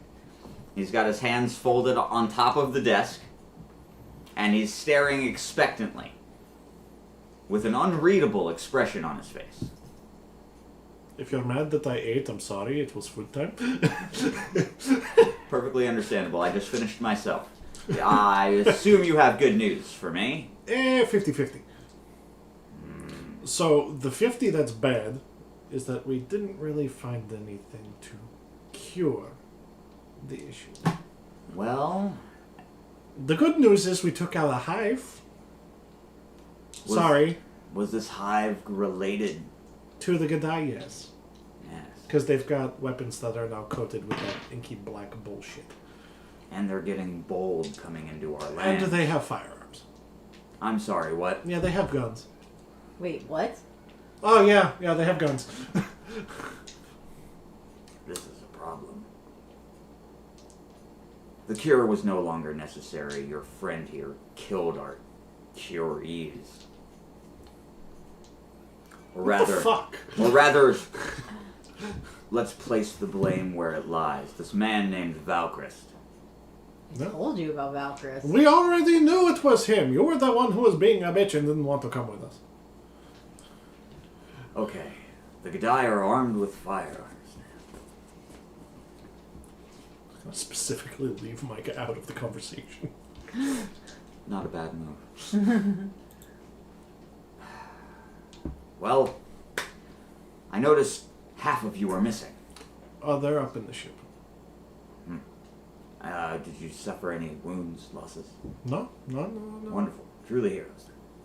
Good. Well,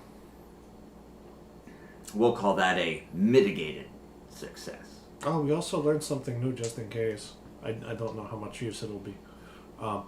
Supposedly, if you kill one of them specifically, they all just die. One specific Gadai. Yeah, wipes out an we don't know how entire to hive. differentiate them, but apparently, if there's one specific one, because they all share this apparent feeling, yeah, you kill them, you kill the rest. That's an interesting development as well. Yeah, we learned that when we burned like 50 or 60 of them, and then the rest died. Oh. I I told you we took out an entire hive. I don't think I'll ask for specifics, but it sounds like you've had one hell of a day. Yeah, it's been fun. Reminds me of the mercenary days. Well then. I suppose your next stop will be ascertaining the status of the Earth Dragon. We would like to, yes. I will tell the guards that you are to be admitted to the temple. You remember where it is, yes? Yeah, can't miss it. Well, then you have my permission. Thank you. Thank you. Well met, heroes. The Earthbound, thank you. And, you know, before coming here, he would have swiped the transponder from Vinio. Your rune. Yeah. And then he'll just walk over and be like, here you go. He takes it and he's, good thinking. And he presses his thumb on it. And smoke rises up, moves his thumb, brushes it off a little. He goes, yeah, still good. Hands it back to you. If we need anything, we'll be in touch. Sounds good. Plus, it'll be always good, nice to hear from home. On your way then. All right. And that's business. Right, he taps the corner of his desk. The door slides down. You step out, taps his desk, door slides up. Cool. The diplomat's gone. He has left you to your own devices. I mean, at this point, he knows his way. Yeah, so you make your way back down into the growth room. It's empty. Everybody has moved on to their recreation time or back to their individual chores. Everybody else is busy. Back outside, the ship is waiting for you now. Purra flew it around, parked it out front. Ooh, that's why that window was closed. It was a nice breeze, though. You guys are weird. Yeah, we're hot and blooded, unlike you.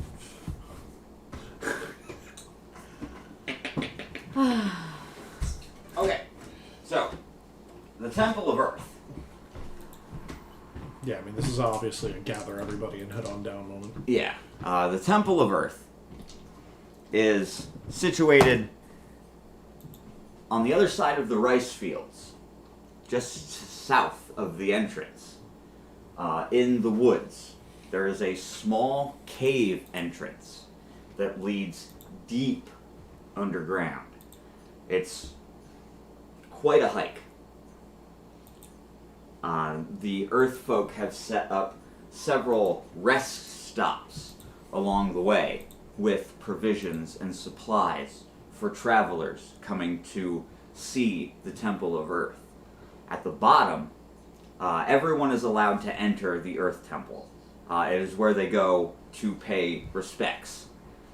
At the bottom of the descent is a small room with a black metal door, much the same as the one that led you to the room where you met Miranda, Gaia, and Charles. And no one's been able to open that door. Not for as long as it's been there. Millennia. No one's been able to open this door. But you have a feeling It's like, well, if the other one recognized me, this one should. that's the general consensus.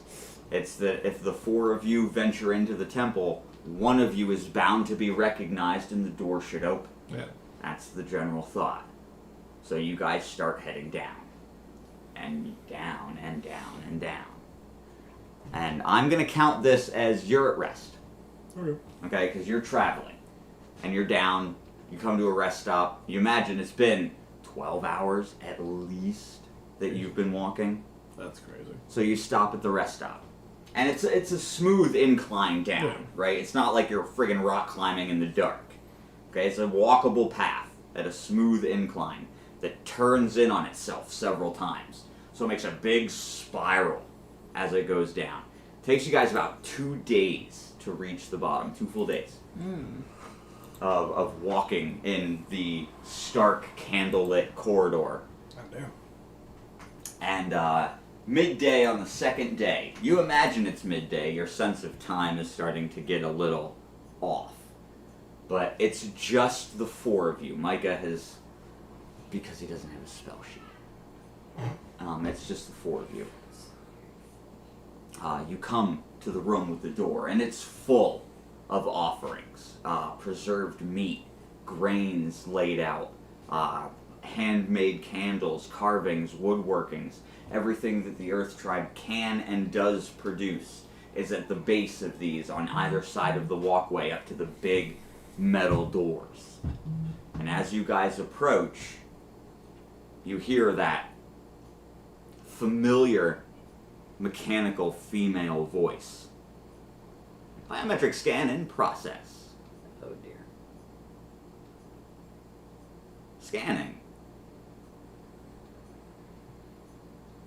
unauthorized personnel.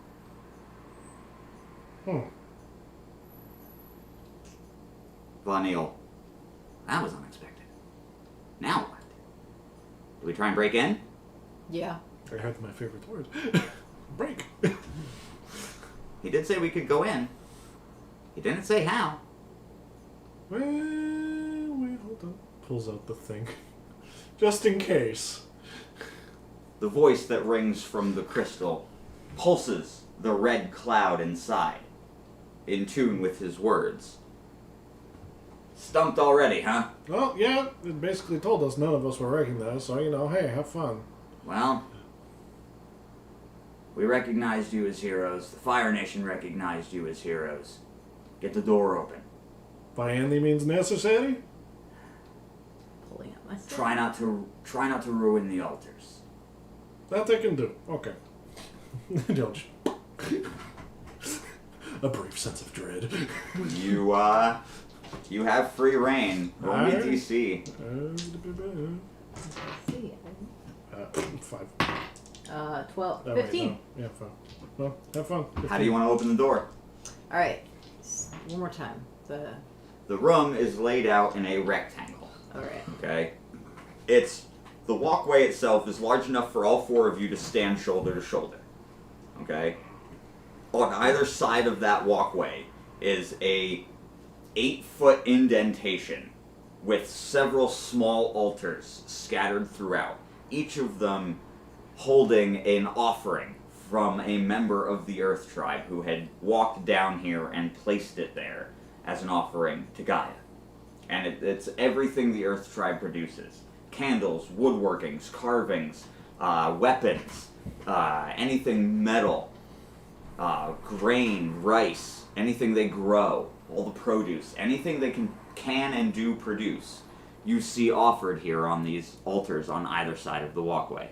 And then there's the big black metal door. And that's the one that's not And like... that's the one that's closed.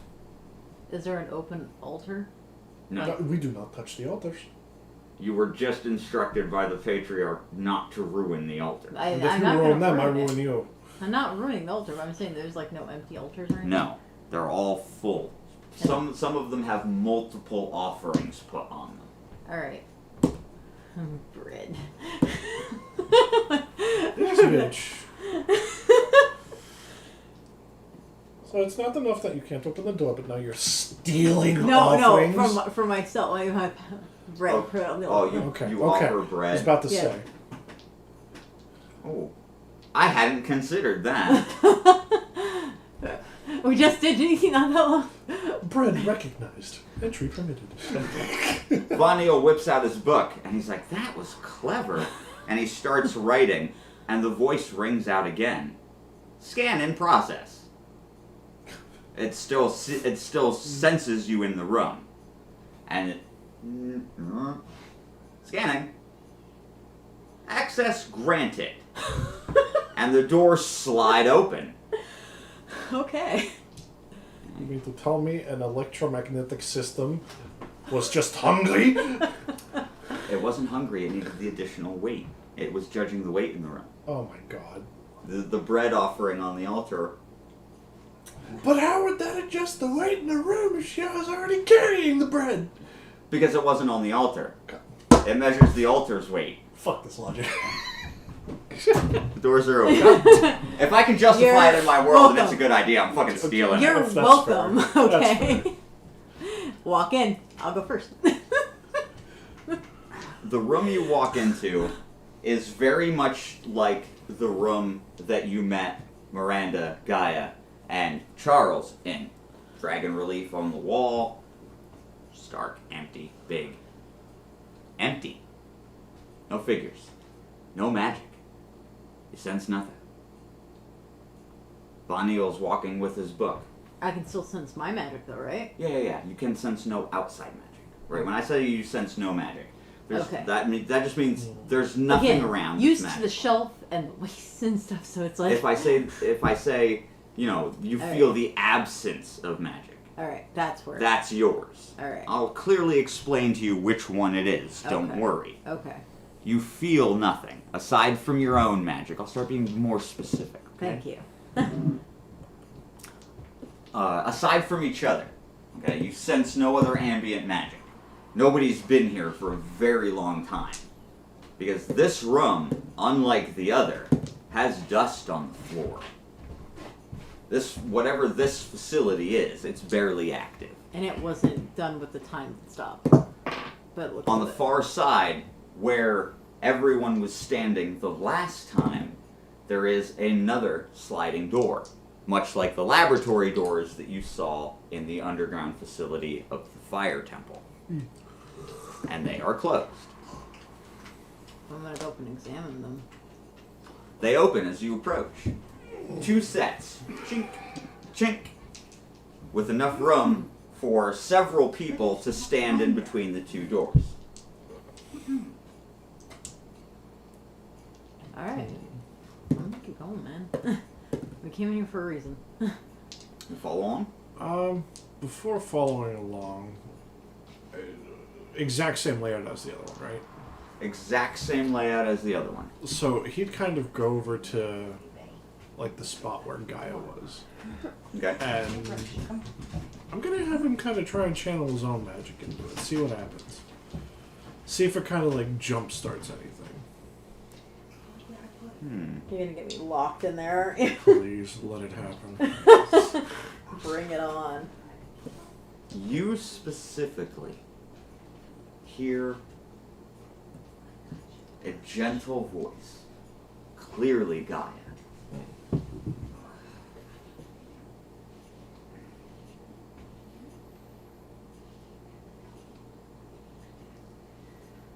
So is it old man Gaia or dragon Gaia? It's old man. It's Okay. the old man's voice. Okay. Okay. It's not the voice he uses when he speaks for Gaia. Yeah. It's just his normal speaking voice. Okay. But it's gentle. Yeah. It's not the stern, gravelly old man that chided everyone. Yeah. Right? It's familial. Okay? He's talking to his children, but specifically to you. Yeah, grand of children. And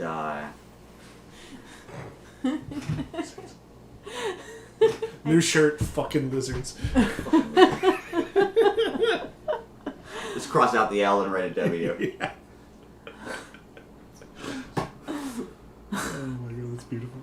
Oh my god. The words that he said you've heard many times in your life. And it's something that Earth parents would tell their children when their children come to them and they're hurt or they're scared. Okay? Be steadfast.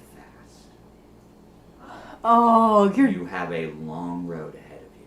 I said die. Be steadfast. And then it's gone. And the connection severs. And you no longer feel his presence. I can't believe you run it all the time like that. Oh, the feels. Stop calling out my inspirations. I can't help it. It's a good inspiration. I know. I love the wheel of time. I haven't seen it, so. I know. It's the books. We get it. Yeah, it's not the show. We don't talk about the show. I'm one of the people who don't like the It's show. like, I don't talk about the Sword of Truth show. That was horrendous. Yeah. Oh don't- my god, no. Don't talk about that. We don't talk about that. Kaylin. Uh, Come on, you culture fuck. Anyways. So how far in do you go? how far in can I go? Both sets of doors opened. I'm gonna walk. I'll walk with my staff out, but I'll walk.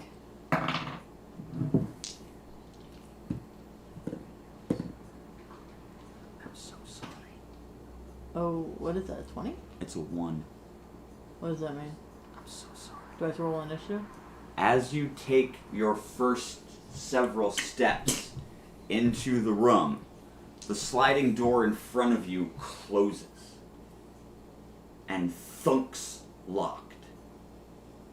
For the one in front, not the one You behind. turn, and before you can completely turn around, the door behind you seals in front of So Pura. it's just me in the So room. you are Man, you called your own fate. you are alone in the room, I figured. and the voice, the mechanical female voice, decontamination in progress, Amazing. and the water sprays painfully hard from the ceiling and the floor. And my hair changes color. And your hair changes color. Because you're supposed to water. Oh dear Lord. Von Neal's standing on the outside, looking in. You're getting blasted from both directions. And all I can see is your hair flying wildly. And he goes, so that's what happens when they get wet. And he's just writing as he's watching you be blasted. It lasts for several minutes. Take 5 damage. That fucking hurts. During this time, he's just going to be like, alright, well, seeing as she's kind of busy. Wait, my water resistant. You're not water resistant. It's not He's just magic? gonna, No, Or it's physical? it's a fucking hose. Is it physical? Take I yes. take nothing. No, it's about to I get didn't- physical. 6. I didn't say take 5 minus your defense. I said take 5. You were Okay. not expecting to get shot in the ass by a hose of water. I had fucking my staff already to What's your staff gonna do? Nothing. It's a soggy stick now. Fine. He's just going to have like a little rock that he summoned from the earth. He's just going to start sculpting away. Like making like a little tribute to Grandpa. Just Aw. taking your time. It's like, well, she's off fucking around. May as well make proper tribute. Her takes a slow breath out, and she's like, "That looks good." Meanwhile, Von Neal's still taking notes as the decontamination process stops and the doors slide open again. And the female mechanical voice rings out through the facility again. Welcome to Demi-Arc Facility 071. We hope you find this in the condition that it was left. None of the lights turn on. It's pitch dark past that second door. Do they get hit too when they go through? No, We haven't gone through. they haven't gone through yet. Alright, I'm gonna keep going. You step into the facility. None of the lights turn on. It's still like dark to the point where if you stick your hand as far as it'll go in front of your face, you lose the wrist up into the dark. Jeez. It's that dark. Fire. Yeah, you give yourself a nice little radius of light. It's my tier 2 water fire spell. So you're gonna steam blow yourself? You don't have to cast them both at the same time. You can just manipulate one I just element. want it. I just But want you're not the gonna get light. XP. For I just want the light. Right, but you're not gonna get XP. Yeah. for it, I'll okay? just manipulate the fire and make light. So you conjure yourself a neat little lamp in the palm of your hand. It's going to give you a nice little 10 feet of illumination. And it looks like the research facility that you passed through on your way to the room you just left the first time. This place seems to be designed backwards. Huh. So you are in the research lab. You can see scientific tools lining benches like they've been left out. There's beakers and Bunsen burners and flasks scattered about the floors and tables. Papers and notes thrown in every direction as far as your light will extend. Litter the floors. You can hear them crunching under your feet. Most of them are stained yellow. They've been here for a long time. And everything is covered by a thick layer of dust.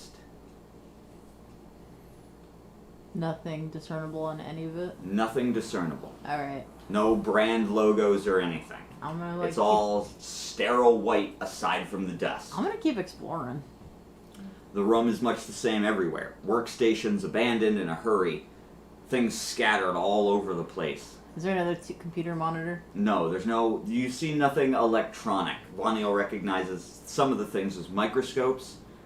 He recognizes one of them as a... what's it called? Centrifuge. Separates liquids. They used to use it to determine blood types. Not so much anymore. I'm gonna pocket one of those. They're huge, and they Oh. weigh 300 pounds. I don't know. I don't know. Why are you a thief? I'm traveling with a fucking idiot. Vanil slaps your hand. Put that down. Eventually, he's just gonna finish a walkthrough and be like, what did I miss? This woman is trying to steal scientific equipment that weighs more than she does. And as he walks, the binding of his book glows to provide him with the light that he needs to see as he walks and writes. He's just gonna go ahead and use like a little bit of a mixture of earth and fire magic, create a lantern that just attaches to his shoulder. Okay, so you have full view of the room. Okay, that gives you a nice little...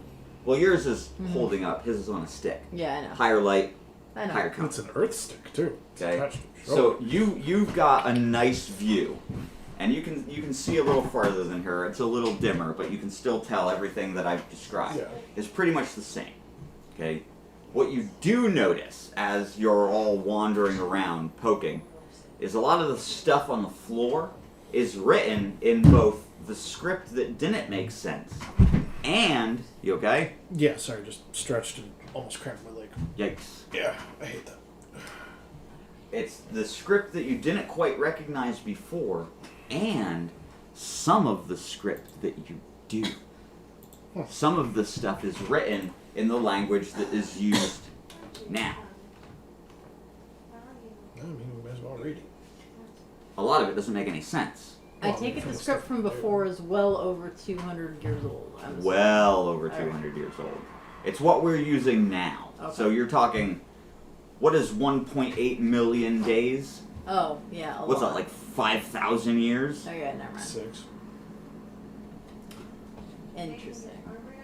So, a lot of the script that's on the paper that you can read, it doesn't make sense. It's all jumbled scientific nonsense, numbers mixed in with letters.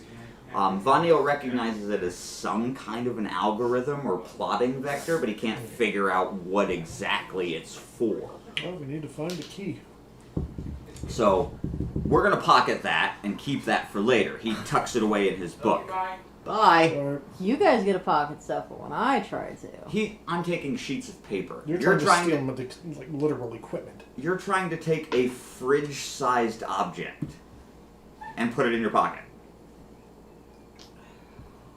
Do you see the difference here? As you're exploring, you notice small green signs hanging in the distance as you walk through this room. And they're in this unfamiliar script, but you can make out an X and an I in the middle of the word.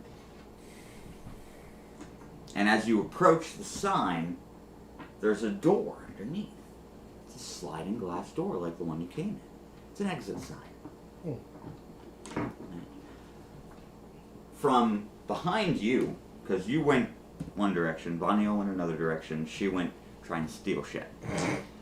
Still going around exploring. Right. Behind you, you hear Vanille, I found a door! So there's one on his side as well, with the green exit sign leading out.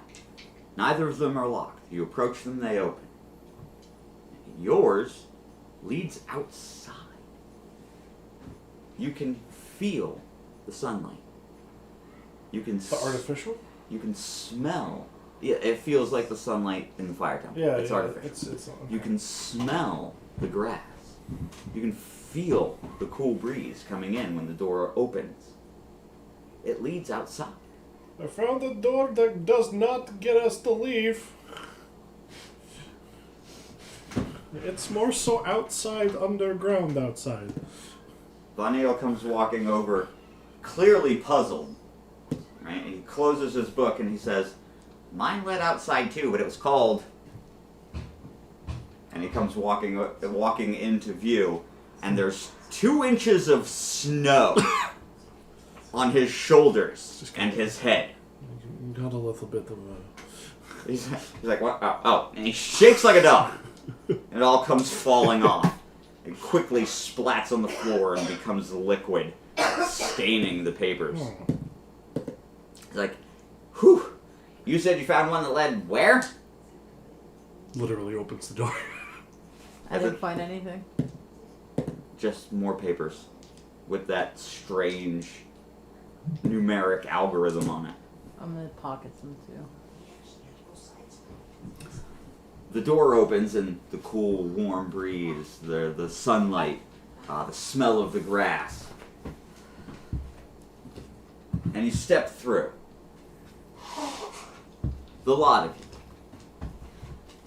And you're legit outside. You are... Behind you is a cliff face.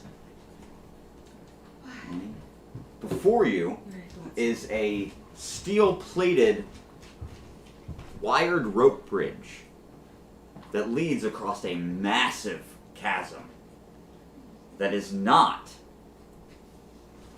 where it should be. Because you've walked to the south for quite a long time in your youth. You never remember a chasm being here. And as you look up, it's clearly the sky. You look down, there's a river, boring a deep chasm. Fuck. And you feel the overwhelming presence of earth magic coming from up. But there's something else very unfamiliar mixed in with that earth magic that you can't place. It is magical, but it's not elemental. And it's mixed in with the earth magic that's coming from above you. And it is insanely powerful. Well, I know what I'm doing. Isn't this what not Charles, a guy was explaining about when he was talking about it before Valkris rudely interrupted him in the chamber? Which part? I don't fully remember that conversation. He said something about Everest and that it became the dragon and like swallowed up. This looks kind of like maybe this is where it happened. That's an interesting theory. This could have separated when Everest lifted off. Well, that explained the chasm that wasn't there. Yeah. Does anyone else feel that? Feel that. That's strange magical sensation. I can't place it. Yeah. It's not mine. Oh, yeah, no, there's... Yeah. Hi. Be more earth. He stops writing, closes the book again, drops it to his waist, and looks up. Are we having the same idea? I think so. Okay. Let's go. He'll just kind of gather everybody and then just... Yep. Earth pillar rising. Up we go. And once they get to the light, he's just going to kind of turn his axe into a drill. And then just start drilling up. As you approach the surface. She's just curious. As you approach the surface, you can feel the strength of whatever was done to what is feet above you now. The magic that blends around the earth is not encompassing the earth, but enhancing it. And as you hit it, or what you expect to be it, your pillar stops. And the bit of that drill hits a wall of energy. And it is giving you all of the resistance and none of the give. You are pushing for everything you have against whatever it is that should be the surface. You are literally, if you stood up straight, which holding that drill you can't quite yet, but if you were to stand up to your full height, you could peek over the top of the ridge and see the mountain. Like, Everest? Yeah, but you have hit a wall of earth magic that's being enhanced by something. Can he try to absorb it? You can't reach the earth part. Whatever is encompassing whatever is around this isn't letting you get there. What? Yeah, the mic's picking that up, I know. What? I'm sorry. Oh, it's fine. It happens. We've been making noise the whole damn time. It's Alright, I'm fine. done. No, you're good, you're good. I was just letting him know, that's all. Well, any ideas on how to get rid of a barrier? Is that what that is? I Von Neil's imagine. like crouching down. He's like, I'm gonna try and stand up. Alright. And he lifts his head very slowly upright I am until quite he, literally taller than him. until he hits that barrier. And he's like, nope, can't get my head through it. Doesn't hurt though. Just feels like a wall. And then he crouches back down. Could you take us down, Ryder? I'm gonna try to Nothing. Again, it's the same thing. It feels like smooth slate, but your hand is touching nothing that you can see. I'll try using my quick scan, like, see if that helps. It's my mixture of water and earth. You sense the earth. It's there.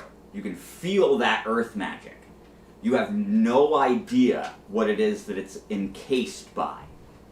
Because whatever was cast here was wrapped like a present with that magic. And whatever it is, you can't breach it. You can sense it. You can't tell what it is. You've never felt this type of magic before. No, it'll take everybody down just enough for everybody to be able to stand up straight. Alright, so Kind of take a look and see if there's anything else they can spot that's like partially out of the ordinary. aside from the metal wire bridge underneath you now, there is nothing remarkable about the crevice. It is just a crevice in the ground, covered by a barrier of unknown earth and light magic. And at the bottom is a raging river.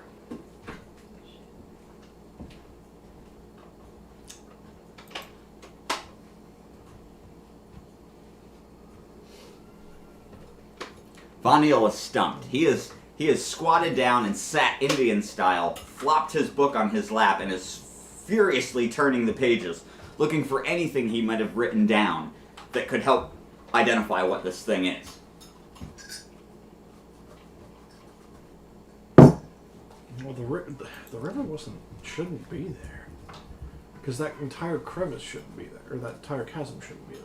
You're right, but it is. You're in it. You've walked over the very spot you're underneath several times. You have memories of it. Walking across this particular patch of land. Okay, I'm gonna do something stupid. Okay? No, not that. She clearly doesn't agree. Oh my goodness, she really wants the pets. She always wants the pets.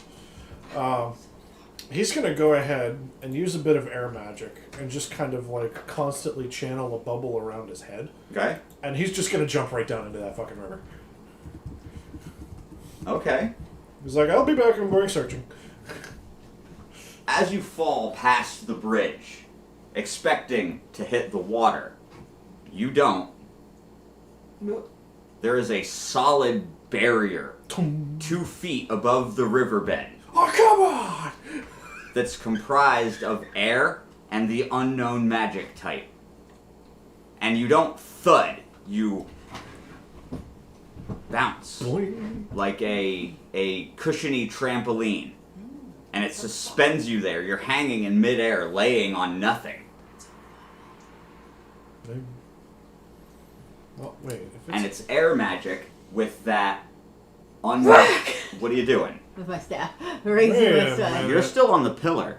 He jumped off. Oh. Alright. Brain.exe has partial idea. Oh, where's your weaknesses? The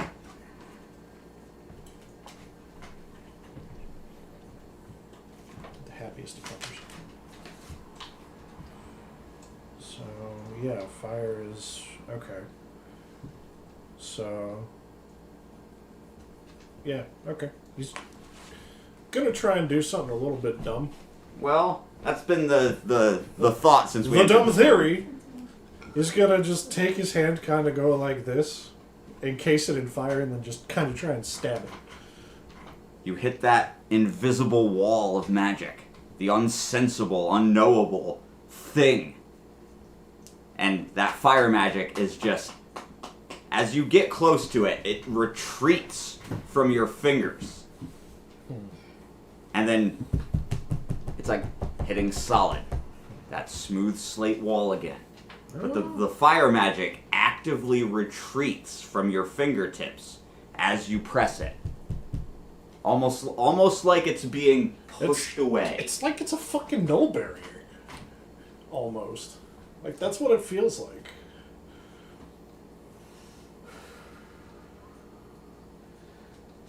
Were there any computers in that last room? Just the research equipment, some microscopes, fridges, keep samples cool. What else is out and about down here? The other side of the chasm has another sliding door with that wire plated rope bridge. Right? Then there's got to be something. Why would there be a barrier unless it's either keeping something out or keeping something in? That's a good question. Why would the barrier be composed of different elemental magics? Yeah. And 'Cause what's there's wrapping them? Yeah, there's one air, there's one earth, so we can assume there's one for fire and one for water. Possibly. But if there is, you don't know where they are yet. Alright. He's gonna kind of like climb his way back up, head to the center, like between the two bridges. Mm-hmm. And I guess at this point, he's gonna just try and disturb the earth as much as possible. See if anything stirs. Disturb how? Like, And where? because he can't exactly do earthquakes, it's literally just gonna be tremors. Okay, so you shake a few of the rocks loose. Essentially, like, he's between the two bridges on the land between. Yeah. Everybody else has descended that pillar. I'm gonna metagame here. A little Yeah, no, bit. that's fine. Yeah, everybody else has descended the pillar. They are on the far side, the room you came out of. Mhm. Okay, as you're standing in the middle, and you put your hands out, and you start pulling as hard as you can, and the earth bends and bubbles, but it does not yield. That barrier is keeping everything in the square intact. It will not give. God, this is so fucking... Can I try mixing all the elements now that I have access to all of them, and try to see if I can reach it that way? Like Well, you can't mix all of them until You can't get mix to all of 4. them until tier 4. oh, I'm on tier 2. That's right. I can only Yeah. mix 3 of them, right? At 2. tier 3, Oh, You can only mix 2 right now. still. yeah, you can alright. still only mix 2. Tier 2 gives you access to your counter element. Tier 3 gives you 3. Tier 4 gives you 4. All right, I'm gonna try comboing elements, man. I so far have air and I can't believe this Earth. is the thing that's holding you guys up. air and water, fire and water, straight air. Yeah, like I have a lot of different mixtures already. Okay, you cast Straight water. how many things? I've already done quicksand. Keep track of your mana. How many things?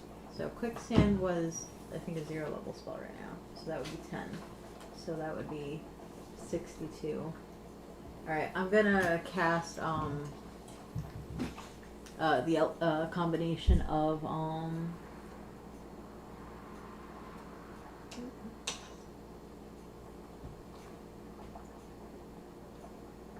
I'm gonna do the fire and water. To which side? The earth side or the water side? Or the air side? The earth side or the air side? The air side. So you're gonna fire down. Okay. Because the earth side is up, Yeah. air side is down. Yeah, and I already did the earth water on the top part. Okay. So I'm doing the water fire on the bottom part. Okay. Describe your spell to me so I know how to. Well, that's just it. I don't know what the effects are because that's my tier 2 spell. I told you I don't know what they do. What do you? Alright. What do you want it to do? I'm just trying to see if, because when he was doing the Okay, fire, listen, like you've seen him attempt to drill through it. You've seen Vanille attempt to poke his head through it. You've seen him throw himself full force at it. He'd hit terminal velocity from the height, and it barely even stopped him. I'm gonna channel the fire and the water and stuff through my staff, and then I'm gonna try to like poke, like almost like poke a hole through it, like. So you're gonna jump off of the ledge of the bridge How far up am I? and dragoon stab Yes. your stick into the barrier you can't see. That bounced Ben at terminal velocity. Yes, I'm gonna dragoon stab and probably get hurt, but I'm gonna do it. You narrowly miss stabbing yourself in the face with the butt of your staff. Because not only does it catch you, but it doesn't give to the point of the staff. It gives to the point of impact. Your hands got handburn. So the staff burns your fingers as you slide down it, and you narrowly dodge, stabbing yourself in the face with your own staff as you slide down and impact the soft, non-existent, pillowy barrier, and then slowly bounce back up. I might just try going in from above at this fucking point. Or going into the next room. Genuinely, the next room is like the best bet at this point. I can't figure out how to get through those damn burgers. Did I take damage from this? No, I just said you narrowly missed, because I Okay. didn't want to penalize you for having an idea. But after watching him try, that was kind of stupid. I mean, his axe versus your stick, I bet his axe into a drill that your stick wasn't going to do shit. Which is why I said you watched him do all of this, and you still want to do this. Yes. And you said yes. Well, I wanted to do it for the top one, but you said we weren't up there anymore. I wanted to do on that one originally. But no, there's... Because you there- DM had it. There's right, sorry. There's no way that you can perceive right now to get through these barriers. One, because you can't see them, and two, because you have no idea what kind of magic is encasing these elements, or what the spell is even doing, because you can't tell what the magic was made to do because of this barrier. The next room, if Yeah. one of you would be so kind as to approach Yeah. the door. Yeah, that's basically the next plan. The next room opens. The door is unlocked. And inside, you find the office section of this Oh, particular thank God. facility. Computers. And it's the same cubicle layout as the Temple of Fire. The exact same. Station after station of cubicle, from one entrance all the way to the other. I just thought of a really cool spell I've been stern. idea. That's gonna be until tier 3. Probably do it at tier 2, but tier 3. This room is lit. Not by the overhead lights, but by all of the monitors being on. There's a faint blue glow.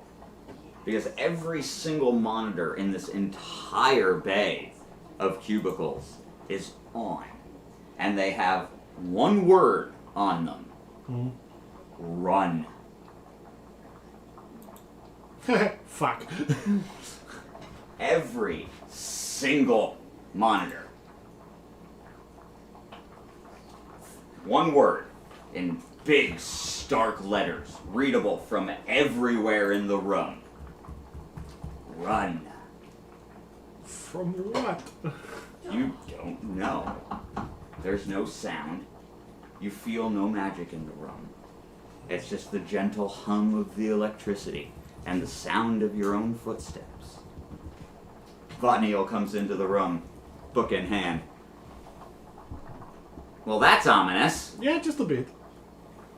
I'm not really one to take advice, but maybe. No? I mean, do you want to see if you can pull up anything on the computer? After last time. It's like, look, you're the computer expert here. I can try. He puts his pen back in his pocket, closes his book, and walks to the nearest terminal. Pushes a few keys, clicks the mouse, pushes a few more keys. No, they seem to have all been decommissioned. This is a static image.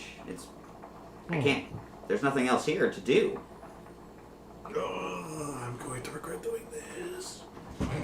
He's going to continue inward. Okay, well, we are heroes after all. Yeah, sadly, that means we have to do shit nobody else wants to do. Anything you want to poke at? Oh, so many things. What do you want to poke at? I'm trying to steal computer.exe.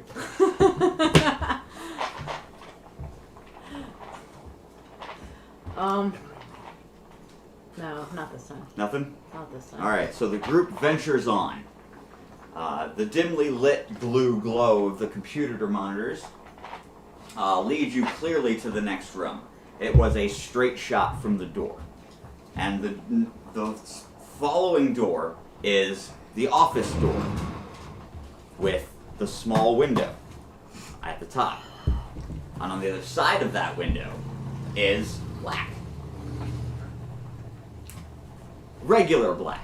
No. Like darkness black. Not Venta. Not Venta black, just regular darkness. Okay.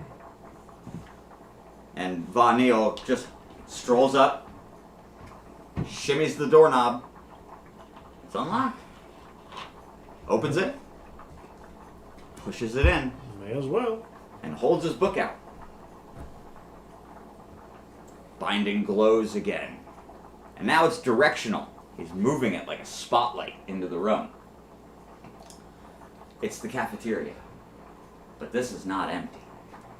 Oh boy. As he pans the light around the room,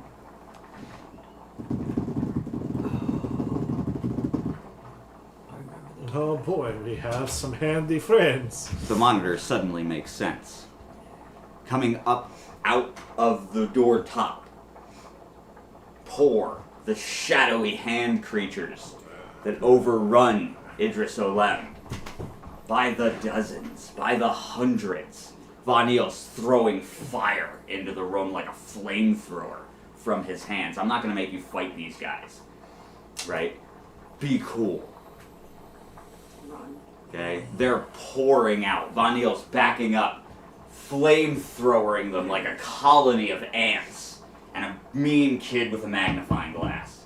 And they're just melting away into shadow under his flames. Well, But they are still pouring out of the walls, climbing on top of the ceilings, dropping down, trying to drop down on top of you. Be cool. well, I've got a really stupid idea.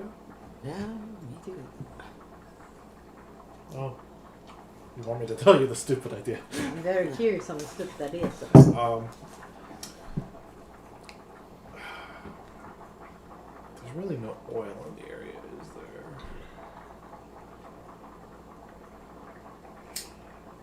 Doesn't really matter.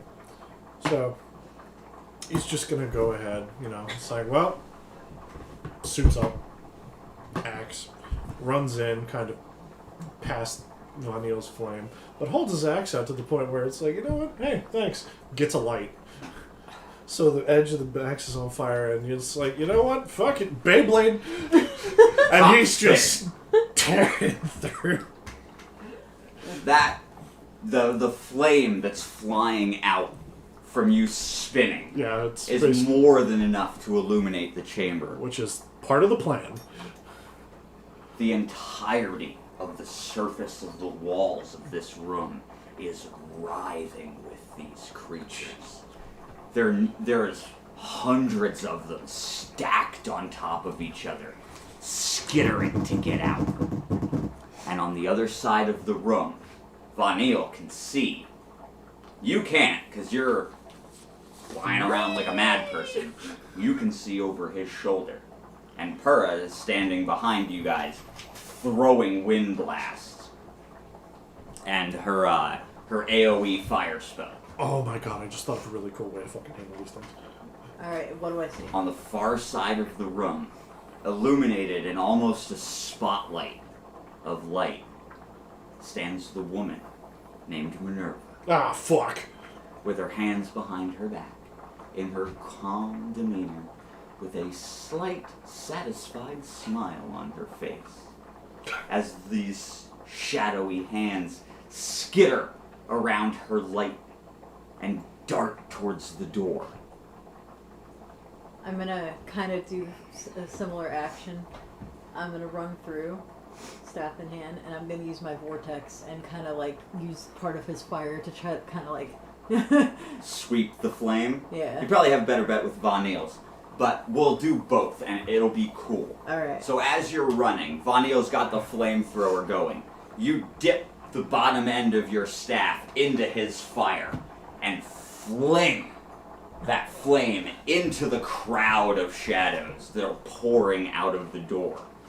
On the backswing, you dip the tip of your staff, the top half, into that fire and fling over your head. And that sends waves of flame flying in, cutting a way through. Nice. And Minerva steps to the side as the flame sails through the spot she was in, and the spotlight follows her. And she doesn't speak. That smile never changes. She just... Yeah, and I'm like this, like I got it. Well, I mean, if there's still more of them, I know what I'm doing next. Von Niels, he's pulling in, right? He starts pulling the flamethrower back. He's like, I can't do much more. And he pulls it back, whips the book off, starts swinging it, and it starts glowing. Red hot. And he's swinging this thing like a mace on a chain. Just wave after wave of these things. And he shouts. Bella, baby, why? Why are you so hungry? Why are you so hungry for attention? Hey. Well, you really like Ben once he's here, don't you? Yeah, she loves me. You really like Ben once he's here, huh? It's because I give her the good butt scratches. You need to go outside. Is that what the problem is? You were just out. I mean, she might be so getting many hungry. times It's almost today. 5. Yeah, she might be getting... Are you ready for dinner? Yeah, that's what you want. Yep, jumpy. Start dinner anyway. Okay, give me 10 minutes, baby. Give me 10 minutes, okay? Bark. Give me And then 10 she's minutes. gonna want to go for a walk after this. We're gonna have to We're- be done with streaming soon. We're gonna for 10 break. minutes, we're gonna take a break for an hour. And then we'll be back at With 6 a new o'clock. stream video, guys, so it'll be different link though. Yeah, it'll be a different stream link, but we'll be back in an hour after 5 o'clock. But yeah, 10 minutes. Give me 10 minutes. Alright. Okay. As your spin winds down, you hit the ground, and you feel the give of the shadow creatures, that familiar non-resistance, as they smash under your boots. And you're in the room. And I'm not metagaming for No, you, you're good. but, you know, slash after slash. You're stomping pillars of earth out of the ground, shooting these things into the ceiling. And as they try and drop down on you, you hold that axe over your head, and it becomes a literal earthen shield. Just enough so you can see Minerva. And she stands there and gives you a little wave. Would you like a hint, heroes? It's me. And from her back extend 2 angelic wings of light. I was the one who did all this. And she stands straight, and those wings flap. And everything in a 5-meter radius around her is completely erased in searing light. And she straight up through the little hole of spotlight that she had bored through the earth. She has dragon wings that are made of light. Yes, bitch. There's a reason why I targeted her first. And you guys are left to deal with the swarm next time when we come back. Oh, snap. We got a mini boss fight. Alright. And at the end of the stream, just to remind everyone of our sponsors, Call of Dragons. You can download it with the link that I'm about to share here in a moment. Is it theoretically one target, or is this going to be a group? It's gonna be one. They're gonna form something. It's gonna suck. Oh, great. It's gonna suck. Mini Suck, Vipers. suck. Anyways, Valkyries. Call of Dragons. Yes, the mini link is up Valkyries. on both the YouTube and the Twitch streams right now because we are multi-streaming this right now because why not? And yeah, download the game, get your city to level 5 or level 11. It'll help support us. Join our alliance when I make it. Oh, wait. Every that's right. alliance I get to add join another again thing helps to this. support us. And we will be back with a brand new links for the stream shortly. Bye! Because it was every